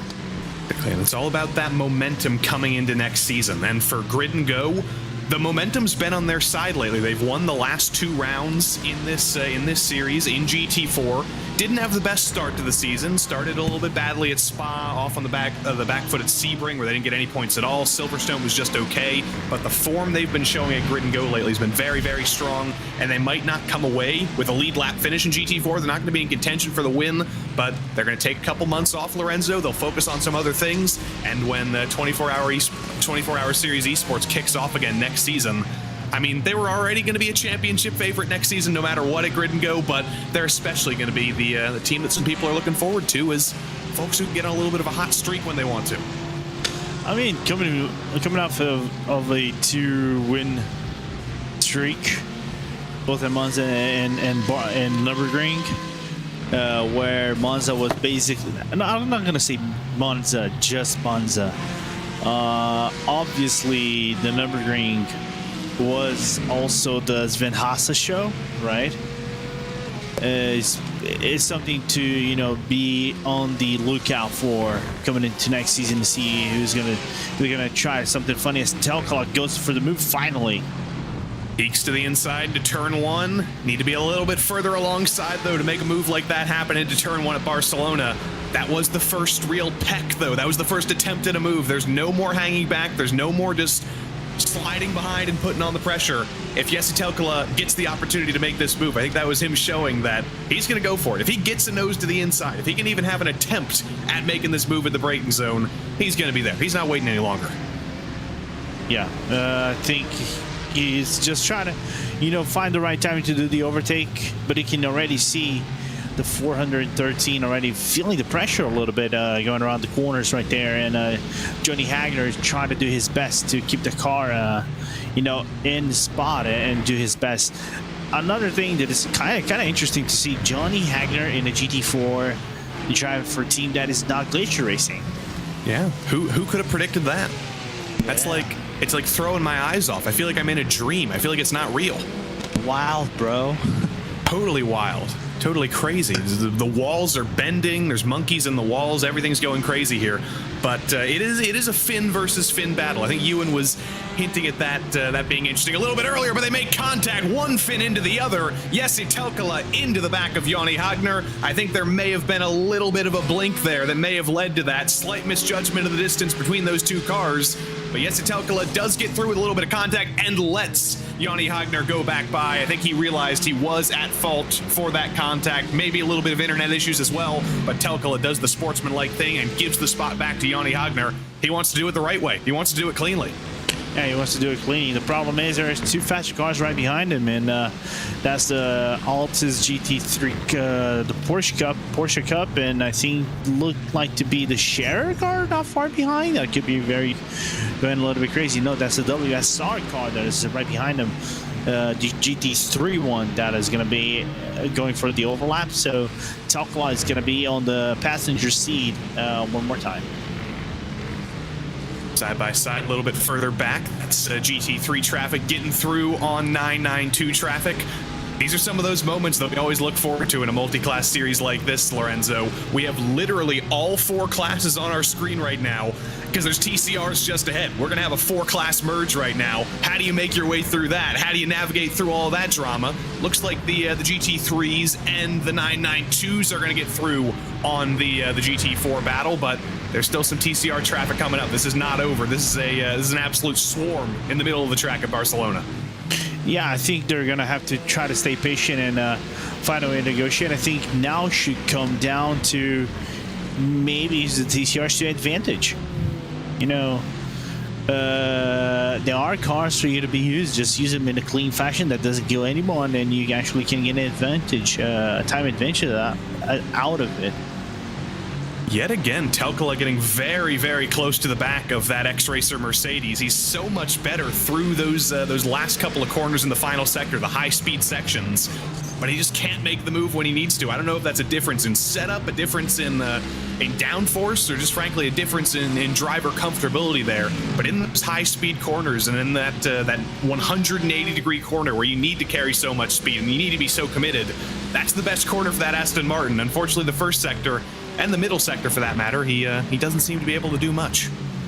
No, he's not. I wonder maybe the X-Racer Mercedes have a little bit of lower downforce compared to the Aston Martin, where the Aston Martin try to be a little bit more nimble around the corners, but is not just being able to do so. A little bit understeer coming from the Grid and Go car. They're going to clear the RD Sim Sport TCR here at turn number 4, but I think the damage has kind of been done. It's not gonna. Johnny's gonna have a little bit of a moment to breathe, but it's not gonna be that much as the VS competition car is right behind. You don't get many of those opportunities to breathe, so make sure you take them when you can, but it's not going to be much of a moment to breathe, actually, because look who's coming behind. The BS competition BMW is on the scene, so you got a rear gunner, you got a front gunner up in front trying to hold you up, so have fun, everybody. Get ready. But up through La Caixa, the through Campsa, rather, very, very high speed, 180-degree corner. Now coming into La Caixa, 3 wide as the BS competition BMW slices its way through. To the inside of the TCR goes Yanni Hagner in the Mercedes. Looks like he's going to be the big winner out of this all, but he is going to be forced to the outside. A little bit of a nose to the inside coming up the hill, but Yanni is able to clear him, and he'll be able to hang on for a couple more moments and get a couple of critical tenths as Telkala takes a little bit longer to make it happen around the outside. Yep, they're going to have to just be patient a little bit more, because not only that, he has, I think, the Team Huizenfeld car not far behind him, the GT3 one and the TCR one for him to actually attempt an overtake. So let's see if that Team Huizenfeld is going to catch right behind, right before the corner starts. Actually, they're going to break right about the same point, but the Team Huizenfeld is going to have already the overlap. It's going to be one of those moments where Jesse Telkala is going to be like, why couldn't you have caught us like 1 second earlier? All I need is for you to be side by side to the break zone. I need one little moment, but that's the magic and the frustration of multi-class racing. Sometimes it goes absolutely perfectly, sometimes it goes your way, but every other time, in about the 500 other traffic interactions you have in a race, it doesn't go your way. It only goes your way a couple of times. Yeah. Racing things, man. That's what Shakespeare said. The traffic giveth, the traffic taketh away. I thought it was Voltaire. It might have been Voltaire too, but that was in French. I don't know what that translates to. True. My French is kind of weak. Le trafic. That's all I got. I only learned how to say with in French a couple of weeks ago. Avec. Who knew? Avec. Avec. Yeah. Who knew? Pit stops from the race leader, more exciting times in GT3. Drago Racing are down pit lane, and Ricardo Rico's finally gotten out of the car. And for the first time in about 8 hours, Nicholas Matteo is behind the wheel of the Drago Racing number 69 Ferrari. And I think, dare I say, he might take us to the end of the race here. Most likely, unless something happens. I know they're basically safe in terms of laps in the 60% driver total time driven, so I don't think will be any issues as he comes out of the pit lane just fine, in front of a big GT3 car pack, having like the likes of PS Competition right in front. And the Team Hoistingfeld Ferrari, Jan Senkowski coming around the outside. He is a couple of laps down, though, so I don't think this will be too much trouble. And even if it is trouble, even if Nicholas is getting held up right now, what was it, about a 23-second lead they had before they came down pit lane? I don't think there's going to be too much of a worry right now. I think they're still very comfortable. No, they are completely comfortable. They just cannot afford to crash the car around to destroy their race. So far, the championship is in their hands. Already virtually 2 hands in the championship. Is just making that visualization come true. There's been many different combinations of drivers in this car all season long. It was Manuel Troncoso and Ricardo Rico, sort of the core 2 that won the opening race of the season at Spa, won on Drago Racing's debut in 24-hour Series Esports for that matter. It was them 2 at Silverstone. Then a little bit of a change at Monza. It was Ricardo still in the car, but with Nicholas Matteo and Aaron Vasquez. And now it's another combination here in the final race with Manuel Troncoso, Ricardo Rico, and Nicholas Matteo joining the threesome this time out. But it's still the same core group of drivers over at Drago Racing, and when you are at a level such as they are, especially in the last year or so where they've really elevated themselves to such a high level here, you can pick any combination of drivers on that team, and they're probably going to be pretty good here, but these guys have especially worked well together this season. Yeah, absolutely. I think like I said to Ewan, I think they're still missing one more driver. I think 1 or 2 more drivers to add more strength to the lineup. I'm not saying they are a strong lineup. They are probably one of the strongest lineups and youngest lineups in sim racing in general. I think it's just to, bring the fight forth. They already won Series 12, like I mentioned before. It is just to, truly be true contenders in every race that they go on with a field that may basically front to redline than other cars. They should hire Lorenzo Bonder. No, hell no. That's my suggestion. That's who you guys need. Nope. I can see every special event next season. It's gonna be Ricardo. It's gonna be Manuel. It's gonna be Nicholas Matteo, and it's gonna be Lorenzo Bonder, winners of the iRacing 24 Hours of Daytona next season. I'm gonna book that right now. Yeah, keep book it because you're living in Narnia, pal. I'm gonna lose more money than Shohei Ohtani's interpreter on that one. Oh, but back to our favorite battle here, and I just noticed now, Lorenzo, as we had a little bit of a tighter shot there, the front end of that Grid and Go Aston Martin, with that little bit of contact a couple of laps ago, there's definitely damage on the front end of that car. I didn't notice it from a distance, but that is a little bit crunkled. That's not factory spec. Yeah, which is the thing to think about. Yeah, there it is, especially close up. It wasn't the biggest contact in the world. It was just a little bit of a bump and run, almost NASCAR style, through the Bank Sabadell corner right here to the back of the Mercedes ahead. But that was enough to slow him down a little bit, and I wonder if that's going to be causing any pain. It's a little bit of front end damage. It's not a ton, but it definitely isn't going to help. Yeah, but I don't know how much speed he's going to actually lose in terms of total pace. Let's see how the front straight will actually do for the Aston Martin. Actually, he's at its closest to try to do an overtake. He's already looking to the inside. Oh, indeed he is. A little bit of a side draft, potentially. Speaking of NASCAR, to the inside to turn 1. Now, Telkala not fully alongside and not late enough on the brakes for that matter, so nothing quite went his way into turn 1. But he's going to continue the fight, and for all the credit we're giving him on his defensive drive, for all the attempts we've made, or for all the attempts he's made, you got to give a ton of credit to Yanni up in front. He hasn't set a single foot wrong, even after getting hit a couple of laps ago. Even after that really could have set him off. That could have sent him on a bad spiral. He could have started making mistakes with that pressure. There's been no pressure, or there's been no mistakes whatsoever under this ultimate pressure. It's been a typical, I guess you could say it's an icy glacier drive for a driver who's not quite driving for that team this time. Yeah, proving why Finns are ice cold. Exactly. Every one of them's the Iceman. Yeah. Except, what is his name? The guy with the mustache. The guy with the mustache? No. Hugo's gonna hate me for this because it's like he's old school.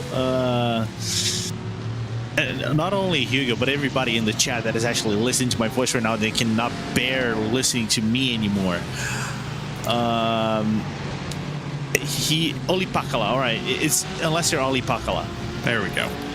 I'm glad you dug it out, because I would have just sat here quiet until you did. We could have gone 10 minutes waiting for that. So that's Ali Pakala, not the Iceman, the Fireman, dare we say? Yeah, precisely. I think Oli might be the most known Finn guy in sim racing, in my point of view.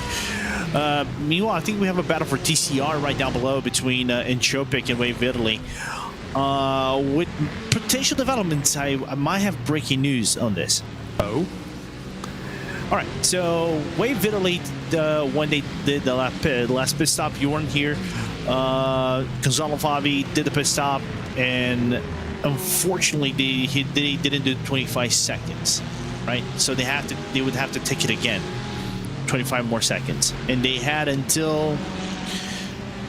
Let me just grab over here. They had until 8:14:09 GMT. I'm 1 hour ahead. Right now it's 9:16 WEST. I think they're gonna about get 15 seconds penalty. That penalty is gonna be double. Oh dear. Well, if we make sure you keep your eyes on the bottom right of your screen, because when that penalty does pop up, I'm gonna call Lorenzo the wizard of penalty predictions, because that could very well be right.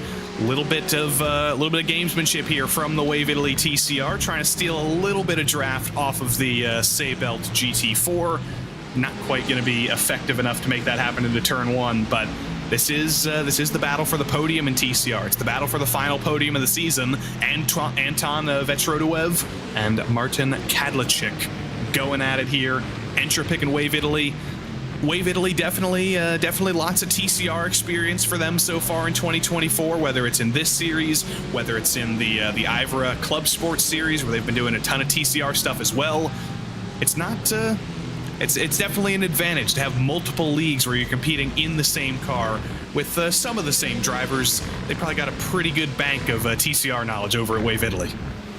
Oh yeah, absolutely. And they have two guys in Wave Italy that are very good at probably two of, I would argue, two of the 5 best South American TCR drivers in Gonzalo Fabi and Manuel Saralegui.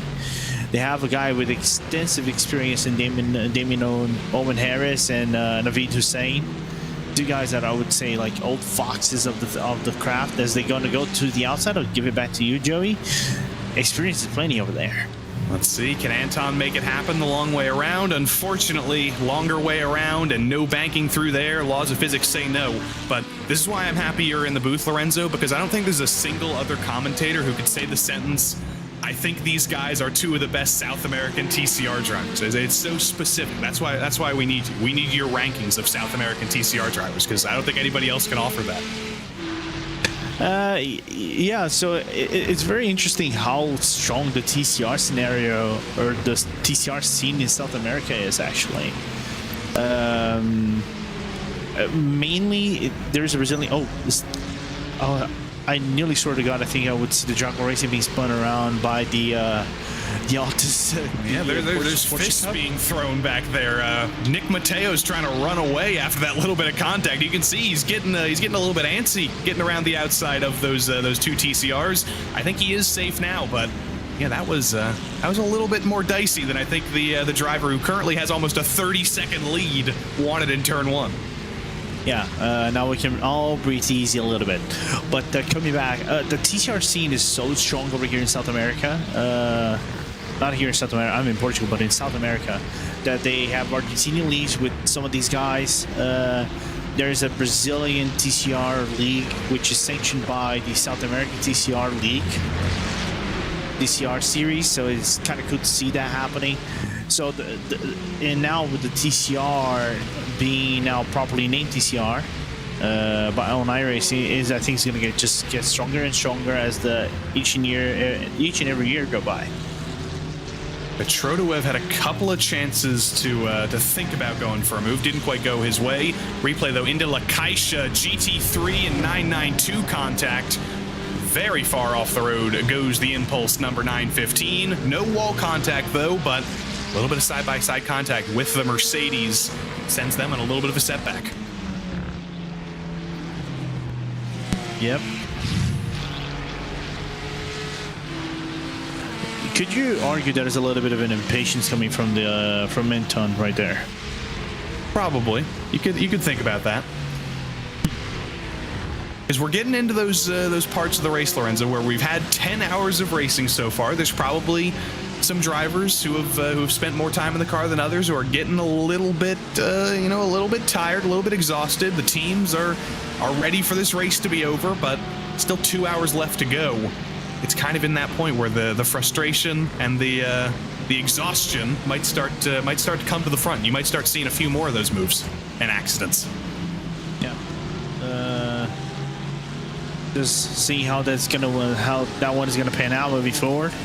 But it's funny seeing more contact and not seeing the race has some attrition, just kind of like attrition as many cars bunched up together in different classes trying to get around one another, overlap and find track positioning for you to be safe while being overlapped or doing the overlap.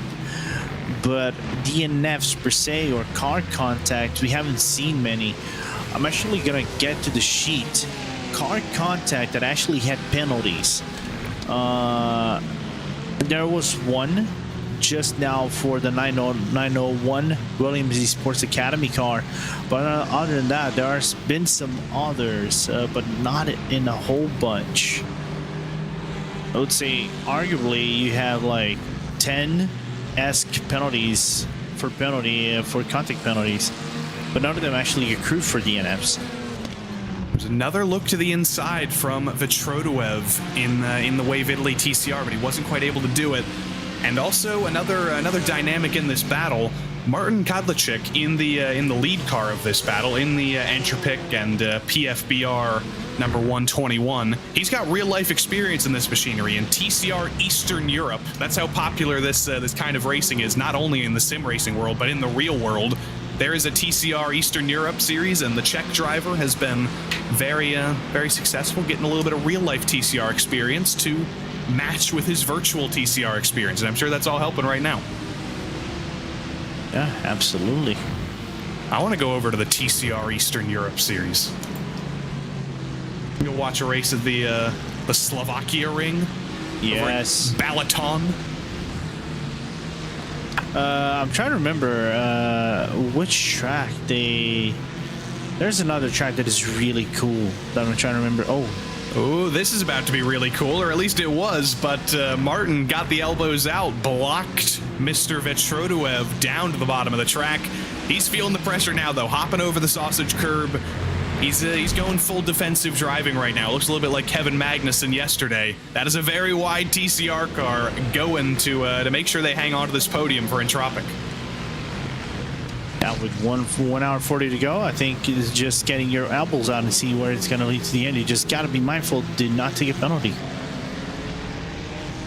Do not want to throw away that podium with a penalty that will take you off the podium, off the track. You want to make sure you're doing exactly what you can. Keep it within the limits of the rule book, and you'll be a very, very happy boy. And you can go show off next time you go to Auto Motodrome Most or Grobnik or something. You can be like, there you go. I had my podium at the 12 Hours of Barcelona and 24 Hour Series Esports. What do you have? I wonder who's he racing against in TCR Eastern Europe. Let's see if there's any names we recognize. Look it up. Let's see, drivers. Mato Homola, that's a name I recognize. Mato Homola, I think it's from MA70, if I remember correctly. Looks like a small grid. They have about 12 drivers, but I'm sure they're doing big stuff over there. And is Martin currently leading the championship? I think he might be. They have only had one race so far at Balaton, but it was 2 races. So there we go. That's potentially helpful. Okay, no, Mato Homola is your championship leader in TCR Eastern Europe. Martin's currently 4th, so still pretty good showing for him, and he finished 2nd in race number 2. So there's your RaceSpotTV TCR Eastern Europe Championship update. I hope you're all happy. And by the way, another guy that we've seen here at the 24 Hours Esports Series that already drove, but it wasn't this season. It was a few seasons prior. It was actually in Myra and N1RA. I think it was last season, if I remember correctly. Or the season prior is Atla Buxi. There we go. Which Yeah, is 2nd. But more importantly, I have a complaint. You have a complaint? Let's hear it. I have a complaint. Why Kadlicek is driving the Veloster if his real life car is the Audi TCR, huh? Exactly. Explain to us. Wave Italy. We're putting the fire to you. Give us a response. Give us an answer. And even the Wave Italy car behind's in the Honda too. That's just like, I guess there is a Honda or 2 on the TCR, or 3. There's 3 Hondas on the TCR Eastern Europe grid. How about that? So maybe he is used to holding one of them back. But around the outside into turn 1 goes Anton Vertrudewev. A little bit of a slide though through turn 2. Doesn't matter too much. He is clear. Nose to the inside for Kadlicek isn't going to be enough. And finally, with a bold move around the outside, Wave Italy and Anton Vertrudewev take the podium away. Yeah, so it's basically the good overtake, and but the thing is Kadlicek, it's going to be fight for moving forward, or does he know not to fight because the 50-second penalty is about to come for Wave Italy? Yes, it is, and now the 992 coming through, the Hydra Race Geodesic number 962, Moritz Weinrich coming through. And that's going to be a little bit of breathing room now for Anton. I think he might be just, even if you do have a big penalty like that coming, Lorenzo, even if it is a little bit of a foregone conclusion that you're going to lose the spot, are you still just focused on giving everything and making sure you can hold on to that position? Because you don't know what could happen to the rest of the grid. They might get a penalty as well, and you might hold on to 3rd anyway. So does that actually change anything in a driver's mind? Maybe. Just cannot afford to make any more mistakes and something like it. But for them, it's just being the best outcome because their direct competition is in 6th place and is far away from them, and they're qualifying for the automatic spot in 5th place. For them, 5th place is all that matters right now. Right now, I'm thinking about how things have changed from last season, because we know that I think not every class, but most every class is going to have a different champion than last season. But if we think about just Barcelona last season, the winner in GT3 was BS Turner, the number 96. That's not going to happen again this time out. The winner in the 992 class was the Team 75 Sim RC 975. That's not happening this year. The winner in GT4 was the Sim RC number 496, so that's been repeated. The winner in TCR, though, was also Sim RC. They're not in the TCR class this season, so lots of possibility for change, Lorenzo. It's only been 1 year since we last came to Barcelona in this series, but we're seeing totally different combinations other than in GT4, all throughout the other 3 classes. Yeah, absolutely. It just to showcase how teams are committed to this series, and they really want to get the wins and the prestige out of this out of a high spec series that is such as the 24 Hours Esports. Let's hope to see next season is going to have basically the same thing as well. Exactly. We don't know what's going to happen next season. If it's changing as much as it is every season, who knows? Who's going to come onto the scene? Who's going to be the Drago Racing of next season, who really shows up and starts to dominate things? It could be anybody. So I'm very much looking forward to next season. I'm very much looking forward to the last 90 minutes of this race as well. But you always have to think about the future a little bit. And in about 96 minutes, we will crown 4 new champions in this series. And that'll be big stuff coming forward to next season, and it won't be all repeat champions. So we'll get to talk to some happy drivers. We'll get to talk to some first-time champions. I'm looking forward to hearing from all of them. We'll have to get your best celebrations out, Lorenzo. Yeah, it's like I'm gonna be happy. I'm gonna be happy for every single driver. I know it's a long season. Nearly not 8 months of from the start of the season up until now, and a lot of teams gave a lot of hard work, trying to get every single lap counted in, regularity, and the season we capped off, and everybody who makes it in the top 5 will be congratulated, and everybody who makes it to the podium as well, and the winners as well. So it's been a very nice season to cover from start to finish. I think it's probably been one of the best seasons in terms of racing in the 24-hour series. One of the most balanced as well. Yeah. Are you going to have some champagne to share with the drivers at the end of this? I will have a beer or two. Despite not making it, I'm gonna have a beer or two with the drivers despite not being able to go to pre-qualify, avoid pre-qualifying next season. What's like the Portuguese equivalent of champagne? Because I know Madeira, but that's not sparkling. Champagne. Just Portuguese champagne. Champagne. Yeah. But doesn't that have to come from the Champagne region of France? No. Just a term. Interesting. We can say spumante, which is the more accurate term. There we go. Starts. I'll let you say that at the end of the race. I'll let you. I don't even know what syllables you just said. They've instantly fallen out of my mind. So I'll let you handle sharing that. Cool. Battle for 9th in GT4, Villepeninen. It's a little bit like deja vu from the other battle in GT4 that we had a little bit earlier with X-Racer and the Grid and Go Aston Martin. This time, though, it's Mercedes versus Mercedes and Afonso Souto for Racar Esports, trying to close down this 1-second gap, and has been doing so over the past couple laps. Yeah. Probably one of the best outings for the Portuguese team, who suffered basically everything and then something extra in this, not just in this race, but championship in total. And let's see if the Tugas actually can finish out stronger within that top 10. I always love that logo. The R at the front, turned to the left, flipped around, little palindromic over there. Because we know that race car is a palindrome. Race car is the same forwards as it is backwards. You just take a couple of those letters out. Racar, it's the same. So you gotta do a little mirrored logo kind of thing. Absolutely, yeah, 100%. No complaints whatsoever on that end. And plus, it mimics the real life car. Yeah. They've been getting up to their usual stuff. Well, they've been diverse, I feel like, in what they're doing. I've seen Racar doing like virtual drift leagues.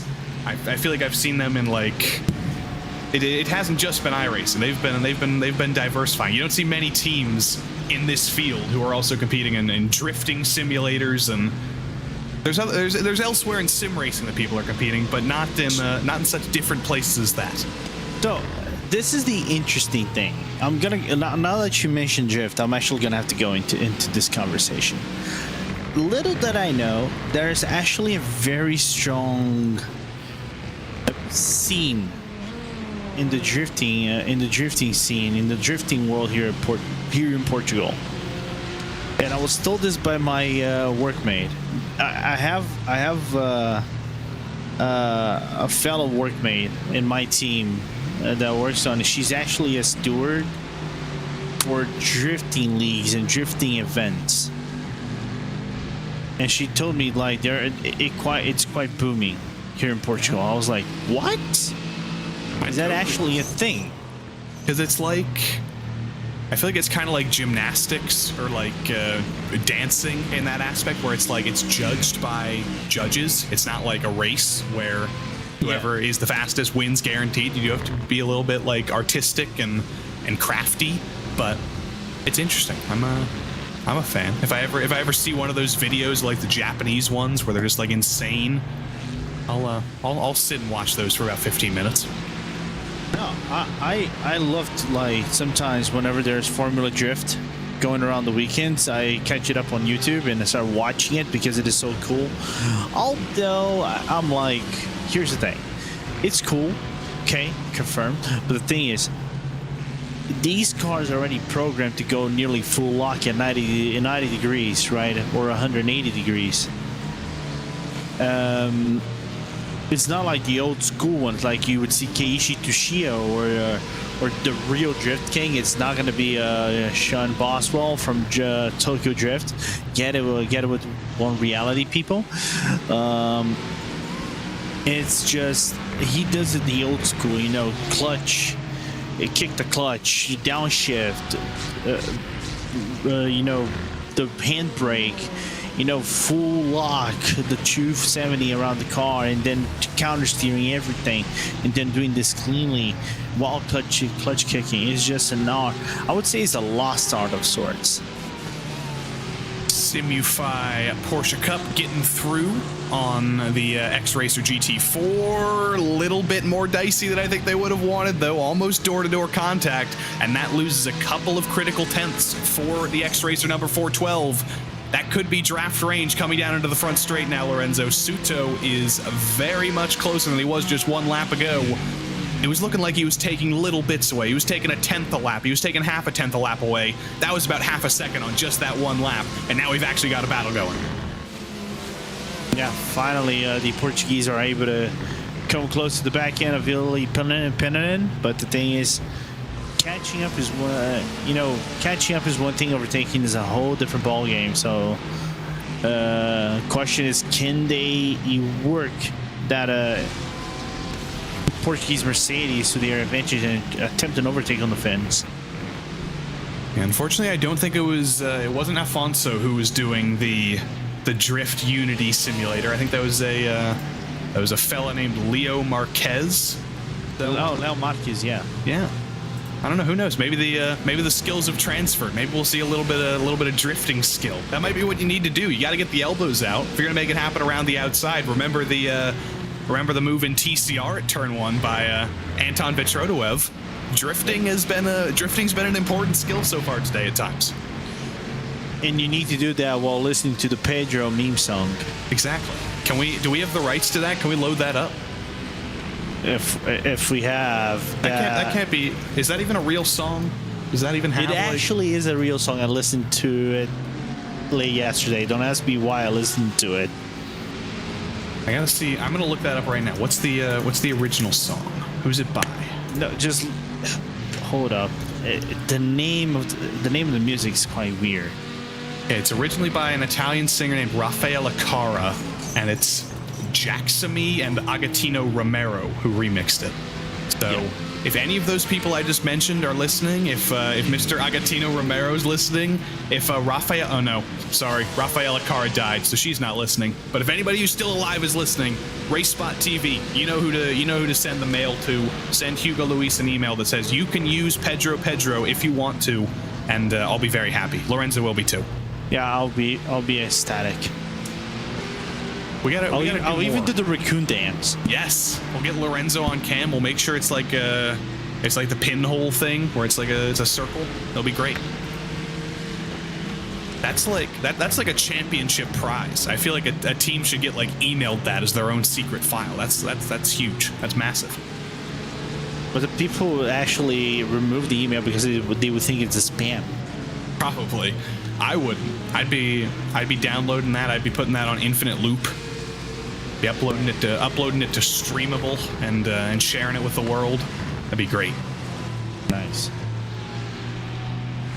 Look at how close this is now. Hopping the curbs up through Kamsa. Is this Mr. Suto's chance now as Pennanen has not been able to get by the TCR ahead. He's been getting a little bit held up. Now he will on the straight with the brunt of that Mercedes. But here comes the Rackar Mercedes, nose to the inside, into La Caixa. Not quite alongside enough to make that happen, but coming up the hill, a little bit better on the acceleration. He's going to keep that very bright white and green nose visible in the mirrors. And coming down the hill, a couple of high-speed corners. Probably not going to make an overtake there. But you just wait, Lorenzo. We'll hang up here for about 10 seconds, and I have a feeling we might see a shot into turn 1. Yeah, absolutely. Still, there's an opportunity there, bumper to bumper. Bumper to bumper, not even any air in the middle of there. And down the front straight now, who has trimmed out this Mercedes to a more effective extent? Who's going to be faster in a straight line? The BS competition BMW is coming up that may play a role in this. I think it might be a little bit too late. And again, around the outside into turn 1. Is it going to work for Suto this time like it did in TCR a couple of laps ago? Not quite. Ville Pennanen is going to hang on for the moment as the BMW sweeps around the outside. But again, outside into turn 1. Who knew that was going to be such a popular move today? But it almost worked out. Yeah, that was close, but they managed to get away with it. By the contact and all, so the Finns lived another day, and surely there will be some frustration for Afonso to, not being able to get that one on turn 1. But there will be other opportunities for sure. I like these attacks though, because this is the battle for 9th. They're both 3 laps down. They're not really competing with anybody else in the field right now, so it's all for the glory of 9th place. It's all for the glory of just winning this battle. And you definitely saw that in the first sector with Afonso sending those moves in turn 1 in Repsol. And I have a feeling we may see another attempt into La Caixa if he can get that little bit closer. No. Couldn't get as far alongside as he did in the previous lap. Couldn't go for a dive, but a little bit of a slide on exit from Pennanen is going to keep that Rackar Mercedes in the fight. He's going to go to the outside to let the Mercedes GT3 to the inside. Will slow him down a little bit in the short term, but coming into this penultimate corner, we might just see it affect the X-Racer Mercedes that little bit more. That might have been a savvy move from Afonso. And the WSR car basically sending that car like there was no tomorrow. It's going to open the door for Afonso to go through. You can see already the drag going in for the Portuguese, outside for Rackar, inside for the X-Racer, and more inside is for the Manini GT3, but that doesn't matter. That was some Galaxy Brain stuff, but unfortunately, a little bit of karma into turn 1 with the Maniti Porsche Cup car slowing him down on the brakes. Still side by side through turn 2. A little bit of elbows out through turn 3, though, and the long way around up the hill in a non-banked corner means once again Pennanen hangs on to P9 into Repsol. Yet again, not going to be close enough for a dive from Suto. But yeah, that was just savvy traffic mastering, I think, from both of those drivers. Through the final corner, or through the final sequence of corners, Suto had the advantage. Suto had the Galaxy Brain strats, but into turn 1, with that Maniti Porsche Cup car having a little bit, I think, longer of a braking distance than Suto was expecting, it all evened out in the end. Yeah. At least it was much cleaner around turn number 1, though. They made it side by side, got out side by side, still in turn number 2. But Villa still doing a fantastic job keeping the Ricard car in place. As always, this is the Finland endorsement show. I feel like we should get some kind of stipend from the Finland tourism bureau, because every time we've watched one of these battles today, every time we've had a Finnish driver going full defensive and going Iceman mode, we've been given that country the best advertising they could ask. We need to start making a deal there. I could actually give you a contact. Do it. Let's do it. Let's get in. I want to go to Finland. Iku Mirikala and Fizra. I've always wanted to go to Finland. I've told Iku that many times. I want to come to Finland. I want to try the mammi. I want to try the koti pizza. It's got to happen one day. What? Koti pizza. What's that? It's like a chain. So it's not good pizza, I've been told. It's just fine. It's just the chain they have there, but I've never had it. I want to try it. So basically what you're saying is the Papa John's Finland. Yes. Okay. And I want to get it hot like Papa John. I want to do it. Okay. By the way, which one is better, Papa John's or Giordano's? Oh, thought we were about to see a move there, but this is these 180-degree corners at Barcelona, Lorenzo. I feel like these are the most awkward corners in the world for this very awkward and specific combination of multi-class racing. The Porsche Cup car and the GT4 car. They're very different in most parts of the track, but in places like Turn 1 and Repsol they're just like they're so equal on speed that finding them in any part of the track, it's like you're faster than them in one part in a GT4, you're slower than them in another part. It's just very awkward to navigate.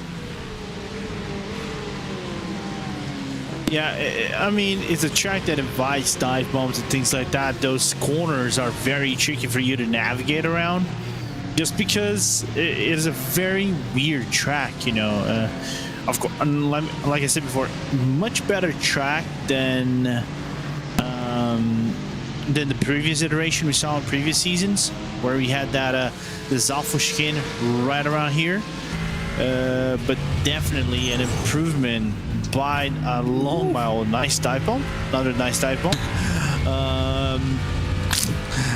To make racing a little bit more close and better throughout the entirety of the stint, as a sort of GT3 cars going around. Yeah, it definitely has been better as we ride on board with Suto here. Is this going to be the time when he finally does it? It might just be dive into turn 1, a little bit of contact to the back of the Seibelt BMW. Couldn't make it happen around the outside the last 2 laps, couldn't make it happen around the inside this time. It's definitely going to start getting frustrating for Suto, but if it's any solace, if he's able to make an attempt every single lap, and there's still 80 minutes left to go in this race, he's going to have many more chances. This is far from over. We're going to be watching this for a while. Yeah, kind of like people in wrestling would say, let them fight. Yes, please. Let them fight, or... actually, is it let them fight or keep on fighting? It's keep on fighting. I can go for both. Yeah, it works for both. I just cannot say the one in French, though, because I try to listen to them while listening to WWE Backlash, but I cannot make up what they were saying. You were asking what's better, Papa John's or Giordano's? Yeah. I haven't been to Giordano's because they don't have them in like most of the country. They're in a couple of states and like Chicago, obviously, but I've not been so lucky to get to go. Okay. Papa John's is like decent, but I feel like I get sick of that kind of pizza very fast because it's just like you get a whole Papa John's pizza and you have a couple slices and then it sits in the fridge and you reheat it and it's like, it's not as good. But if you ever come to Connecticut, Lorenzo, specifically Stamford, Connecticut, we have a place called Colony here that has like very thin crust pizza. You can eat a whole one and it's like you don't even know you ate a whole one. It just goes straight down. It's fantastic stuff. We might be about to see fantastic stuff here, so I'll pause the pizza chat for just a moment to see if Alfonso can finally make it happen into turn 1. Little bit of blocking, little bit of moving into turn 1. Actually sets Villapeninen off a little bit, but he is able to recover, is able to get it back online, and now that that's resolved, we can go back to pizza chat. I like a thin crust pizza. I like the crust to be like non-existent, and you just get your sauce and cheese and your like meatballs. Tiny ones? Not the tiny ones, but like it's a very thin crust, but it's like maybe 10 inches in diameter. Okay. It's like a bar pizza. All right. I see where you're going. Okay. Fair. Cool. I'm actually gonna get that for dinner as soon as we're done here. Now I'm inspired. I'm starving now. No, I got actually following up on that question and then bringing it up another question because I hear you're from Stanford. Okay. Question 1. Chicago pizza or New York pizza? I don't know. That's hard because I haven't had Chicago style pizza in a long time, but okay. I remember it being very, very good because it's stuffed with cheese. Of course that's good. Giant blob of cheese under the sauce. Why wouldn't I want that? But also like when you're especially hungry and it's like a good slice of pizza, it's hard to beat like the New York pizza from Joe's or whatever, but honestly, I'm going to say neither, and I'm going to go with like the bar pizza from Stanford. That's what I'm going to go with. Okay. Going third party. Nice. How about another chance from Alfonso here? This is just, we should break out the RaceSpot soundboard here, because the last 5 laps we've seen almost exactly the same setup of him being able to set up this move into turn 1. Is this the time when it finally happens? The Wave Italy TCR ahead says, I'm going to play a role here, and I'm going to say, no, you are not making this happen into turn 1 this time, and we will we'll wait yet another lap to see when Alfonso gets his next best chance. This might actually be a better chance as Pennanen tries to go around the outside. He's forced back to the inside of that TCR. You've got the Maniti Porsche Cup coming around the outside. Alfonso to the inside. They're all over the track. There's about 15 different lines being used in the first sector, and none of them add up to the rack car Mercedes getting through just yet.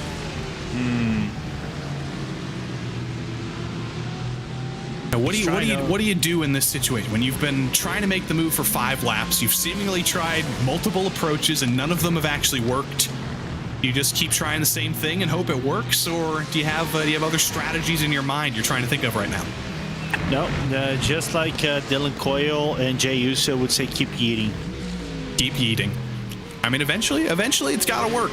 He's come so close so many times, but not quite there just yet. Into La Caixa this time, not even going to attempt it. I think he's learned that that's not an overtaking opportunity that can actually happen.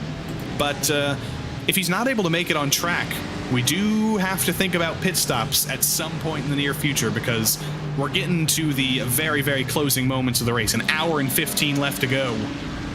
Not sure if it'll be a one stop for these guys to the end, but it very well could be.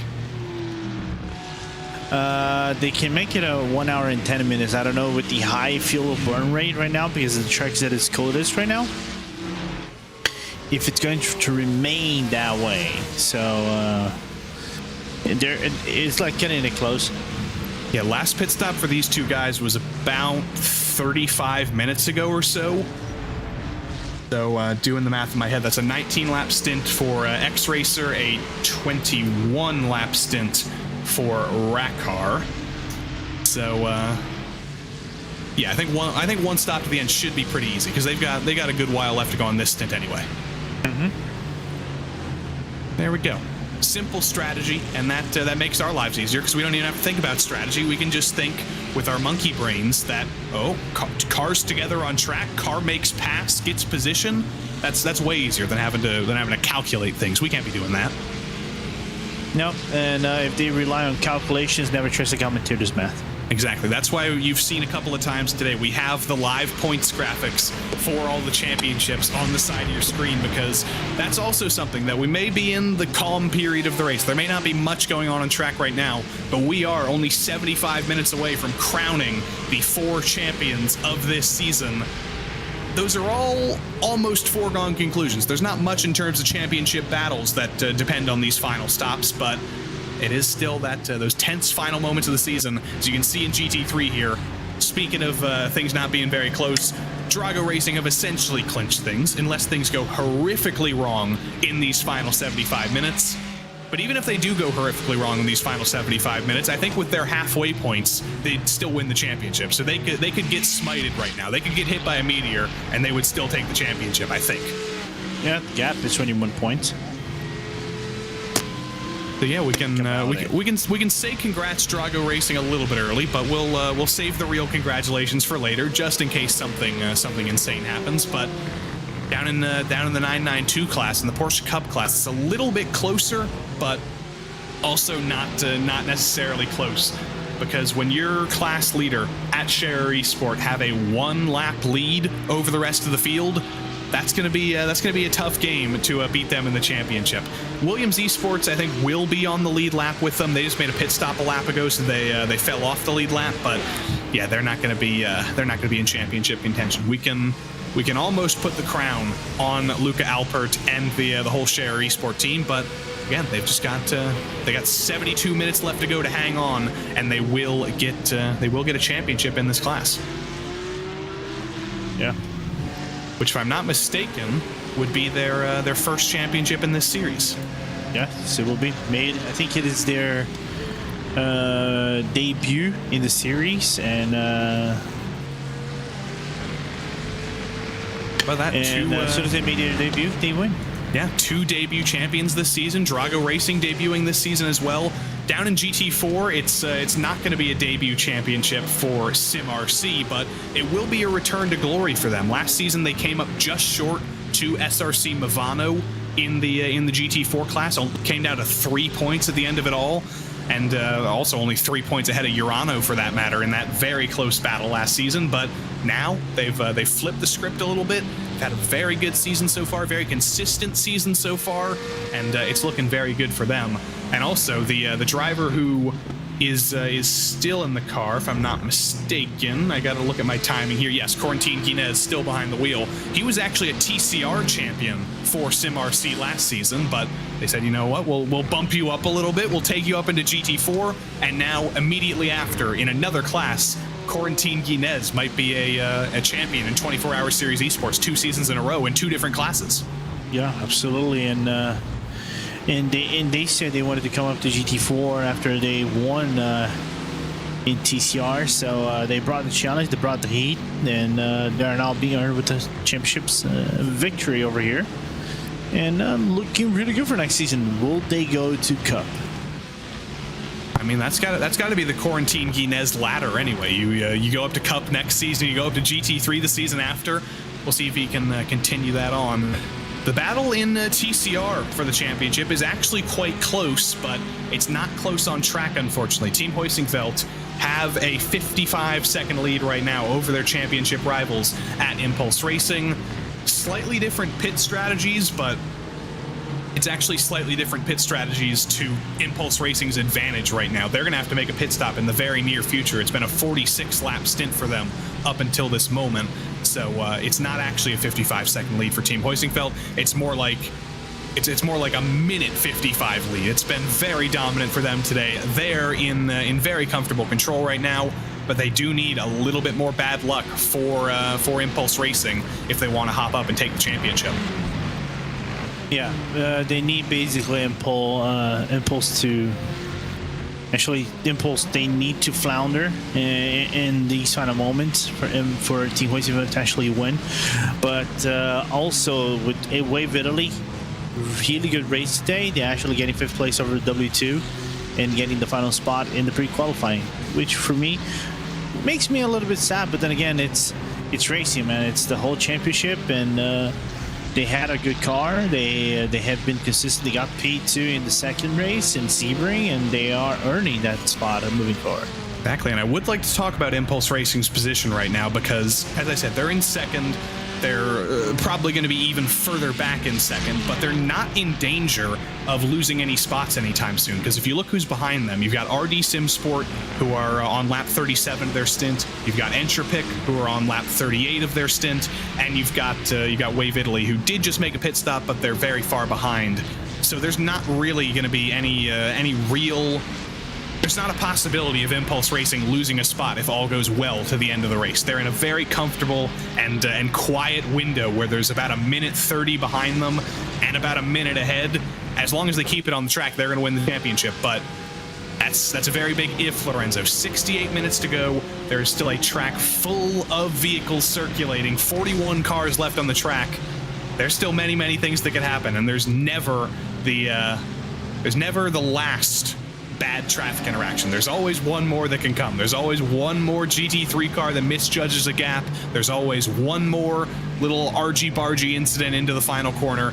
Anything can happen in multi-class racing. The championship's not over until it's actually over. Yeah. It ain't over until the fat lady sings. Can we get you to sing at the end? Can you be the fat ladies today? No. It'll have to be me then. Darn. I hate it when I draw the fat lady. Darn. But I'll think of what I'm gonna sing. Maybe it'll be Pedro. We'll see. Well, let's ride on board with Villa Peninen here, and you'll notice a very big change as we were taking you through the championship scenarios. Mr. Afonso Suto was finally able to make his way through. I hope we can load up a replay of how that happened, because just unfortunate timing. We didn't quite get to see it, but he is now ahead. He is now trying to run away, and with how fast and how aggressive he was, Lorenzo, you have to imagine that that rat car Mercedes may be very effective in running away now that it has clean air. Yeah, finally, question is, they worked for so long to try to get an overtake. Can they have the ability to break away from Villa and run away cleanly? We're gonna look at the replay over here, Joey. Remember what I said about traffic playing its part? There it is. A little bit of an argy-bargy. Gotta do what you gotta do. A little bit of aggression, a little bit of contact, but that is Afonso Souto a couple of laps ago, or just a couple of moments ago, making the move, getting 9th place away, and I'm very glad that we got to see that, because that was a long time coming, that was a long time developing, and you do finally get your great release of getting to see that move. And Mr. Faria in the chat is very happy that we got to see that as well. I mean, I know Federico is going to be happy seeing that, because all they seeing is crashes for that team all throughout the season. I know he's probably going to write me a message in good old Portuguese, claiming the otherwise. But again, it's been, I think, like I said before, it's their best race of the season, I think, so far. In terms of performance, so good to see them inside the top 10 and solidify what was a kind of cluster race of sorts in GT4s, but you came out on top with the top 10 result. Now, I don't want to spoil anything, and I don't want to take our view away from this race, but I have just seen that F1 at Miami. No, they're not under safety car anymore. The safety car just came in. Never mind. I was going to see if anything exciting developed, but no, I think it's back to normal. False alarm. Back to this. Is Lando still leading though? Lando is Nando Loris. Nando, yes, he is. He is. Nice. So okay, we could have a race in our hands, and I think it's going to end before this race ends. So we might. I imagine many people at home do have the old 2-screen special up right now, but we might need to do that as well. Yeah. Let's see if it happens. Not that we're saying that we're going to do it, but you know. I don't know where I would. I don't even know where I would watch such a thing. I don't even know what channel airs F1. I only know RaceSpotTV. That's the only motorsports broadcaster I know or care about. Nobody else heard that. Nobody heard that I said that. But as I was saying, Scherer Esport are down pit lane from the lead in the 992 class. Does that matter at all? No. They had a 1-lap lead over Altus. They will still have a very big lead, and we will have to think about if that's their final stop, Lorenzo. I think it might be a bit too far for them to make their final stop, but I don't know. It might actually be possible. You mean the GT3s if they come in right now? The 992 Scherer, who just came down. The 992 Scherer. I think they can make it around the hour, an hour and a 5, an hour and a 6, but it's kind of like cutting it close. A little bit of fuel save, but yeah. When you have a 1-minute lead, can you just say, we gotta save 5 minutes of fuel? We got a 1-minute lead. We might as well do it. Yeah, you can basically go on the radio and say, JJ Alexander Rossi strategy. Alexander Rossi strategy. 3 seconds a lap. No, not at Austin. At Indy. You know, go 6 gear, clutch and coast every single corner. Just back it off. Back it off. That'll be funny if we see Luca Alpert coming out of the final corner at like 40 miles per hour. I hope that happens. That would be a beautiful way to win a championship for them. Yeah. Is this no, my eyes don't deceive me. Mr. Afonso Souto has lost the spot again to Ville Peninen. And now, it doesn't even matter that we got to see that replay, because we're just back in the same world. We're back to seeing if Alfonso can make this happen again. He's got to be getting frustrated now. He was able to make it happen, finally, after so much frustration and so many attempts, and now he's got to do it again. I wonder how many Portuguese lanes are like, or Kurz is actually doing on the broadcast. As here's how it happened. Look. I think it was a slowdown into turn 1. Oh yeah, I think he got over the curbs on that position. There's a certain pixel. If you go over that sausage curb on the inside, you can actually get a 1 second slowdown penalty. something like that. Yeah, and Faria just confirmed it was slowed down in turn 1. I wonder how many. I'm glad we have our reporter from the team in the chat. Here it is, slow-mo, over the curb. Right there. Bam. You barely notice. It's kind of like it's millimetrical, but my team actually got a slowdown earlier on in the race for doing literally the same thing. And you actually get a slowdown, like a full second slowdown. Yeah, that's one of those things where it's like, when we're at this level, this is very, very high level sim racing. All of these drivers have hundreds of laps of practice around this place probably. They know the places where they can maximize their time. They know how close you can get without getting an off track. They know how close you can get without getting a slowdown.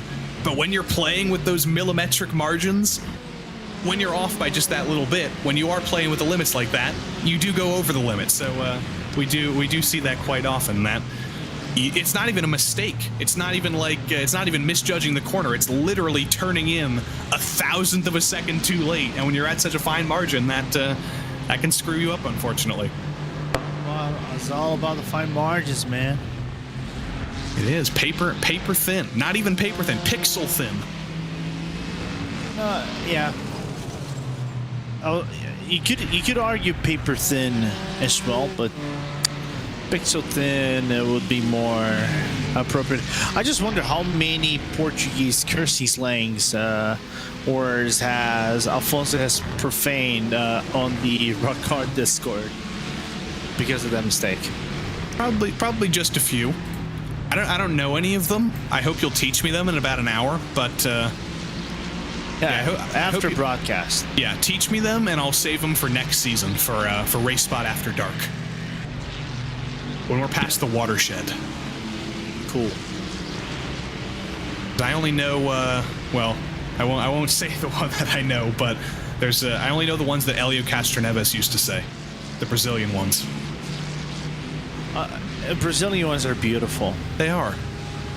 And because we are creative. Exactly. It's not just a word, it's like a whole phrase. Italian ones are good too. Don't worry, RaceSpot After Dark is coming. We'll be able to tell you about all of our favorite swear words of the world, and I'm sure that not only is Faria thinking those over in Discord land, I think in Cockpit land, Alfonso's probably thinking the same ones. And it's also starting to get dark. We're gonna finish this race in the nighttime. The lights have finally come on. We are well and truly in noches. We're in Spanish nighttime. And that's changed things up a little bit. You got that little bit less vision. You got that little bit less in terms of your markers and your corresponding points. So you got to do a little bit of night racing until the end of the day. Yeah. I don't think we're gonna finish under full night though. I don't know if it'll be very wide out of the final corner for Suto. But that was actually effective for him. He was able to carry a little bit more speed, even if he may have gotten an off track there. Will he be able to go for into turn 1? Will the Mercedes GT3 help him out a little bit? I think it might finally do so. To the inside, that does open the door for Alfonso to get a nose alongside Villa Peninen. But no, yet again, a nose alongside is very good. But it's not quite good enough. Move still doesn't happen, and he's got to wait yet again as the Scherer 992 comes through now. Yeah, just putting a hinder in the moment. You need to see a little bit of a look-see on the inside for Alfonso right there, but not being able to make the overtake. Is he setting up for the next corner, though? No, the Portuguese just stay calm and collected. According to Faria, no cursing at the moment. That's good. Good. Uncommon, but good. Do we believe him, or is that fake news? No, I'm gonna believe Faria on this one. All right, I'll believe him. I'll believe him. Oh, slow down. Slow down, indeed. Around the outside into Kamsa. There goes Suto back around, and it's all evened out. Slow down for Alfonso first. Slow down for Villa next, and now they're back where they were a couple minutes ago. Back in the status quo, baby. Indeed. As leader coming into the pits as Drago comes for their final pit stop of the championship. Indeed, this is a little bit of a glory stop. They had a very, very big lead. They got the ringer out for the final stint. Nicolas Matteo, I think it was It was almost a minute, I think, or it was at least 30 seconds was the gap when they came down pit lane last time. Now here comes Nicholas. Jürgen Frank is gonna potentially take a little bit of track position away. Nope, Jürgen does slot back in line, and it'll be Nicholas Matteo on a little bit of a victory lap for the next 57 minutes. He gets to experience what life in third place is like for just a moment, but it's not going to be for long. It is not going to be for long at all. And we've got the mysterious ghost of the Williams Esports number 992 car ahead of Moritz Weinrich in the Hydra Race Geodesic Porsche. Looks like they are back in the physical realm now. Santeri Martikainen is on track again, which is good news, because that means we've got a battle for P5. Oh, now he's gone again. Now he's back. Another Obi-Wan Kenobi moment in the track. This time at least with no casualties, because last time we see something like that, we had casualties. And Moritz backs off into turn one. He had a huge run, had the possibility to go for that, but does not quite want to go for it in the Hydra Race Geodesic number 962. I think, well, these are pretty different strategies. I think I'm gonna have to refresh my timing just to make sure my numbers are accurate. But I think, last pit stop for Martikainen was 3 laps ago. Last pit stop for Weinrich was 39 laps ago. So different strategies for these two, but Moritz gonna try and use Santeri for as long as he can to maybe save a little bit of fuel, maybe make sure that he doesn't lose another spot to Impulse Racing, or a little bit further back.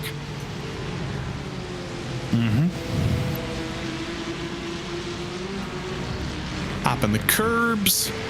I like that curb. I don't like many sausage curbs in the world, but there's a couple at Barcelona that are okay. Through Verth there, when you get to ride it kind of Tony Hawk style, and through the final 2 corners, there's a nice curb as well. Those are the okay sausage curbs. I don't like the ones on the inside that are like perpendicular to the track, but the ones where you can like hop over and go sort of Tony Hawk style, get 1 wheel to the outside, or 2 wheels to the outside and 2 wheels to the inside. I like those. I thought you were going to say like Tony Hawk style, like doing the 900. I mean, that happens sometimes too. Okay. I just like the ollie. And there, just as I mentioned, is Moritz Weinrich bringing the Hydra Race Geodesic car down pit lane. And yeah, that'll be their final stop of the day. And unfortunately, that means their battle with Williams Esports is over. How sad. Sad, but everything comes to an end eventually. Yep, and ironically, the battle did not last, as we see Nicholas last in his GT3 Porsche. Don't get confused. From the Porsche Cup class, we come to the GT3 class, and an actual battle on track here as well between the Maniti Porsche and the Mercedes directly ahead from Williams Esports. Don't know why that took me so long to come up with, but indeed it did. Is this actually a battle for position, is my next question. I got to refresh my timing again to make sure it's accurate. Maniti pitted 30 laps ago. Williams pitted 33 laps ago. So yes, this is a battle for position. 1 more stop for both of these teams. And we'll get to follow this, Lorenzo, which should be the battle for the last spot in the top 5 at the end of the day. Yeah, absolutely. And I think Williams the problem is, I think it's going to be short-lived, because Williams is due to come to the pit lane, I think, this lap. So let's see if that's going to happen. Coming into the second to last corner, and the car is pointed to the right. There he goes. Into the pit lane goes Williams. There goes Mr. Beckham Jasir. Beckham Jasir, we should say. I always love to give him a shout out, because I remember, Lorenzo, when we first started seeing him in sim racing competitions, it was just in your average league racing competition. It was in the PRL on RaceSpotTV. He was racing a GT4 car, he was racing a GT3 car, and he was fast, but suddenly he has become an absolute nuclear-powered driver. He's got 11,000 I rating, he's got the Williams Esports deal. Beckham Jasir has definitely been a prodigy over the last year or so.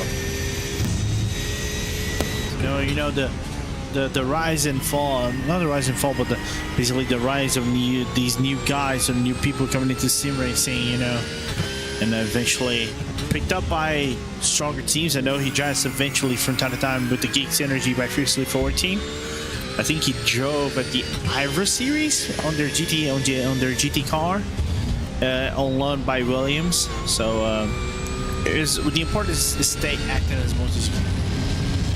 Yeah, and that makes a very difficult conversation now with Beckham being so good, because we have to think about who the fastest American in sim racing is now. Is it Beckham? Is it Sean Campbell? Is it Jade Munoz? There's so many drivers we could put in that conversation now, and I don't know the answer anymore. I'll be blunt. Parker White. Parker White, he gets it. Yeah. I think that could, we need to figure out a way to do that. I mean, we had the Nations Cup a while ago. Maybe we should bring that back. We do each individual nation. We do a race of just American drivers. We do a race of just Brazilian drivers. We do a race of just Spanish drivers, and that's how we send drivers into the next Nations Cup. I'm thinking of ideas, Lorenzo. I'm crafting. I mean, last time the Nations Cup actually happened, I took part in it. There you go. You could. Who knows? We could put you in the. But would you race in the Brazilians race again, or would we get you in the Portugal race now? No, because I feel like would you have an easier time in the Portugal race? I feel like you'd have less competition there. I try hard enough, but I'm not gonna do that. Actually, I came in at. You know, who did I replace on the Brazilian in the Brazilian team? I don't know. Rubens Barrichello. Oh, there you go. We'll get him back for the Brazil race. I think Rubens, when he done the qualifying, he qualified in front of me. He didn't qualify in front of me. I think it was another driver. But the problem, though, what happened was Rubens had a stock car Brazil race on the same weekend as the Nations Cup, and he had to vacate the pod. Oh dear. Yeah, I've had too many of these good ideas over the last year. I know that our friends at the VCO are listening. We've had the 10,000 iRating challenge that I thought of, where we just have the drivers over 10,000 iRating. It's just them on track. That'll be their own challenge. And it's not just the drivers with 10,000 road iRating. It's also oval and dirt road and dirt oval on the same track in all 4 disciplines. So that's my big idea. And now the True Nations Cup. I'm here for it. 2024. It's coming. It's not actually coming, but I'm hoping it's coming. It's gonna come one day. We could have the Canadian race. That would be fun. The Italian race would be great, I'm sure. The German race would be insane.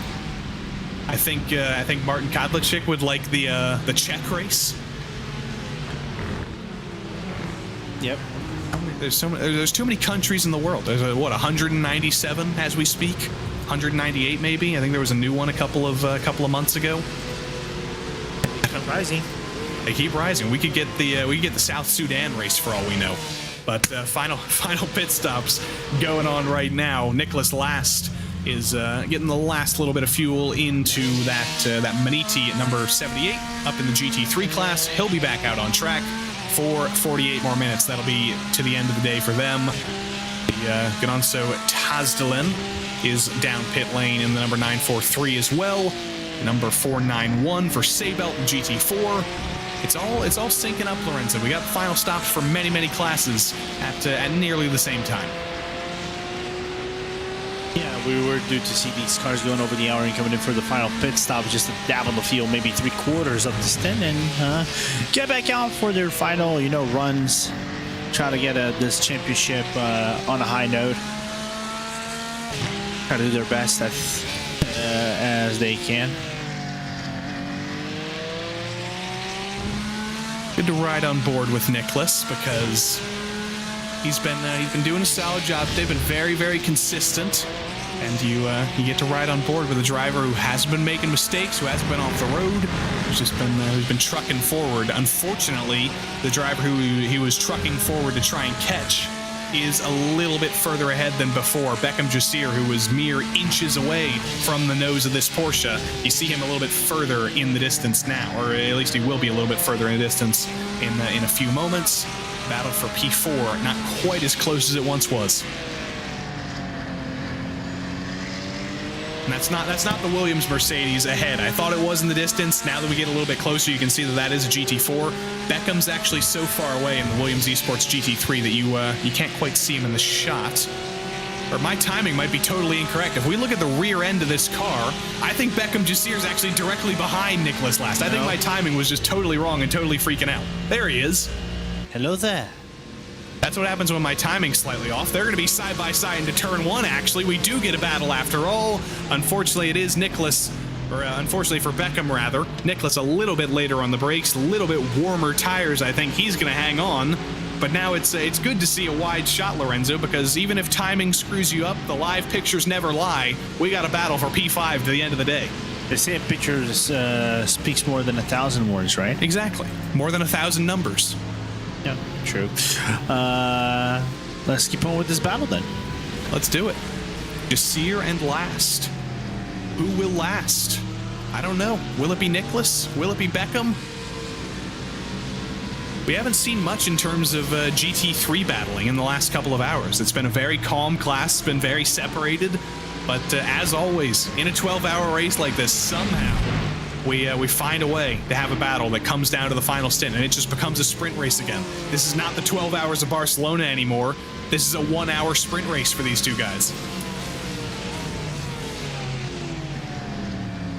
Not even 1 hour, 46-minute sprint race. It's just like the official series.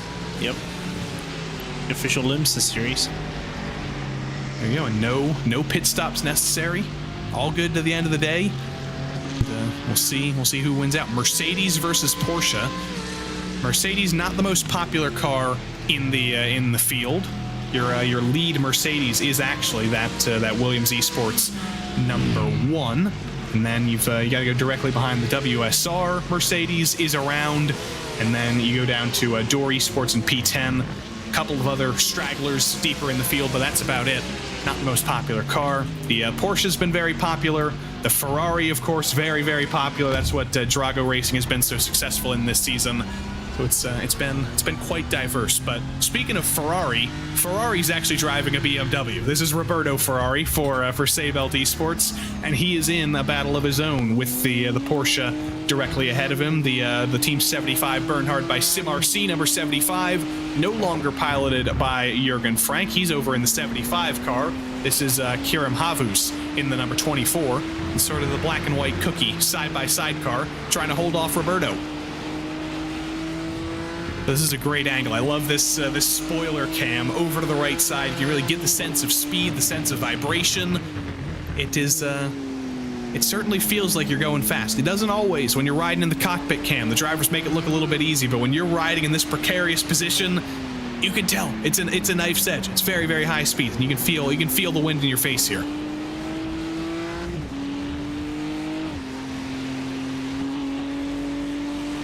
Through the final sector.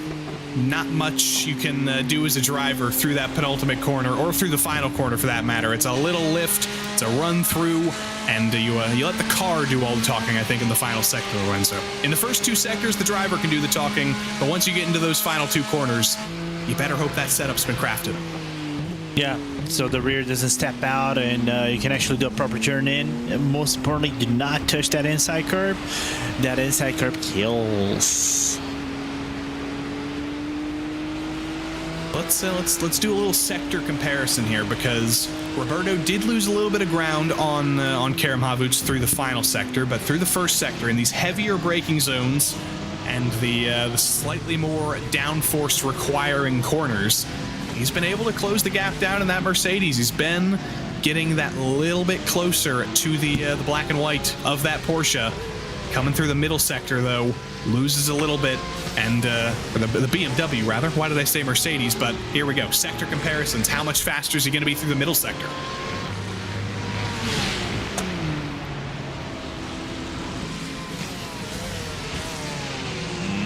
I say maybe down 2/10.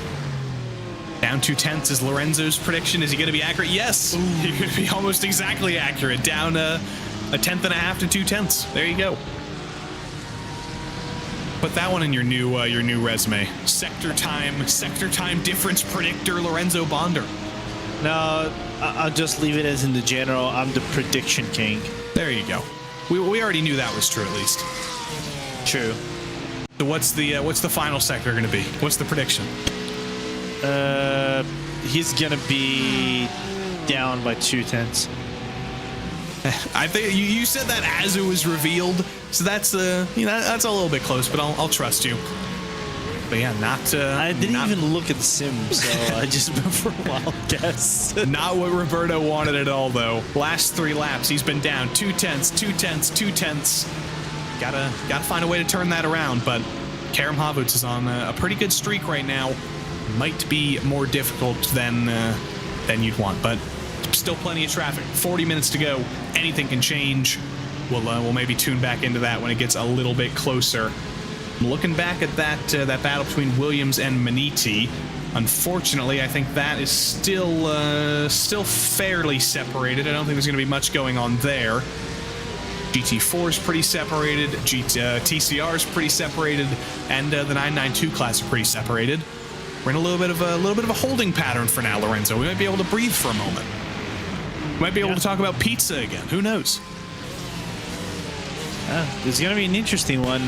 Talking about pizza. Actually, I'll bring it up to my talk as I think we have to focus into another battle again between Valkyrie XP and Visceral Esports. But I'll ask you, how far do you live from the ESPN headquarters? It's in Bristol, Connecticut, so it's about an hour away. Okay. NBC Sports is only 12 minutes away, so that's very convenient. But okay, yeah, ESPN is it's a little while away. Isn't WWE also in Stanford? Yeah, they got the 2 towers. You got the old one, which is close to NBC, and you've got the giant new headquarters downtown. I've never been in. I've never been lucky enough to get a tour, but it's massive. It's got a giant W on the front. It's animated. It's like a projection. I drive by it every time I get in the highway. It's crazy. Cool. But if our friends at the WWE are listening, I'll take a tour any day. I'll take a tour as well. Yeah, we'll invite Lorenzo. Heck, I will even take free tickets for one of the WWE live events they have around Europe right now. There you go. Well, this is a battle for position. I missed this somehow with Vince Peters and the battle for third. So this will be exciting as well. Battle for third in 992 comes down to the last stint of the season, and both of these guys have made their final stops. Both Peters and Roger Fjellstad Christensen, who's directly ahead of him, they're on their final stints. It comes down to a sprint race like this yet again. Aren't the I know. Exactly. Aren't the Porsche Cup sprint races or the Porsche Cup official races, aren't those 40 minutes as well? If I'm not mistaken. Give or take, yeah. Yeah, it's just like we're going official racing. We should be giving out iRating for this kind of thing. Oh no, please don't try to hand out you're going to a very deep dark territory you really don't want to be going in. Oh, but Vince Peters in deep dark territory around the outside into turn 1. Going for it on the Valkyrie number 977. Unfortunately, that first sector so frustrating to battle through. You're on the outside one corner, you're on the inside the next, then you're back on the outside. And Vince Peters for Visceral yet again finds himself kissed up to the rear end of the Valkyrie Porsche. But yet again, Lorenzo, we've seen this for the last couple of hours. If you get the opportunity to make a move into turn 1, if you consistently get that opportunity, eventually you're going to make your way by. But you gotta make it actually stick, and that time around, that first attempt not successful for Vince. No, but it's gonna have at least, I think, 1 or 2 more opportunities before the end of the lap. And how ironic, the driver that might help him get an opportunity is the driver we saw make so many attempts at an overtake. Alfonso Suto is passed in his GT4 car, and he actually gave a little bit of breathing room to Christensen in the lead car in this battle. He held up Peters a little bit more. He's a nice guy. He is. Now I have taken a look on my F1 screen again, and things are happening that are very exciting. I'm sure some people might be saving the F1 race until after the race, so I'm not gonna say what's happening, but I think we may actually have an exciting F1 race result for the first time in a couple of weeks. We'll have a more exciting 24-hour series esports result, though, because yet again, Vince Peters within draft range. We got a little bit of a snake going from Christensen, but into turn one, he's going to get a little bit of a buffer. He's going to have some GT4 traffic between him and Vince, and the fiercely forward Geeks Energy Mercedes is not going to be a very good friend of Vince Peters right now. Yeah, he's fiercely forward of the Visceral car, just getting in the way. Fiercely backwards. Unfortunately, a little bumpity, and Vince does get through. But yeah, that's a rather large gap. Vince Peters, though, if we're ditching the Nations Cup and we're just doing the Car Cup, if you want to talk about a driver who seems to master this Porsche Cup car, this 992, in every league he participates in, we do a lot of talking about Vince Peters on RaceSpotTV. Every time. Every time. It's Vince o'clock. There's too many Vinces as well. We got him. We got Will Vincent. We've got Vince Cussy, who's always in the chat. Please, no. I like Cussy, don't get me wrong, but I cannot bear the sights of seeing wet toast on the broadcast. We don't want that coming. No, please no. Hopefully he's not listening, because you know it's coming if we just mentioned that. He's like Randy Orton. He's lurking. He is. We are riding on board with Vince still here, and he's bringing that gap down again. A little bit of a bobble coming up around the 180-degree corner, and then through the final two corners. He doesn't have much time to do it. Hops the curb through the penultimate corner.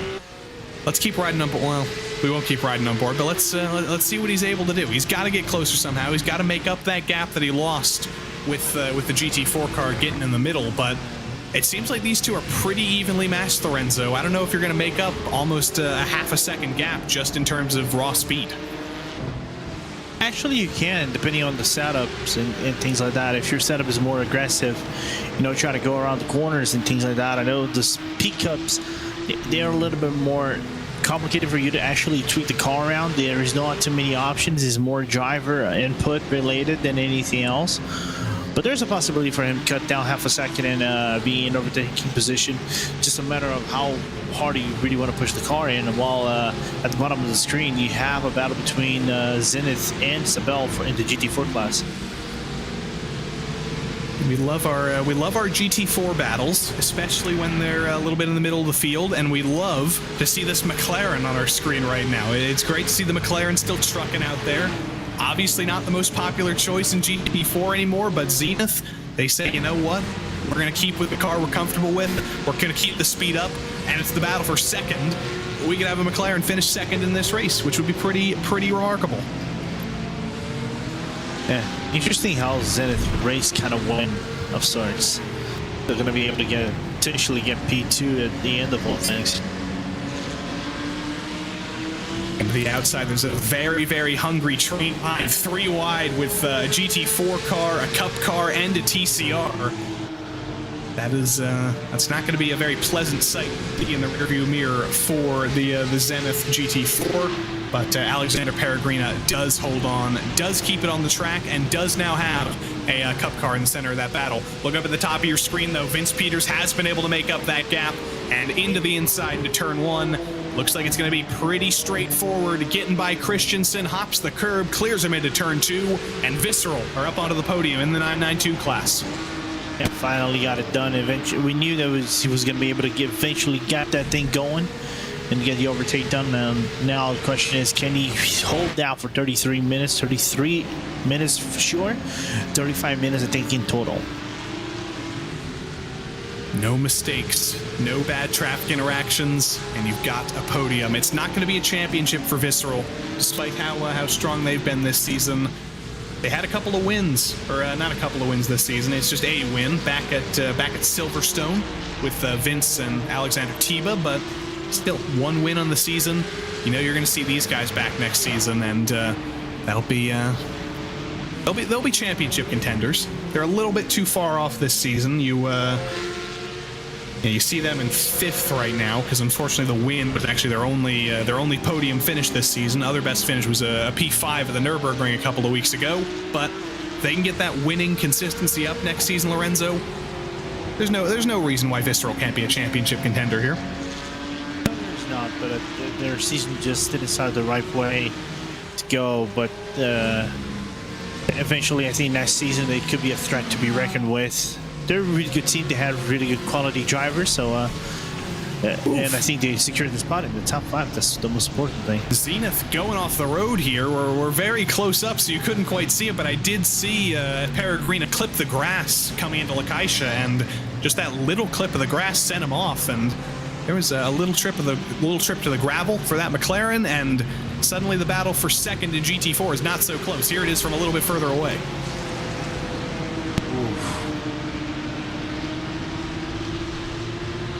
That rejoin, though, a little bit dangerous, but got it at the end.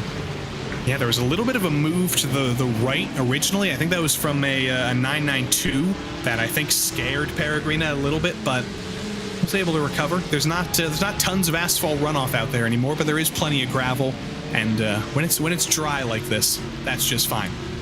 No rain in the 24-hour Series Esports this season, but who knows? That was a big conversation at the start of the year, Lorenzo. We were talking constantly, rain, rain, rain.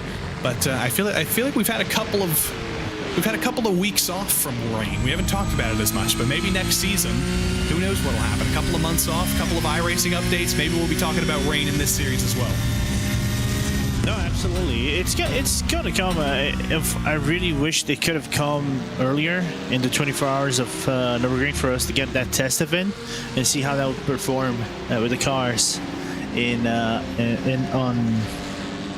on a track like Nürburgring. Then have a little bit of a preview moving forward. But what a thing would be to see all these guys going around rain, and for the suffering of some, for the happiness of others. And it's been a great season for these guys at Valkyrie / Bonduel. They're going to come home second in the championships. They're going to be a little bit disappointed after coming into tonight with only 2 points separating them from Scherer, but still second in this series, and the strength of this class. They're beating teams like Altus, like Williams East, Visceral, like Maniti, Simufy, Olympus, Wave Italy. It goes all the way down. This is going to be an excellent championship finish for these guys, and nothing to be disappointed with. Yeah, absolutely. I feel like you'll know better than I do, Lorenzo, but it's not a team we've thought about a lot in the Porsche Cup class. But coming into this season, they've been so strong, and it's just like so many teams that we've seen in this series. You didn't win a race, but you've been consistent. You've been on the podium for half the races, and now we're going to be thinking about Valkyrie for all of next season, all the season after that. Anytime we have a Porsche Cup championship, we're going to be thinking about the season they had this season.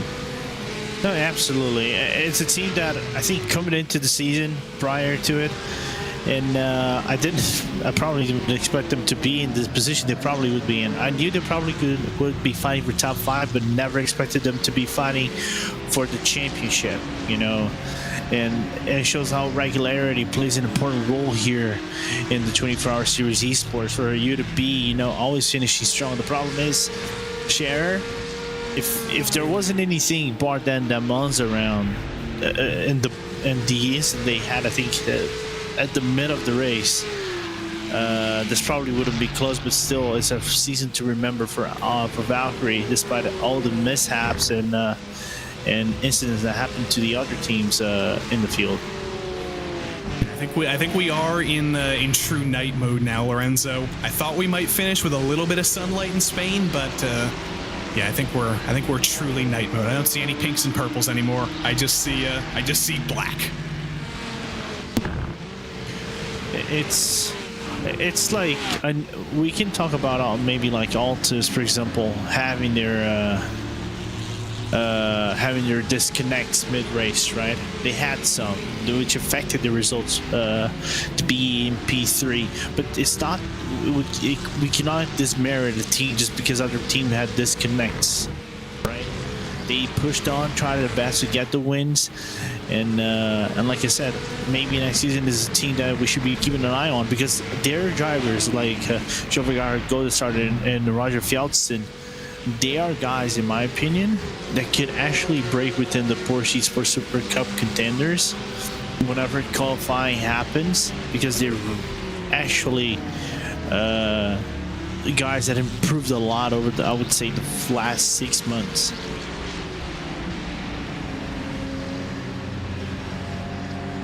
It's a beautiful car too. It gets Good paint. it can get confused with the satellite racing paint, but luckily we don't have that. We don't have that problem in that class in this series, so they get to maintain ownership of the bright white and red and blue, and I'm sure they're making Norway very proud tonight. Actually, in my opinion, they are making more reference to the Orion race team rather than something else.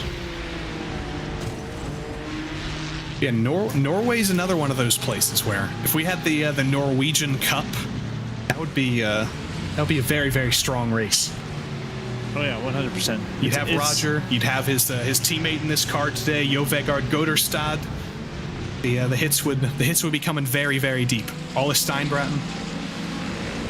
Yeah, you have a deep region in there. I would say from the Nordic regions Now, the Nordic region's talk is a really interesting one because normally you would say Finland is the strongest country because of his, history, having Gregor Hu and everything, and Ali Pakala and Joni Tormala and so many other drivers. I cannot even list every single one of them, and they also have really strong drivers as well. But Sweden and Norway have been picking up bit by bit and eating at the fringes to claim the top dog moniker in the region. That I don't know who's actually the strongest one going head to head. Somehow this battle for second in GT4 is back together. Even when we saw the Zenith McLaren very, very deep off the road through Lakaisha a couple of laps ago, he's made up the entirety of that gap, and now we will truly have that battle between Alexander Peregrina in the Zenith Esports McLaren, Emmanuel Petrie in the Seibelt Esports Mercedes just ahead, and into that cursed corner for this McLaren, we might see Alexander Peregrina go for the move around the outside, nose alongside the rear tires of the Mercedes, but not alongside enough to make this happen. These are two very good cars for night racing, though. You got highlighter green and very bright yellow. We can easily see these two, even in the darkest spots. Yeah, they stand out, which is really good. And question is where Zen is going to make the moves. Is that the Sim RC car? Yeah, that's the Sim RC car that is actually right behind both of them. So they're actually going to be lapped at the leader in GT4, which is insane to think about. You have the top three close to one another. The question is the ordering of the situations is quite different from one another. Turn one. Again, trying to make the outside happen, but it comes the inside to turn two, sweeping it around. Peregrina, not quite clear, almost contact into turn three, and he's forced around the outside yet again. Seibelt hangs on to second, but this battle is far from over. This could be a 24-minute battle. This could be until the end of the day, as yet again, Peregrina tries to make it happen around the outside. It's not going to be likely there. He's going to be forced to slot back in line, but there are going to be more chances, and we're going to be watching this until the end of the day. Yep, 100%. If I could get the point standings in GT4, I don't think Seibelt's P2 is going to do much for them, though. Given the fact that Ivano has basically kind of like sealed the deal, being in top 5, they just have to finish. Yeah, 100%. I think they would be propelling them or securing their spot in 7th place. They're not going to go up too much because of that, though, which is unfortunate to see their resurgence in the championship not going to be enough to get a top 5 result. I was looking at the Seibelt Sim Racing website a couple of moments ago, and your leader, or your trailer in this battle, rather, Emanuele Petrie, he says that his favorite track is Mugello. Is there any translation from Mugello to Barcelona, do you think? Is this helping him out at all? There's some similarities here and there with the elevation changes and all. I just don't know in the long straight. I don't know. but I don't know if the setup work would be pretty much similar. Now, some of his Seatbelt teammates are maybe psychopaths, because Francesco Lubinu and Patrick Selva have said their favorite track is Catalunya, and I don't know how that's possible. Out of all the tracks, your favorite track is Catalunya. We've had a good race today, don't get me wrong, but this is your favorite track? Like, what? There's other options, guys. Yeah, somebody say Catalunya is your favorite track is.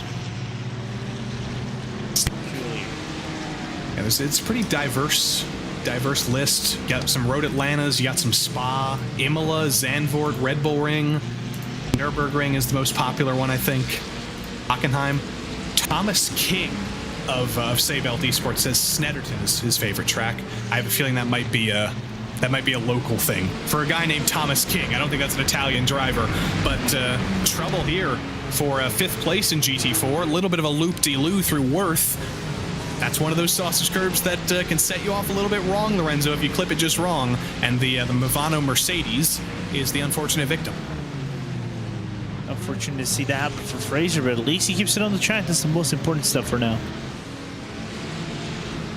Fraser's got to have done something deliberate here, because his I rating since the last time we've seen him, it is exactly 9,000. 9,000. You don't see that. You don't see even numbers like that. No, he's going to be keeping that for the rest of time. You shouldn't touch that. Nope. He might actually do an official over here and over there, but he's never going to touch that that thing again. He rather take a break or retirement from iRacing rather than lose that 9,000 I rating precisely on the dot. Give me a Discord message, Fraser. You can have my account if you want it. Don't worry. Oh, I tried that once. Didn't work. Daniel App did too, but I need somebody to get my account. I even back paid him dinner. I would buy him dinner. I already paid him dinner to try to bribe my way in, but no.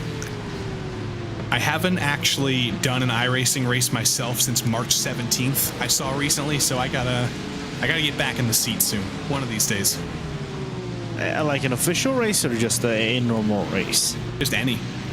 I've been out of it. I've been too busy with my commentary, with my actual work, and I've been doing some of those trivia simulators recently instead of my motorsports simulators.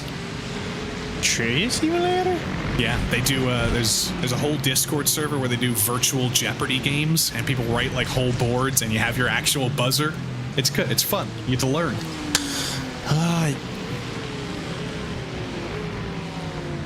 Lorenzo's jealous now.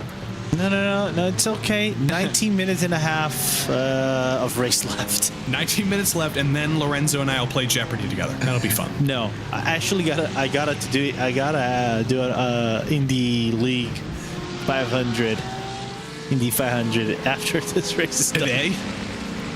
Yeah.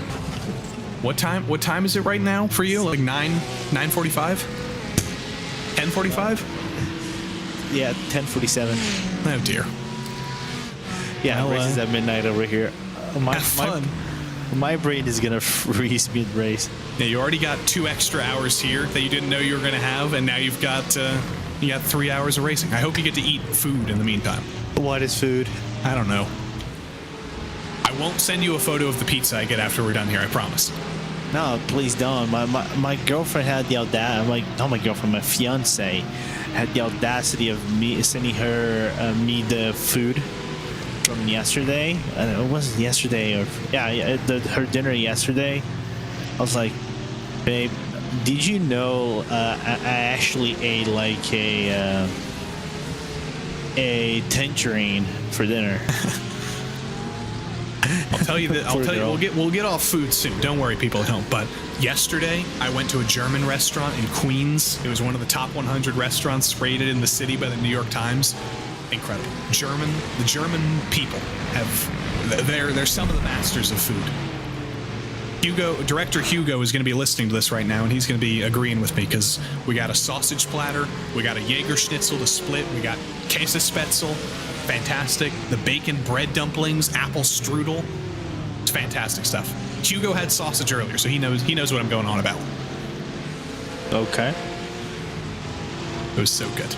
a schnitzel with gravy. What a dream. What a dream. Sauerkraut, potato salad.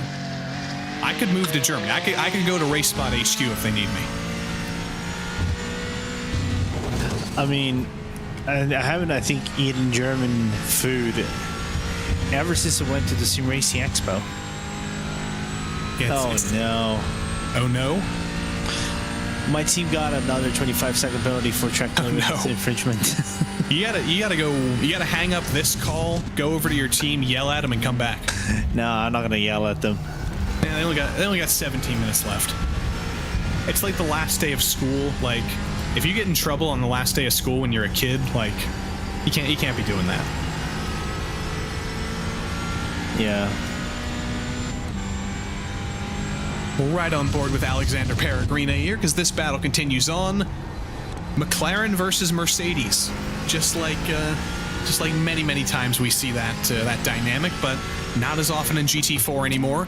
Peregrina running very, very different lines than Petri in that Mercedes. I don't know if it's effective to be in the middle of the track coming down the hill there, but he's certainly trying some new things. Now he's got the Altus Porsche and the Simufy Porsche. Hello, welcome to the party.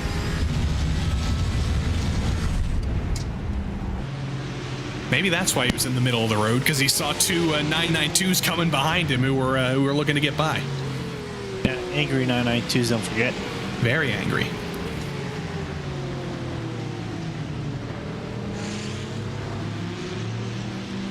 Yeah, separations of your race leaders in each class are big enough that I don't think they're going to be contended for the rest of the day. So this is your closest battle right now. The battle for second in GT4. The battle for third in that matter. That makes it a little bit easier for these guys, I think, because it's not the battle for the last spot in the podium. That's often a more hotly contested battle. Both of these guys are going to finish on the podium, so they'll both be happy with the result, I think. But you want to finish second instead of third. That's obvious. A podium's not quite enough. It'll be good, but if you can get a second instead of a third, that'll be good news for the old team at Zenith. It's good news on our books, on their books specifically. So no complaints. No complaints at all. And I'm a big fan of the highlighter colors, Lorenzo. You know, I like to paint my car highlighter yellow. So I love that very, very bright. Is it yellow? Is it green? Is it chartreuse? I don't know what it is, but I'm a big fan. It's so easy to pick out. Hold up. What is the what? Chartreuse? What color is that? That's like it's like highlighter yellow. It's like greenish yellow. That's like my favorite color. If I could wrap my car in real life in chartreuse, I would. Hold up. It's a tough syllable to start a word with, but it is real.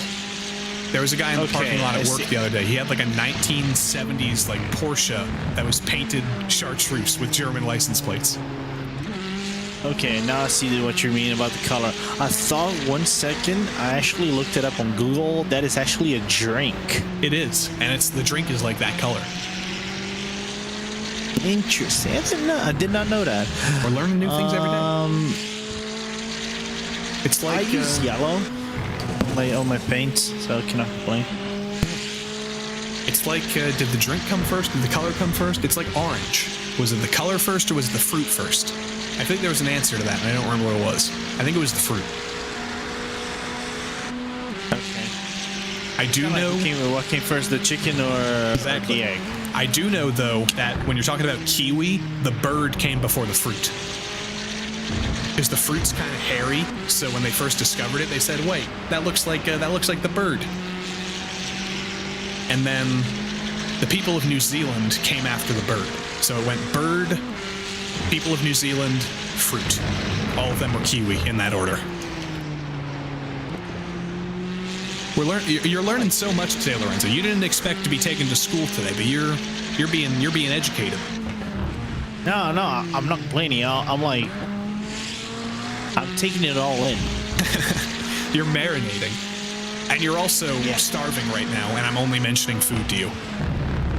It's all right. It's all good. just imagine if this battle got that little bit closer. If we had Peregrina versus Petri, if we had the battle of the two Ps, Iberia versus Italy, how glorious would that be? Bring the gap down a little bit, guys. Come on, Alexander. You got this. Give us some excitement.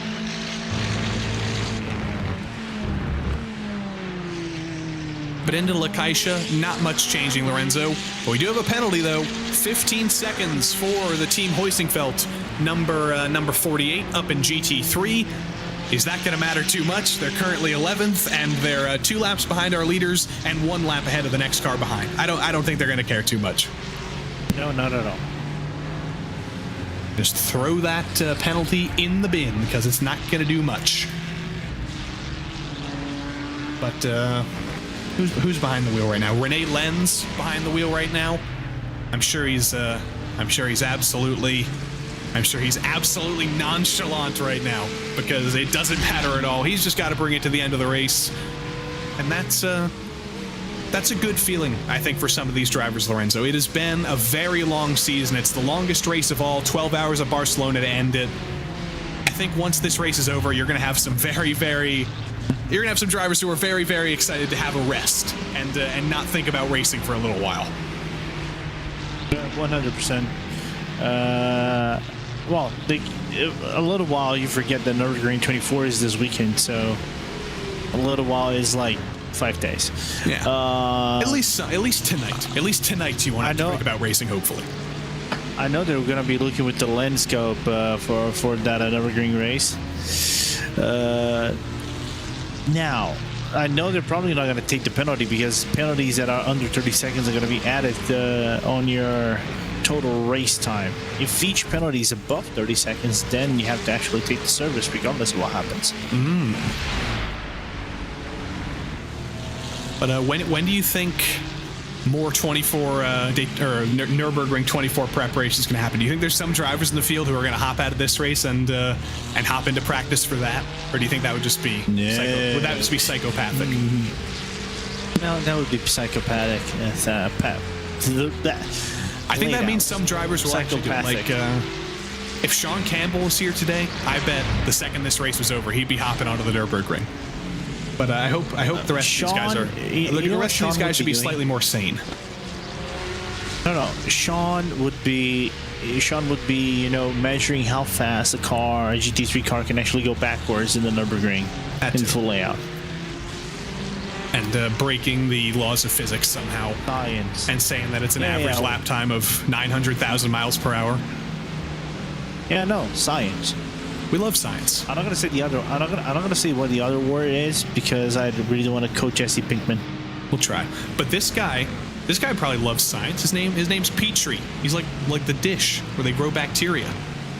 I wonder if there's any familial relation. I've never asked him. Dear Emanuele, are you related to the scientist from many, many years ago who invented the Petri dish? You never know. It's possible. It's kind of like you're trying to stay within the fanfic. Exactly. I see.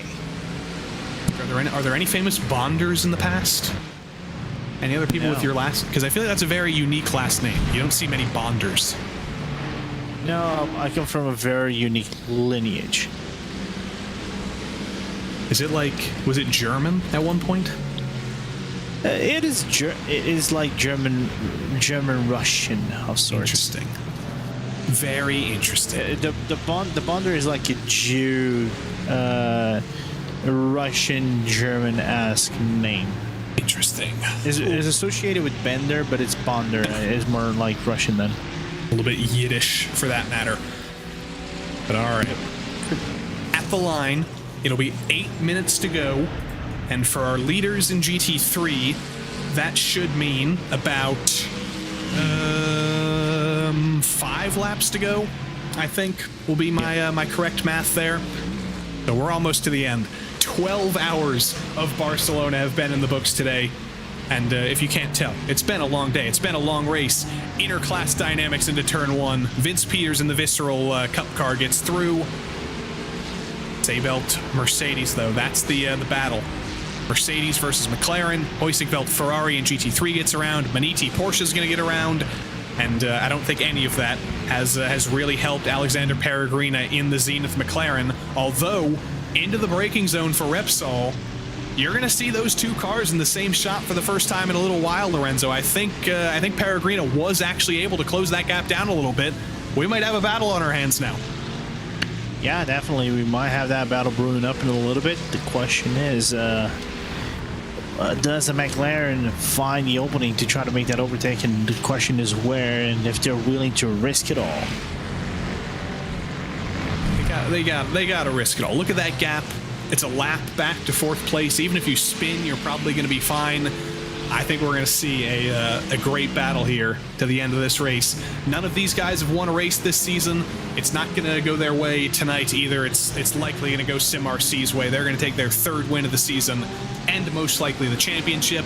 But this is for the TV glory. This is for all the people watching at home. This is what we want to see. Unfortunately, no spin for Maniti, and that is bad news for the RD SimSport TCR you saw involved there as well. Rejoins all over the road, black in the middle of the road. That's dangerous stuff to get around. I think both of our GT4 battlers have gotten through, but that is frightening stuff with 6 minutes to go, Lorenzo. And RD has come to the pit lane. Yeah, hard hit for them. I think they actually got hit. I think the Sebelt Mercedes hit the back of the RD TCR car, and that's what fired them into the side of the Maniti Porsche.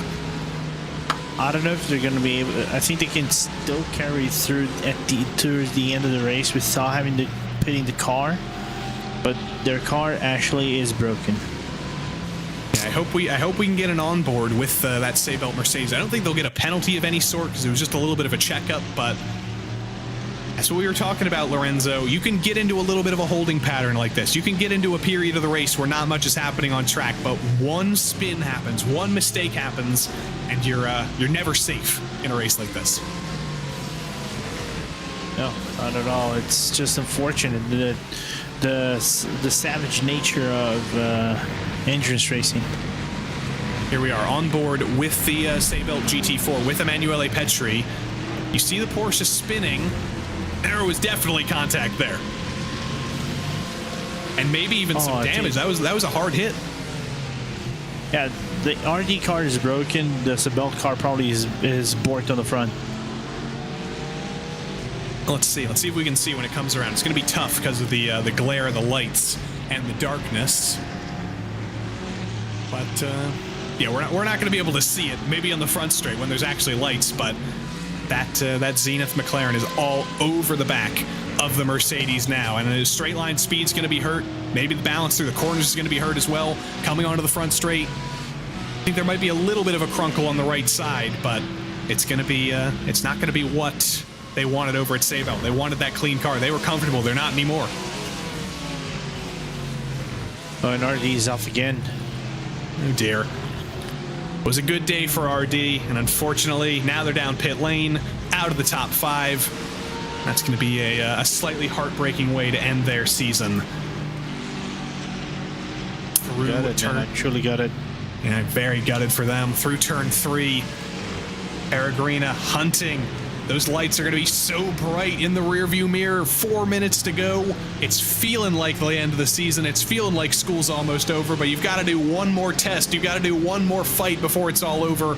And coming through is the 6th place GT3 runner. Is that going to set Sebelt off a little bit? Beckham Jasir's coming through.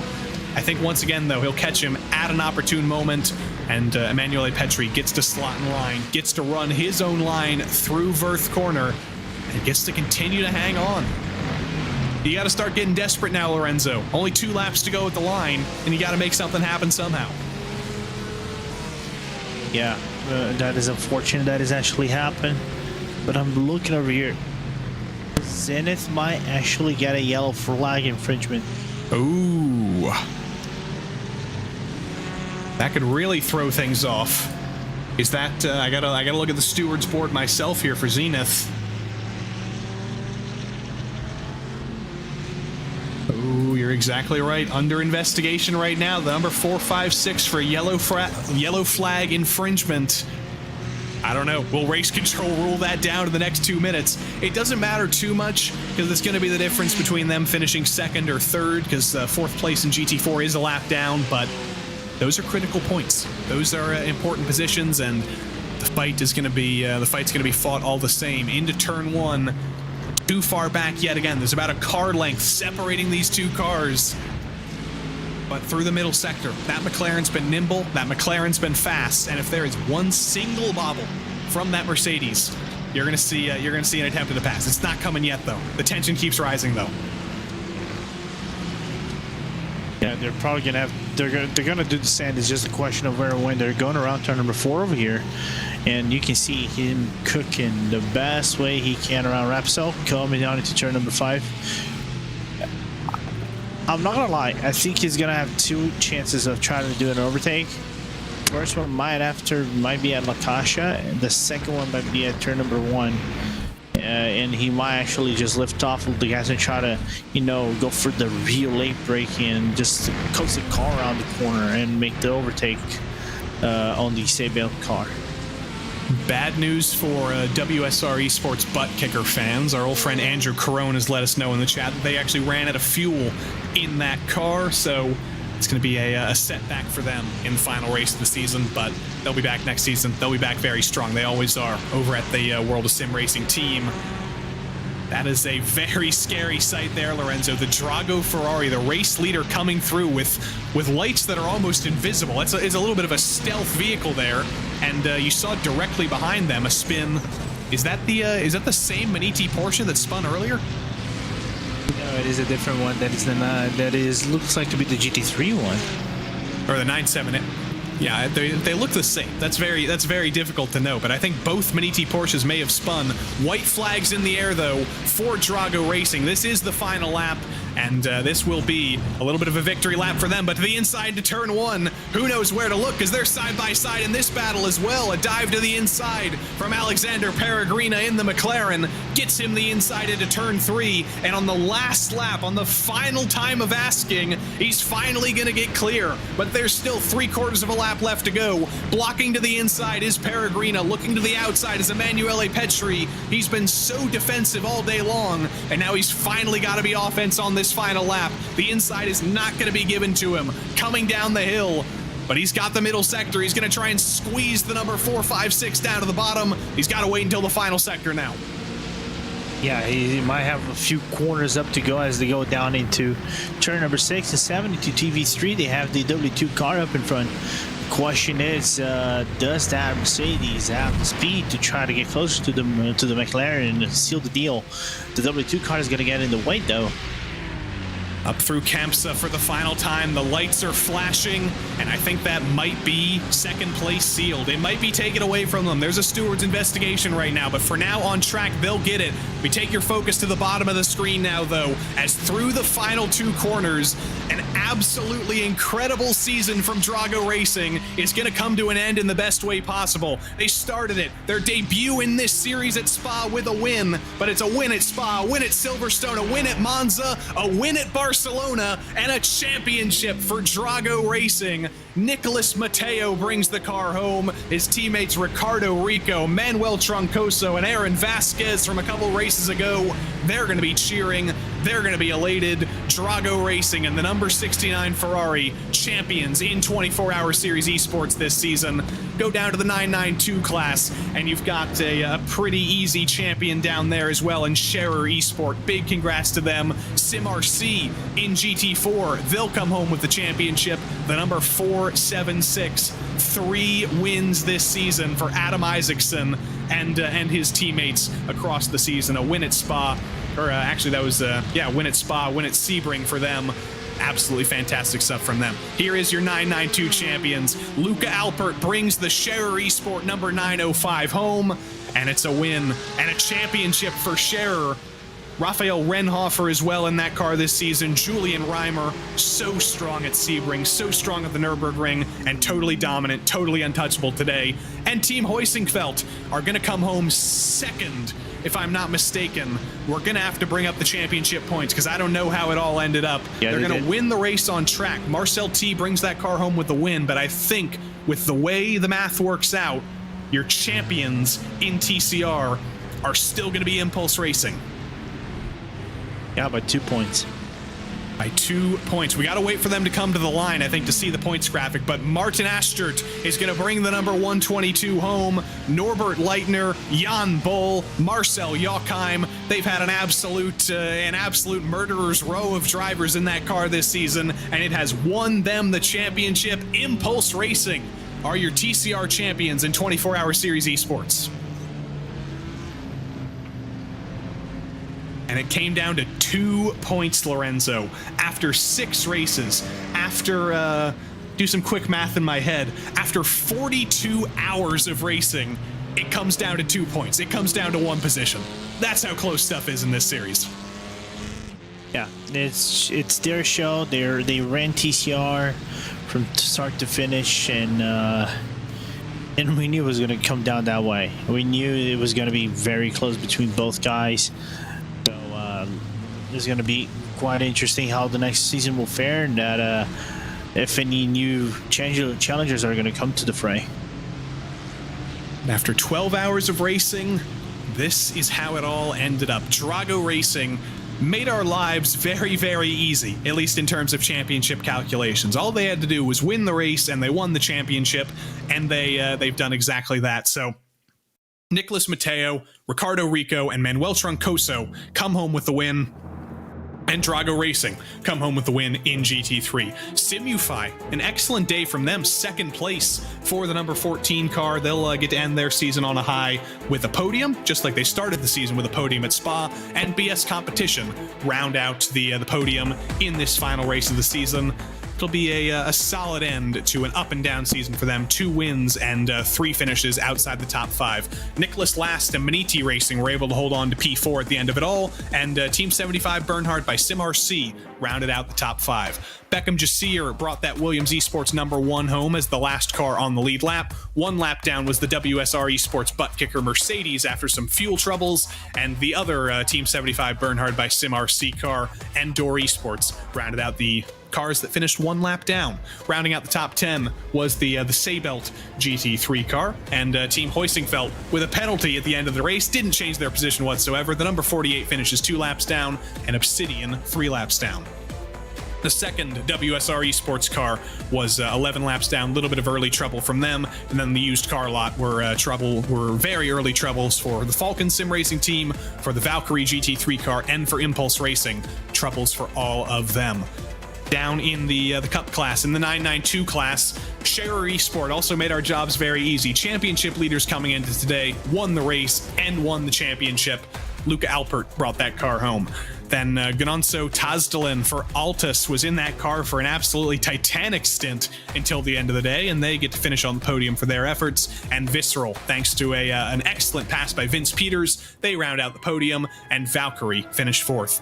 Williams Esports Academy were 5th after a battle all race long with Hydra Race Geodesic. Then Impulse, Simufy, Havu, and Maniti rounded out the top 10 in the 992 class. The used car lot was somewhat small. It was just early trouble for Thomas Cope, making sure that Olympus Esports car finished 121 laps down, unfortunately. In GT4, it's SimRC winning the championship after a championship down in TCR last season. A couple of their drivers moved up, and they'll get a championship in GT4 this time around. Alexander Peregrina for Zenith finishes in 2nd after that excellent battle with the Seibelt Mercedes, who finishes in 3rd. Timo Hayden and Impulse Racing did actually get that car back on the same lap as our podium battlers, so well done by Timo and the team there. And Mivano round out the top 5. The first X-Racer car was the number 413. Alexia Loma brought that car home ahead of the Grid and Go Aston Martin, and then Door Esports, Rakkar, and the second X-Racer car round out the top 10. 5 laps down was Geeks Energy and Fiercely Forward, with Rodrigo Mies doing his own titanic stint. Not the way 07 Racing wanted their day to go after they won a race this season. They were 153 laps down. WSR, Wave Italy, and the second Geeks Energy Fiercely Forward car all many, many laps down in the used car lot. We do have TCR as well, if I'm not mistaken. Marcel T won today for Team Hoisingfeld. Him and the whole team at Team Hoisingfeld did everything they could to try and steal that championship away. but him and Fabian Siegman came 2 points short today as Impulse Racing come home with the TCR Championship in 24-hour series esports. A solid race as well for Entropic. They round out the podium, and Wave Italy, P4 for them. W2 get the final spot in the top 5 after late trouble from RD Simsport drops them out of the top 5, and P6 is where they end their day. MA70 were P7. Race for Cat and Carlar Esports rounded out the 9-car field in TCR. That's a lot of cars, Lorenzo. That's a lot of drivers, but I believe we have our championship standings as well, if I'm not mistaken, to look at. We've got many drivers waiting to talk to us, but here's how things ended up shaking out in GT3. Drago Racing, that's a 21-point gap at the end of the season, Lorenzo. I think from that win on debut at Spa, this championship was theirs all along. Yeah, I think the Spa was the biggest statement someone could actually make as a debutant in the season, and after that was just like catching up to them. PS competition tried, many other teams tried, like Falcon, Maniti, they Simify as well. They all tried, but they could not get in the same ball dance as the Drago car was. It was a tough game in the 992 class. Coming into tonight, it was 2 wins for Scherer, 2 wins for Altus, and 1 win for Visceral. But at the end of it all, it was Scherer Esport. 12-point margin. Consistency this season was really what won them the whole thing, and they will come home with the championship in the 992 class. Valkyrie is the excellent story of the season. No wins, but you know that might just be coming next season after a second-place championship run. They've really put themselves on the map in Porsche Cup competition in this 992 class, and Altus as well. They were already here. We already knew about Altus, but we know they'll be in the championship fight as well next season, as will Williams Esports Academy, as will Visceral, and Hydra Race Geodesic for that matter, Simufy, Olympus, every team in this top 8, some of the strongest in Porsche Cup machinery. In GT4, as I mentioned, Lorenzo, SimRC have gotten very familiar with winning championships in this series. They won in the 992 class and the TCR class last season. They won in the GT4 class 2 seasons ago. They won in TCR 3 seasons ago, and now they've got another championship to add to their very, very big trophy closet now. Yeah, I'm just taking a look really quick.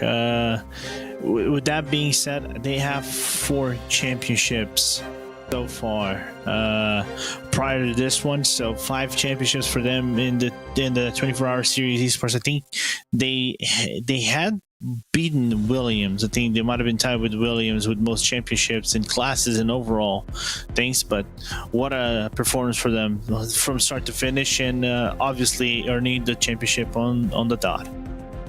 And as we mentioned in TCR, at the end of it all, it came down to 2 singular points between Impulse and Team Heusingfeld. It didn't go Impulse's way today. They finished 1 lap down, they finished second, but that's all they needed to do. They knew the margins, they knew what they had to do to win the championship, and they have succeeded. So Impulse Racing takes their first 24-hour series esports championship, and that's going to be big for that team, Lorenzo. We see them competing in basically every class in multiple leagues, and there's going to be some very, very happy drivers over in Impulse Racing Land taking home their first championship in such a high level of a series. Yeah, it took them a while. It took they beat around the bush. It sounds like beating around the bush, but again, when I say those they are one of the cream of the crops in TCRs, in leagues, and in iRacing in general, proves them why they are there, and why they should be respected as one of the best teams in TCRs in the world, alongside Team Heusingfeld and Entropic doing a fantastic result so far. So TCR next season is looking very, very good, especially potentially with new teams coming in next season. And now it's time to talk to some very happy drivers that I think we're all very excited to hear from. And we'll start with a representative from our race winning team in GT3 and our championship winning team in GT3. Mr. Ricardo Rico is here with us from Drago Racing. Ricardo, once again, totally dominant from you and Manuel and Nicholas today, and it all adds up to a championship for Drago Racing in your first season of 24-hour series esports. How does that feel? Hi guys, good night. I'm super happy. I'm super happy for the team. I'm super happy for the teammates, and it's incredible to be here. 1 year ago, I was not racing a lot. I was a bit demotivated. And right now, I am super happy, enjoying driving, and it's mega, to be honest. I'm very happy, yeah. It definitely looked like you were enjoying yourself this season, but is this the level of success you expected this season coming into 24-hour series esports for the first time? Did you expect to win multiple races and dominantly win the championship, or was this a little bit of a surprise? It was surprising, to be honest. You know, we always expect to be competing at the top, but to win 4 races, it's very hard. The level is high. So we prepared very good, and we are improving as a team every race we do. But for sure, we did not expect that. What are the championship celebrations going to be like tonight? I don't know. I think I'm going to see the Formula One, eating some rice I had from the lunch, and I don't know. Maybe we'll do later some drinks in the Discord with the guys. There you go. We'll talk about that. That's the rice is the dinner of champions right there. Ricardo, congrats to you and congrats to the whole team, and we'll see you soon as 24-hour series esports champions. That's for sure. Thanks, guys. Ricardo Rico representing that team, but the hits are going to keep on coming here, Lorenzo, because next up we'll talk to our champions down in the Cup class, I believe. We've got Rafael Renhofer and Luca Alpert from Scherer Esport, and they're here to talk to you. Absolutely. Oh, absolutely. So, Raf, Luca, guys, debut season for Scherer Esports here at the 24-hour series, and being awarded with the championship. How does that feel, man? Either one can answer, by the way. Question is for both. Yeah. It's amazing, to be honest. Coming into this season, we knew we had the pace from last year. We did quite well in the last 2 races.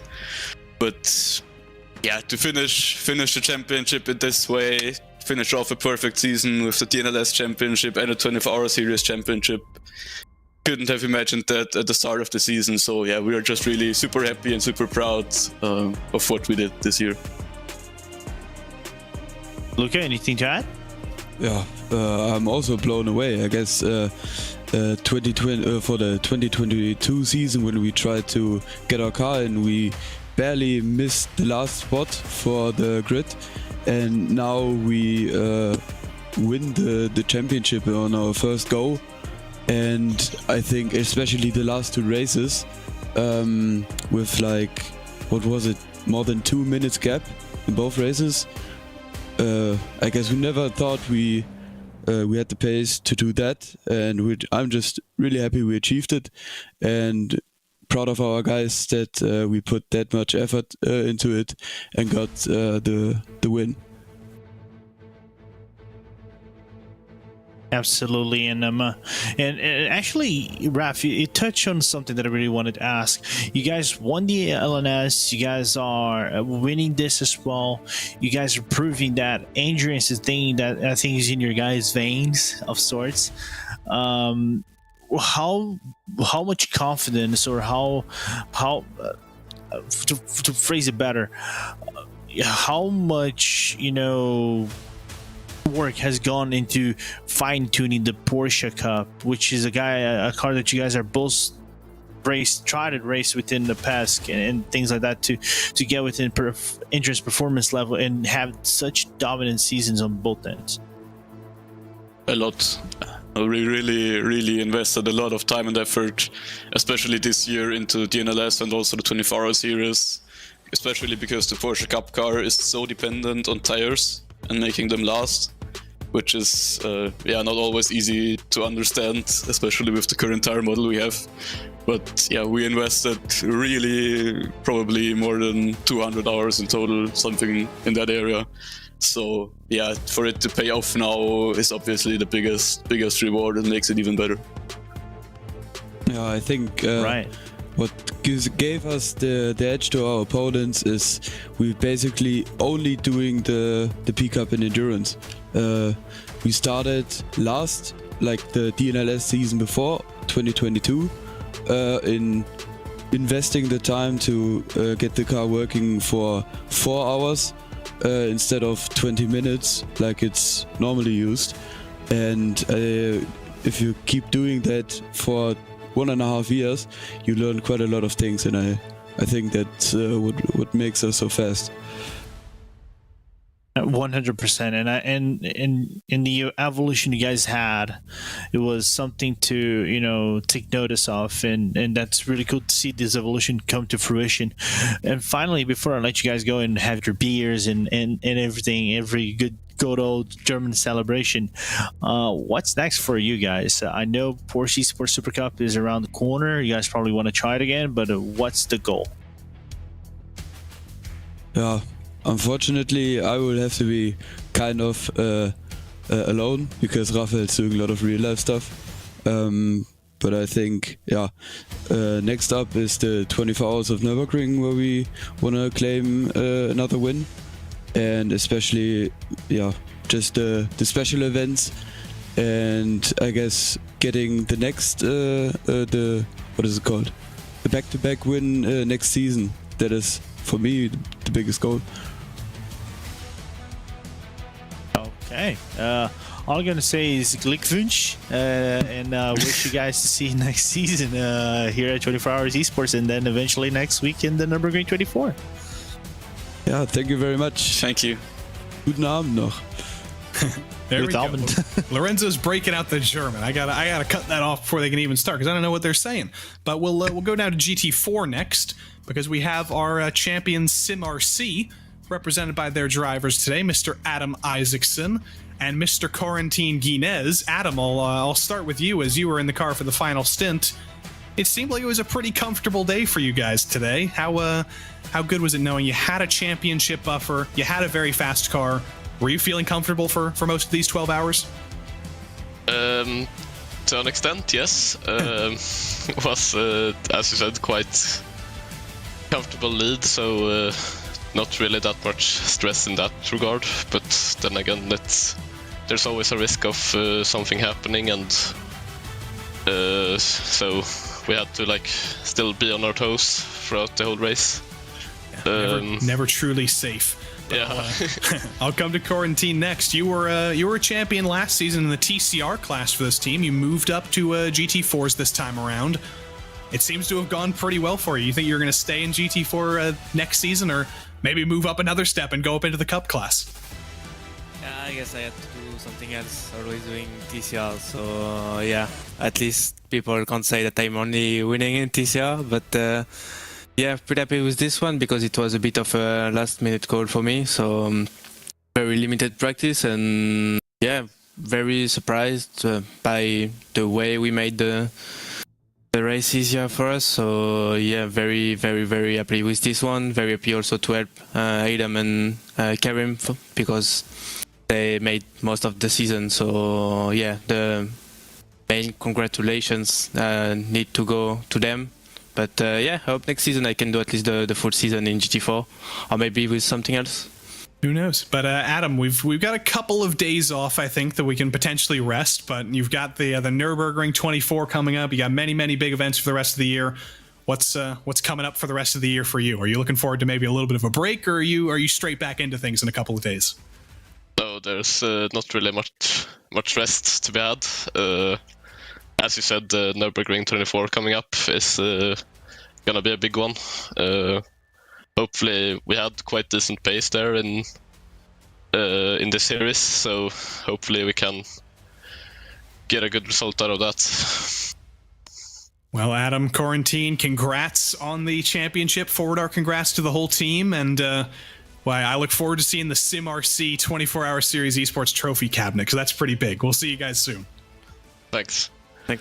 Corentin Guinez and Adam Isaacson for Sim RC. And we've got one more champion to talk to, Lorenzo. Martin Aschert brought the Impulse Racing TCR home second on track today, but that doesn't matter because it's a championship for Impulse Racing, and Martin's going to talk to Lorenzo. Yeah, so Martin, congratulations on the championship. It took a while, but you finally got there at the end. Finally got the trophy, and how does that feel? Over the moon, to be honest. It's been like 3.5 years ago I joined Impulse with Kevin Weinreich, and together with Marcel we started the TCR class at Impulse, and then a lot of guys joined, and we kept on working. And then to have after 3 years the trophy, improving year by year, it's amazing. And kind of a goal we really wanted to achieve. So now we have it. And it's well deserved, by the way. Don't get me wrong. I've sang you guys praises, even though, like, as a team manager, we were competition on the track, but you guys were top tier every single time that you guys were racing. Talking about car and setups and everything, you guys sounded so well used with the Honda Civic. What was with that car that gave you that security to extract the maximum performance out of it every single race that you guys go on? I don't know. It just we decided to switch car from the Hyundais, which we really loved, and started with the Honda, and Wiebe, which joined the team like a year ago and left a bit and is now back. He was quite good with this car and had some really nice baseline setups, so he just started working and found something which really clicked from basically from Spa onwards. And then we had the time to build and keep improving. And although today Ozenfeld showed, I don't know which magic tires they had, but still it was fast, and keeping it clean through the season, keeping ourselves composed and not making the mistakes made it work. So just hard work, I guess. Yeah, 100%. And now moving forward to what's next for Impulse. I know you guys had a good performance at the Ivory Club Sport. You guys went over here. You guys won in Nürburgring. Is Nürburgring to go? What are the TCR's team looking forward next? Well, for the TCR guys, there's one big one, which is, of course, the iRacing 24-hour Nords. And we got P2 last year, Huizingveld won, and then the year before we got P3 in the top split. So this year, we hope to be able to fight for the win. And, the setup is good because we won it in the 24-hour series, so I think we have chances. And we're trying to bring 2 TCR cars, so who knows? That's the big one. And the rest of the season, I think it's always a little bit of off time, and in 4 weeks, a lot of guys from the team comes together to the real life Nords event. So I think we're gonna celebrate this one quite good there. Yeah, well, more than deserved. Let's see if you guys are gonna get that result in Nürburgring. Like I said, you guys won over here at the 24-hour series. Let's see if that translates as well to a win in top split next weekend. But for now, Martin, enjoy your victory. Go have your beers and celebration with the rest of the boys in the Impulse, not just TCRs, but Impulse in general. And we'll see you, maybe if not at Nürburgring, maybe next season. Yeah, let's hope so. Thanks, guys, for the broadcast this season, and see you next season probably. That sounds like it's going to finish off our championship victors, Lorenzo, and it sounds like that's going to finish off our coverage for 24-hour series esports this season. It's been 42 hours of racing, 6 races, so many different winners, 4 different champions, and I know me, Lorenzo, and every other commentator. I couldn't even go down the list. There's been so many producers. Hugo Luis behind the scenes tonight. It has been so much fun, but that's going to be about it for us tonight. More action coming up on RaceSpotTV later this week, and more 24-hour series esports action coming probably in a couple of months. But for now, I've been Joey Tebben. Lorenzo Bonder's been Lorenzo Bonder. We also had a whole host of others in the booth earlier today. Hugo Luis has been behind the scenes for all of it. Until we see you next time, so long.